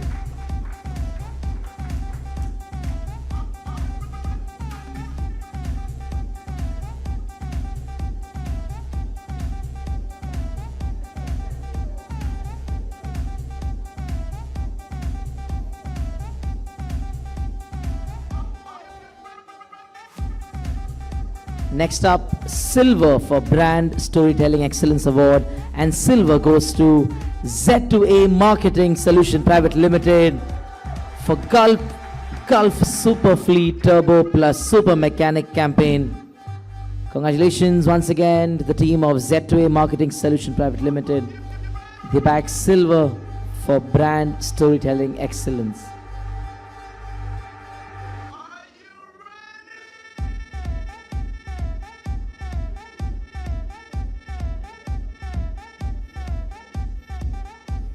Congratulations guys. Next up, gold for Brand Storytelling Excellence Award, and gold goes to Sigma 8 360-degree Creative Communications for Ferro Fort Gain. Congratulations to the team from Iran.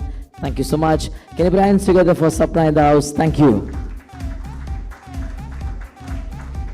Next up, I would love to call Mr. Nitin Gupta from Symmetric to kindly present the next set of awards. Can you put hands together for Mr. Gupta in the house? Thank you so much, sir. Next category, Digital Branding Excellence Award, and silver goes to Max Life Insurance for Smart EDM. Congratulations to the team. They bagged silver for Digital Branding Excellence Award. Can we have a loud round of applause, ladies and gentlemen, for Max Life Insurance? Congratulations to the team.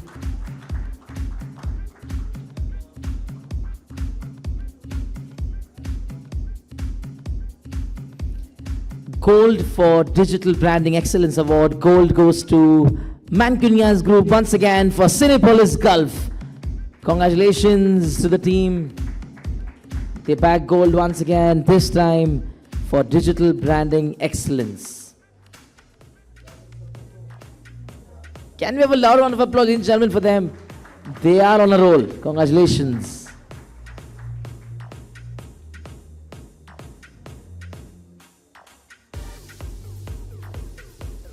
Next, we have Excellence in Customer Service Strategy, and bronze goes to, once again, kindly take a U-turn and come back. Mancunians Group it is for Theory 9. This time they bagged bronze for Excellence in Customer Service Strategy. Congratulations once again.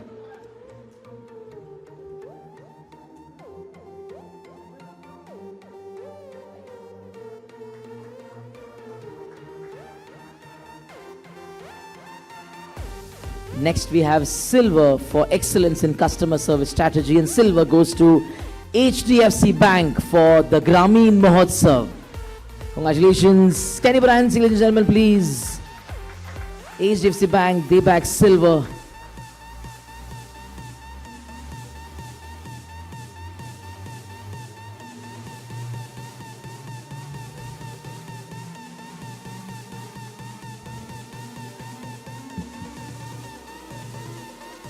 Congratulations to the team.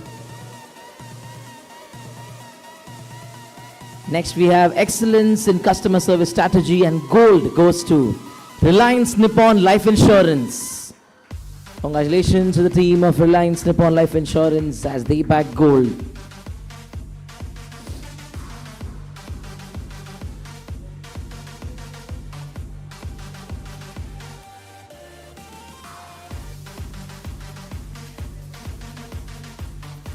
Congratulations once again.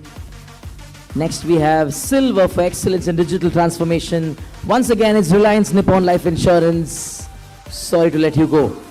Congratulations to the team once again. This time they back silver for Excellence in Digital Transformation. Can you put hands together, guys? Thank you. Gold for Excellence in Digital Transformation. Gold goes to Cipla for Breathe Free Digital Educator.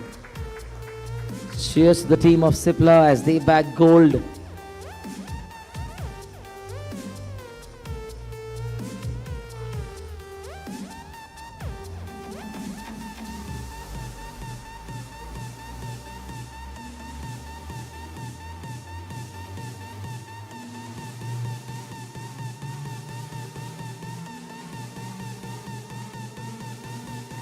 Ladies and gentlemen, can you put hands together for Mr. Nitin Gupta in the house? Thank you so much, sir. For the next set of awards, continue clapping for RJ Devangana in the house. Can you put hands, ladies and gentlemen? We have RJ Devangana Chauhan, radio jockey, actor, founder, director, Drizzling Entertainment Private Limited. Thank you so much. It's a pleasure to have you on board. Next category, Excellence in Media Strategy. Silver goes to Mancunias Group once again for AEON Credit Services Limited. Congratulations to the team once again. They bag silver for Excellence in Media Strategy.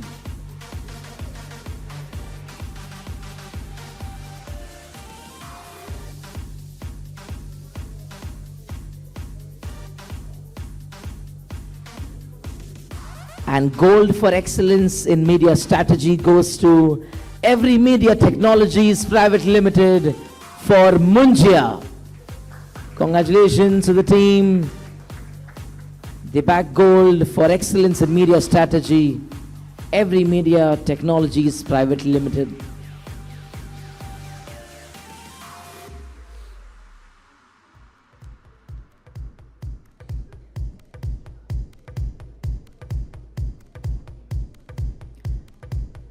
Congratulations, guys. Next we have Excellence in Launch Marketing.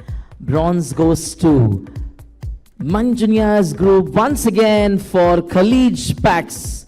Congratulations to the team. Can you put hands together, guys? Mankunyan's Group, once again it is. This time bronze.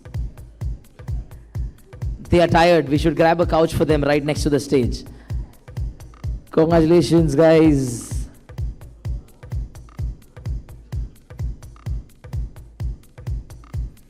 Silver for excellence in launch marketing goes to Mindwave Media Private Limited for Dabur Odonil Pandal Fresh campaign.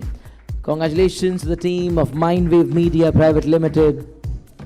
They bag silver for excellence in launch marketing.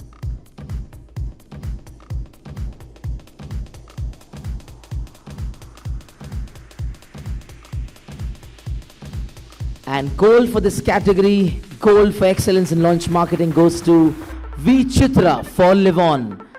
Congratulations to the team of V Chitra once again.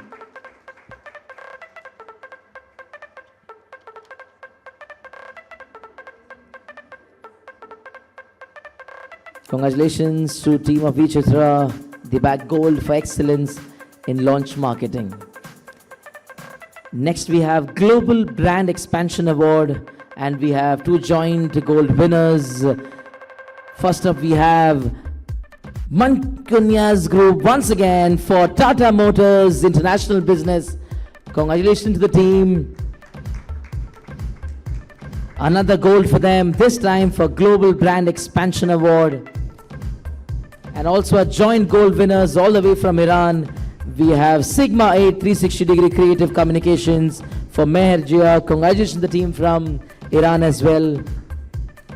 And congratulations to the team of Mankunyas. Good job, guys. Next category, Most Admired Brand Activation Campaign. And bronze goes to Z2A Marketing Solution Private Limited for Mahindra Trio Plus Space and Performance Campaign. Can we have a loud round of applause, guys, for Z2A Marketing Solution Private Limited. Congratulations.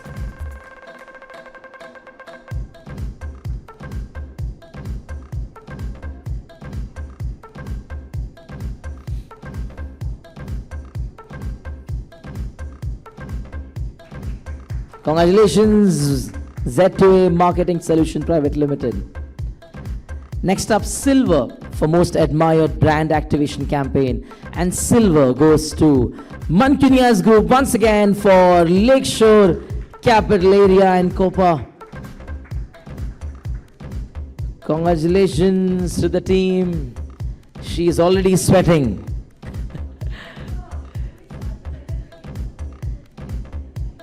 Congratulations to them once again. This time they back silver for Most Admired Brand Activation Campaign.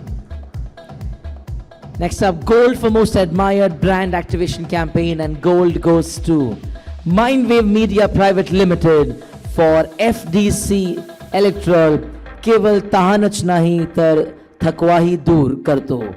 Congratulations to the team of Mindwave Media Private Limited. Most Admired Brand Activation Campaign. Well, next we have awards for content marketing and creators. Best use of long form videos. And gold for best use of long form video goes to 24 Frames Digital for Unsung Heroes series Gurukul. Congratulations to the team of 24 Frames Digital. They bag gold for best use of long form video.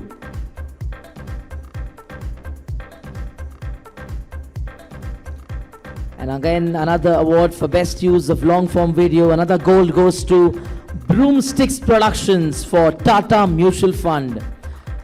Congratulations to the team of Broomsticks Productions. They bag gold for best use of long form video.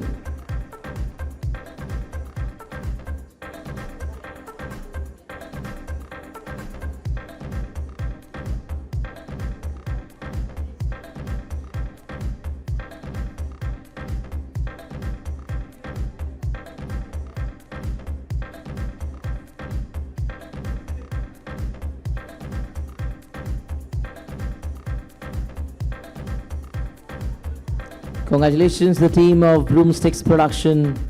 They bag gold for best use of long form video. Cheers, guys. Next we have most admired branded content, and most admired branded content gold goes to V Chitra for Livon. Congratulations to the team of V Chitra once again. They bag gold for most admired branded content.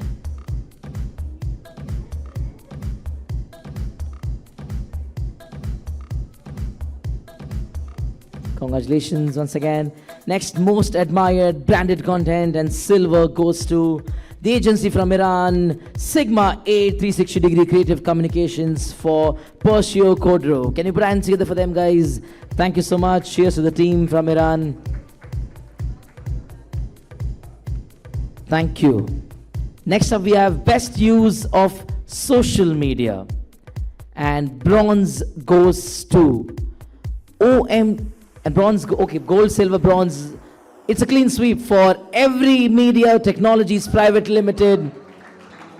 Best use of social media, gold, silver, and bronze, all backed by Every Media Technologies Private Limited.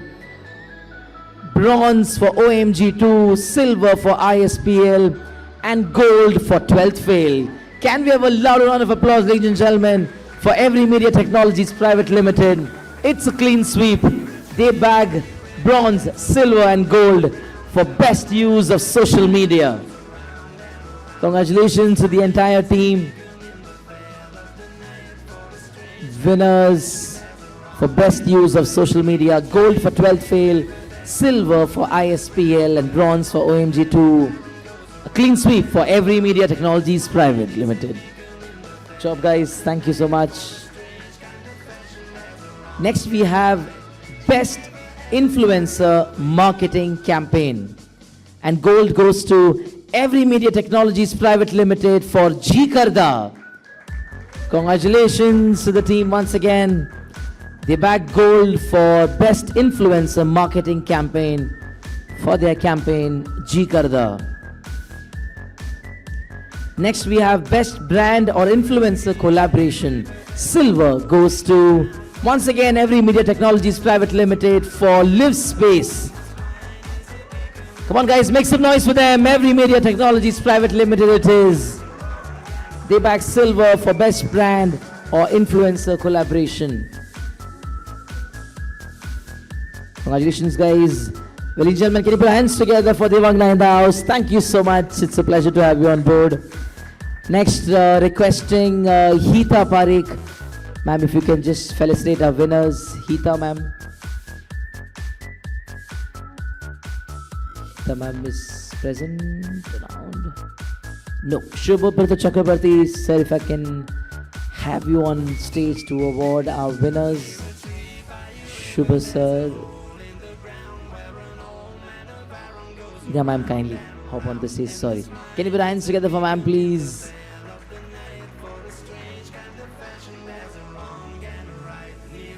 Ma'am, you can also come, hop along. It's okay, it's okay. Thank you so much, ma'am. Next we have Grand Prix Individual Awards, and gold for Consumer Insights Professional of the Year. Gold goes to Ruchita Jain, Max Life Insurance.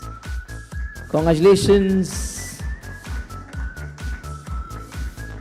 Grand Prix Individual Award, gold for Consumer Insights Professional of the Year, Ruchita Jain from Max Life Insurance.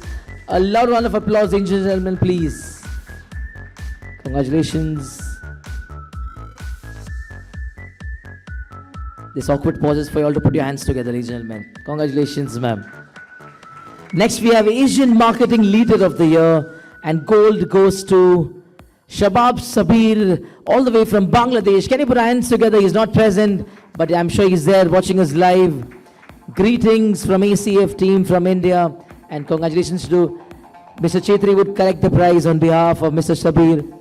Congratulations to Shabab Sabir. Congratulations once again. Next we have Top Sales Director. Gold goes to Divya MS. Congratulations, Divya. Gold for Top Sales Director.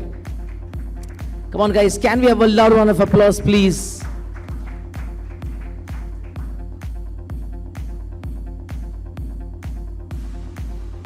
Congratulations. She bags gold for Top Sales Director. Next, we have Salesperson of the Year, and gold goes to Jaskaran Gulati. Congratulations, Mr. Gulati. He bags gold for Salesperson of the Year. Can we have a loud round of applause, ladies and gentlemen? Congratulations, sir.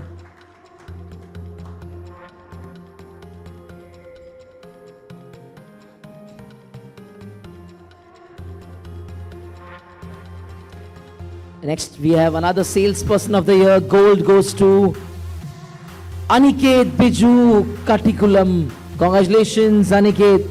He bags gold for Salesperson of the Year.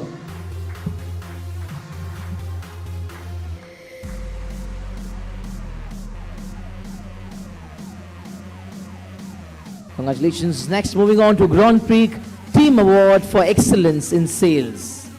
Sales Team of the Year. Gold goes to ITWIO. Congratulations to the team. They bag gold for Sales Team of the Year. Come on, guys, can we have a loud round of applause for the team as they move on to the stage to collect their gold for Sales Team of the Year.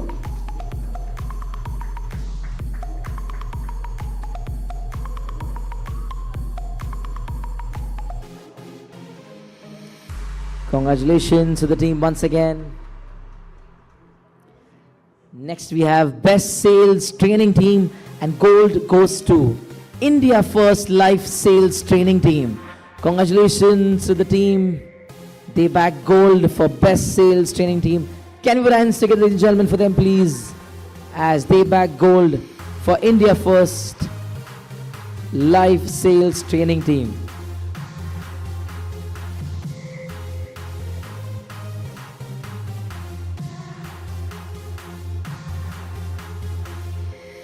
Thank you so much. Ladies and gentlemen, can you put our hands together for Hita in the house? Thank you so much, ma'am. Next, kindly clapping for Meera, ma'am. Ma'am, requesting you to kindly move on to the stage. Can you put our hands together for Meera, ma'am? Thank you so much, ma'am. Next category, Product Vanguard Award and Product of the Year.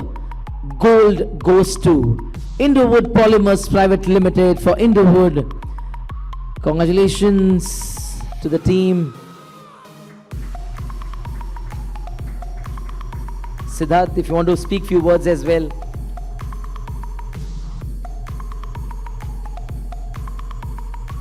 Congratulations to the team once again. If you want to share a few words.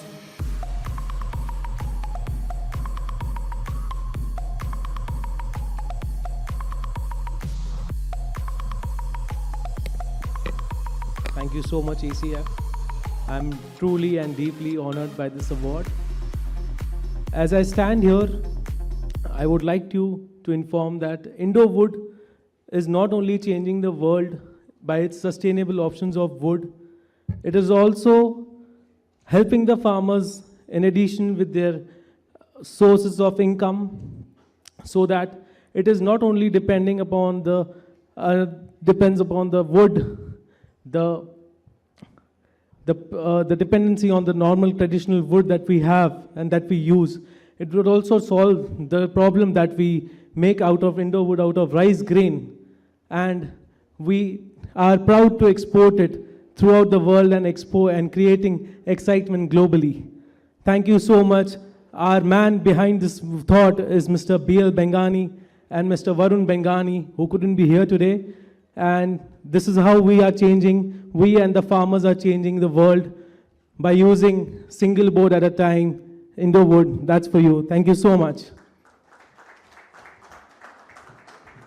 Thank you so much, Siddharth. Congratulations once again. Next, we have gold for environmental sustainability, and gold goes to Razorport Technologies and Greaves Electric Mobility for Ampere electric vehicles. Can you put hands together, ladies and gentlemen, for them? A huge round of applause as they back gold for Environmental Sustainability Award. And congratulations on this well-deserved recognition.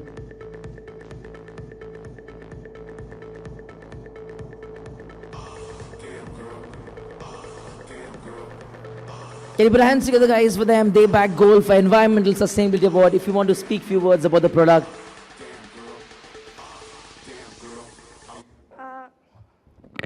First of all, thank you everyone for recognizing our efforts. I want to say at Greaves Electric Mobility, we believe in democratizing smart and sustainable mobility for all. And with such awards, our efforts are being recognized, and I thank you all for that.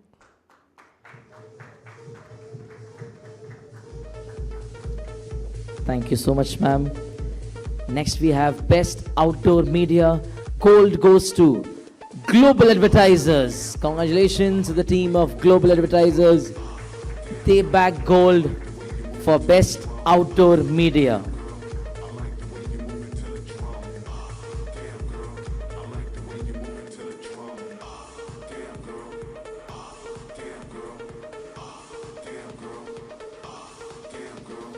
Best Outdoor Media Award to Global Advertisers. Can you put hands together, guys, for them? Congratulations to the team as they back gold.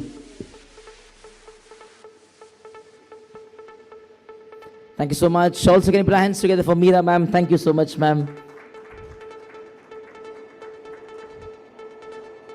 Well, next up, I would like to call Mr. Shubhabruta Chakrabarti. Shubhodada, perfect timing. If I could have you on board. Thank you so much. Can you put hands together for Shubhodada in the house? Thank you. And a small trivia before we move to the next award. Anybody who would guess which is the 5th best country to visit in your lifetime, according to CEO World Magazine's prestigious rankings for 2024? Anybody? A wild guess? It's the pearl from the Indian Ocean. Sri Lanka it is. And that is where our next award heads. Keep your hands together for them. Financial Fortitude, the BFSI Excellence Award. Best Leasing Company of the Year. And gold goes to People Leasing and Finance PLC. Congratulations to the team. Best Leasing Company of the Year.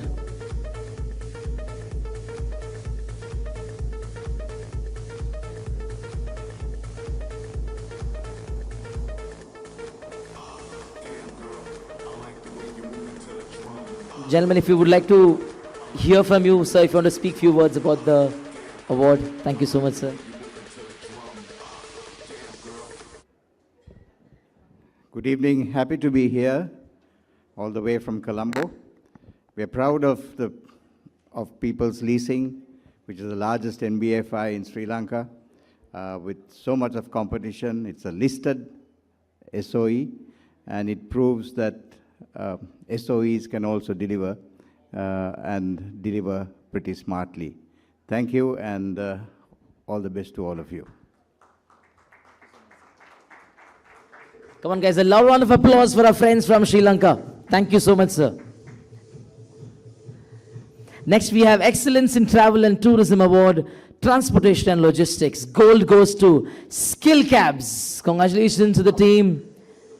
They back gold for Excellence in Travel and Tourism for Transportation and Logistics. Skill Cabs it is. Congratulations.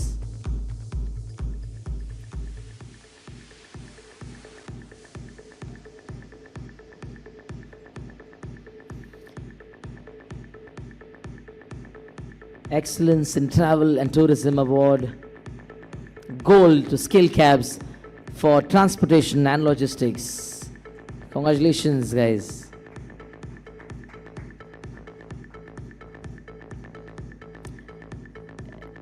Next, we have Insightful Impact, celebrating consumer understanding excellence and social media and online communities.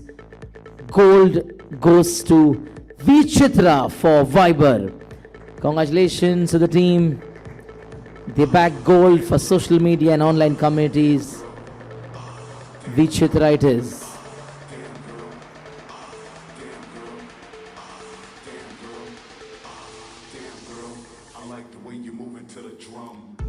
Next we have Grand Prix Organization Award.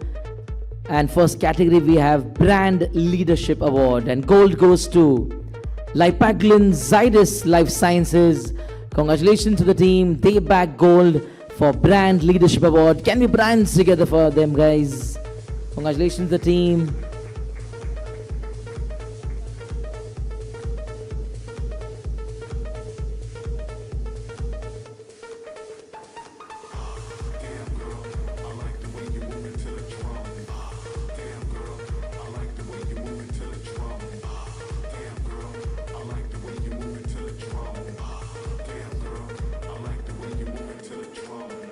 Congratulations, guys.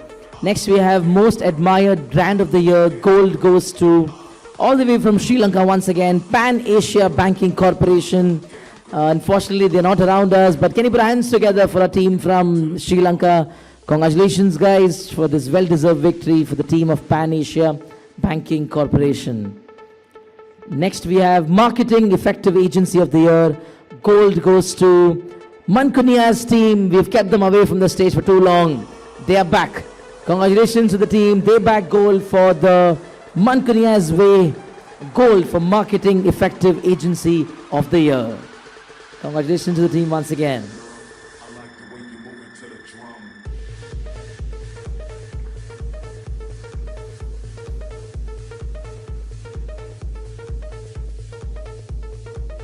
Next we have Excellence in Marketing Innovation, and bronze goes to Sony Pictures Networks India for SPNA.CE. Congratulations to Sony Pictures Networks India. They bagged bronze for Excellence in Marketing Innovation.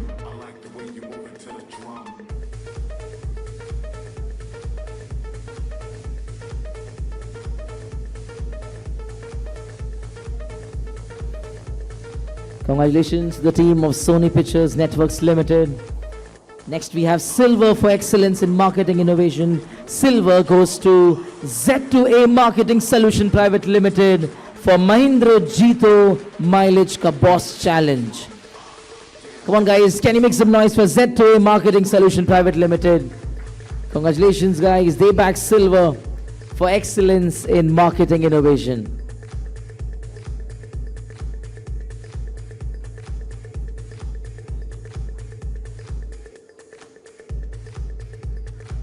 And gold for excellence in marketing innovation. Gold goes to Max Life Insurance for IATD Aapme Video Demo and Performance. Congratulations to the team of Max Life Insurance. They back gold for IATD Aapme Video Demo and Performance. Max Life Insurance not present. Moving on to our last category for this beautiful day. Marketing Campaign of the Year. Bronze goes to Z2A Marketing Solution Private Limited for Apollo Beam and Vihan Mandi activation. Congratulations. Come on, guys, keep your hands together. They not only bag bronze, but they also bag silver for this category. Silver goes to Z2A Marketing Solution Private Limited as well for their campaign Mahindra Trio Plus Space and Performance campaign. Can we have a loud round of applause, ladies and gentlemen? They back bronze and silver for Marketing Campaign of the Year. Congratulations, guys. And the last award, we have gold for Marketing Campaign of the Year. And gold goes to Yes Securities India Limited. Congratulations to the team. Come on, guys. Can you make some noise and put our hands together for Yes Securities India Limited? They back gold for Marketing Campaign of the Year.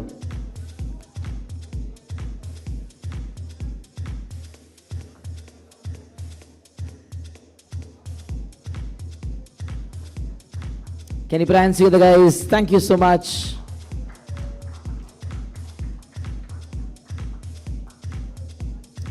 Can you put hands together for Shubhodaya in the house? The man with the cool specs. Thank you so much. Well, thank you so much, guys. I would request all the award winners to kindly hop on the stage with your awards and let us click one big group picture together.